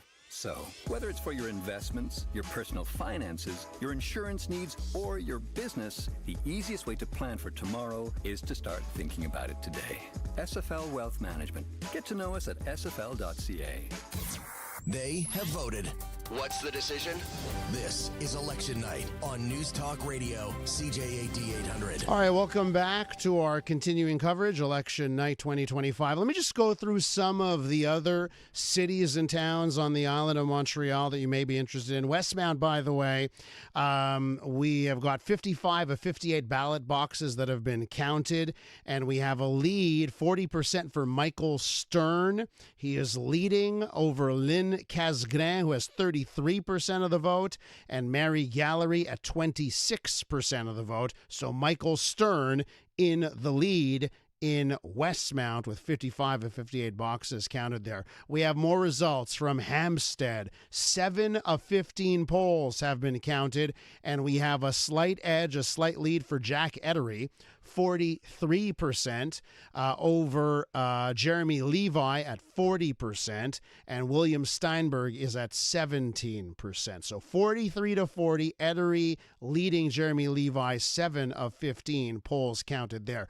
Côte St. Luc, a nail biter, 73 of 87 polling stations reporting here, and it's 48.86 for Mitchell Brownstein to 48.24 for David Tordman. So 48-48. My goodness, is it close there in Côte St. Luc? And as I go down here as well, just a couple of other, Dorval, we have 62 of 67 polls reporting.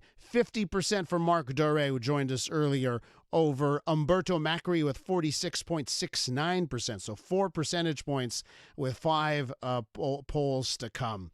Boy, a lot of tight races. One race that was not tight in Brassard, currently leading with 77% of the vote. It's Doreen Assad running for mayor for the third time here, part of Brassard Together. Mayor Assad, welcome to the program. I'm so happy to be here. Thank you. Now, have you declared victory here? Have your competitors conceded at this point? I don't know if they've officially declared it, but I am the mayor for the next 4 years, thanks to Brassard citizens. So why do you think it was such a decisive victory for you? That's a good question. Honestly, I think they saw that I was on the ground, accessible, available, and we gained so many amazing gains during this mandate. I mean, just to be able to have the collaboration with Longueuil, bring the police station on Boulevard Milan, it was a huge coup for the city.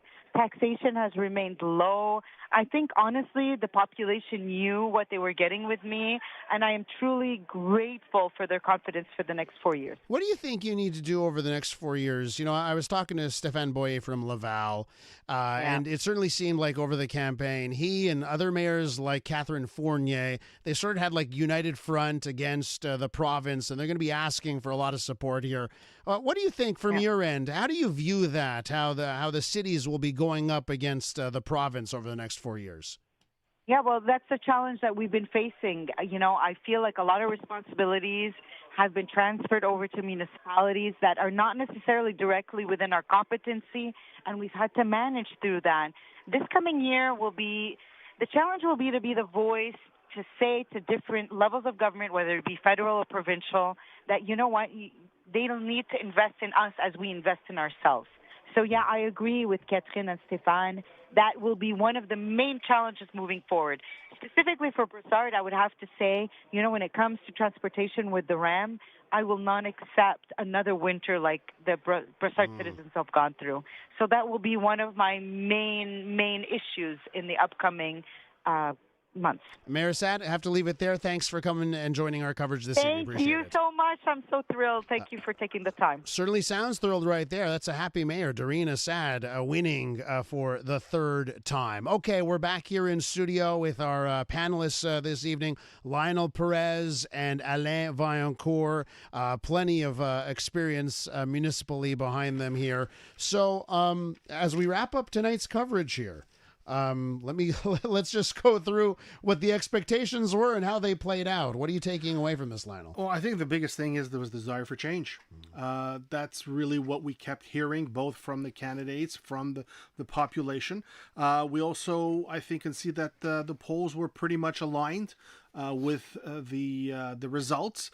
I think we could also notice that Transition Montréal will likely have played some kind of spoiler role for Projet Montréal city councillor positions. The exact ones, some of them are so close we don't even know. Yeah. But when you take the Transition Montréal vote candidate and you add it to the Projet Montréal, it's clear that otherwise that person would have made. And we're talking about Lachine, we're talking about Merci Hochelaga Maisonneuve, we're talking about Annecy-Cartierville. So these are, mayoralty, borough mayoralty positions that Projet Montréal had. So, and there's other city councils. So I think there's that. And I think, lastly, I think in terms of the campaign, there was no big promises. There was no big, pink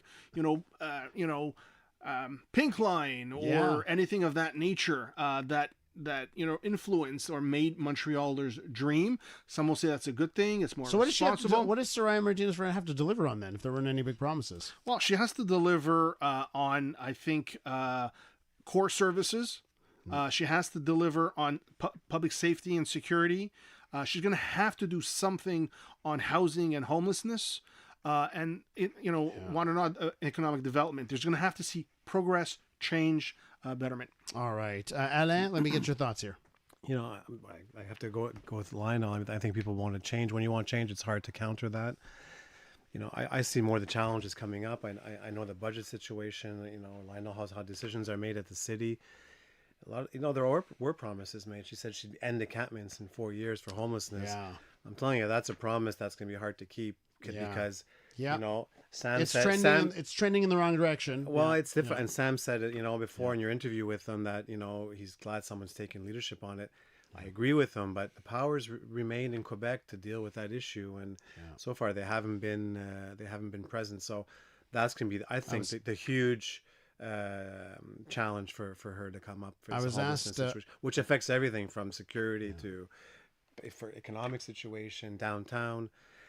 That one's going to be a tough one. I was asked about Loyola District in Côte-des-Neiges-NDG. Alexandre Teodorescu from Ensemble Montréal winning right now 40-25. Despina Surias at the 25 for Projet Montréal. Let me do one last check of our old CJAD colleague, Leslie Roberts, who, as we wrap this one up, is in the lead. 61 of 68 polling stations reporting right now, and he's got a 54% to 29% lead in the Ville-Marie riding. Okay, so that coming in.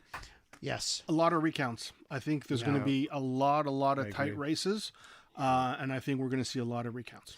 It's interesting here. This is quite the opportunity, right, for Soraya Martinez Ferrada. And of course, when you get elected, you've got a bit of runway here. Looks like she'll have a council that will be able to, govern at least to start. So that will be very interesting. Any surprises for you, by the way, as we wrap up here in a particular borough or anything? Or I have two. I wanted for Emilie and Annecy. I'm surprised. I thought she would come in stronger.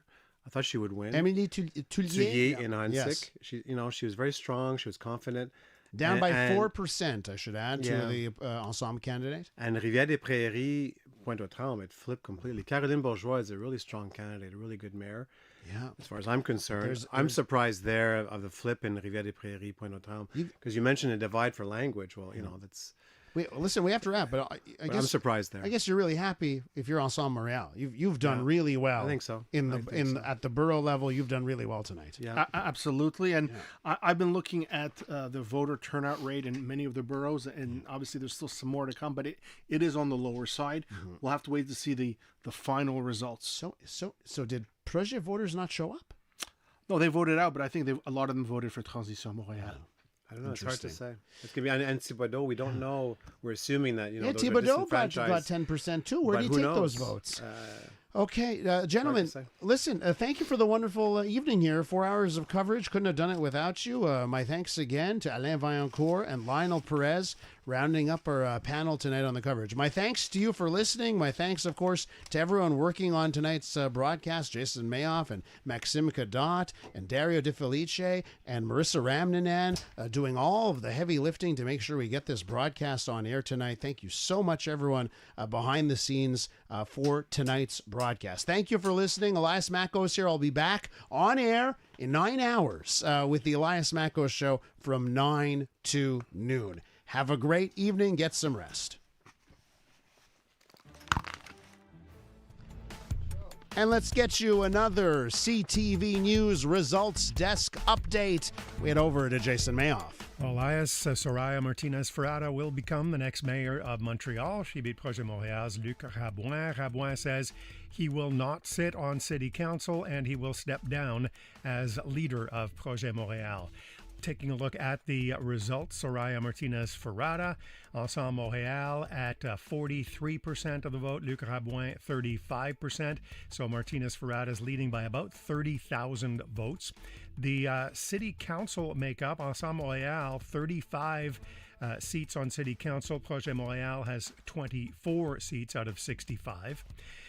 Looking at some of the boroughs, Côte-des-Neiges NDG, Stephanie Valenzuela, 51%, ahead of Gracie Kasoki Katawa at 31%. In Saint Laurent, Alan D'Souza way ahead at 75%. In Lachine, Maya Vodanovic taking the lead just slightly at 46.38% of the vote, ahead of Julie Pascal Provost, who is at 46.19% of the vote. Nancy Blanchet leading 67% in LaSalle and Verdun. Céline Audry-Beauregard is at 44%, ahead of Geneviève Desautels at 41%. In Outremont, Caroline Braun is at 68%, ahead of Alain Bakayoko at 28%. And let's take a look at the West Island. In Ile-Bizarre, Saint-Geneviève, Daniel Mirin with Projet Montréal, 54% of the vote. Doug Hurley, Ensemble Montréal, is at 46%. Some of the other races we're looking at, Longueuil incumbent Catherine Fournier, the winner with nearly 90% of the votes. Laval, Stéphane Boyer claimed victory with 59%. In Quebec City, Bruno Marchand has been re-elected mayor. In Hampstead, with 7 out of 15 polls reporting, Jack Ettery is leading 43%, ahead of Jeremy Levi at 40% and William Steinberg at 17%. In Westmount, Michael Stern, 40%, ahead of Lynn Cascarin and Mary Gallery. In Côte-Saint-Luc, Mitchell Brownstein is at 49%, just 1 point, barely 1 point ahead of David Torchman at 48%. The difference there, less than 50 votes in favor of Brownstein. In Dorval, Marc Doré at 50% ahead of Umberto Macri. In Saint-Anne-de-Bellevue, Michel Boudreau beat Paula Hawa 56% to 54%. In Pointe-Claire, John Belvedere 42%, Tim Thomas 32%, Brent Cowan 25%. Another couple of races on the West Island. In Beaconsfield, Martin Saint-Jean 45%, Gregory Orleski at 33%. And in TMR, 62% for Peter Malouf. In Hudson, Chloe Hutchinson wins with 67% of the vote. We will continue to bring you updates overnight with James Foster, and we'll have more analysis and reaction tomorrow on the Andrew Carter Morning Show starting at 5 a.m.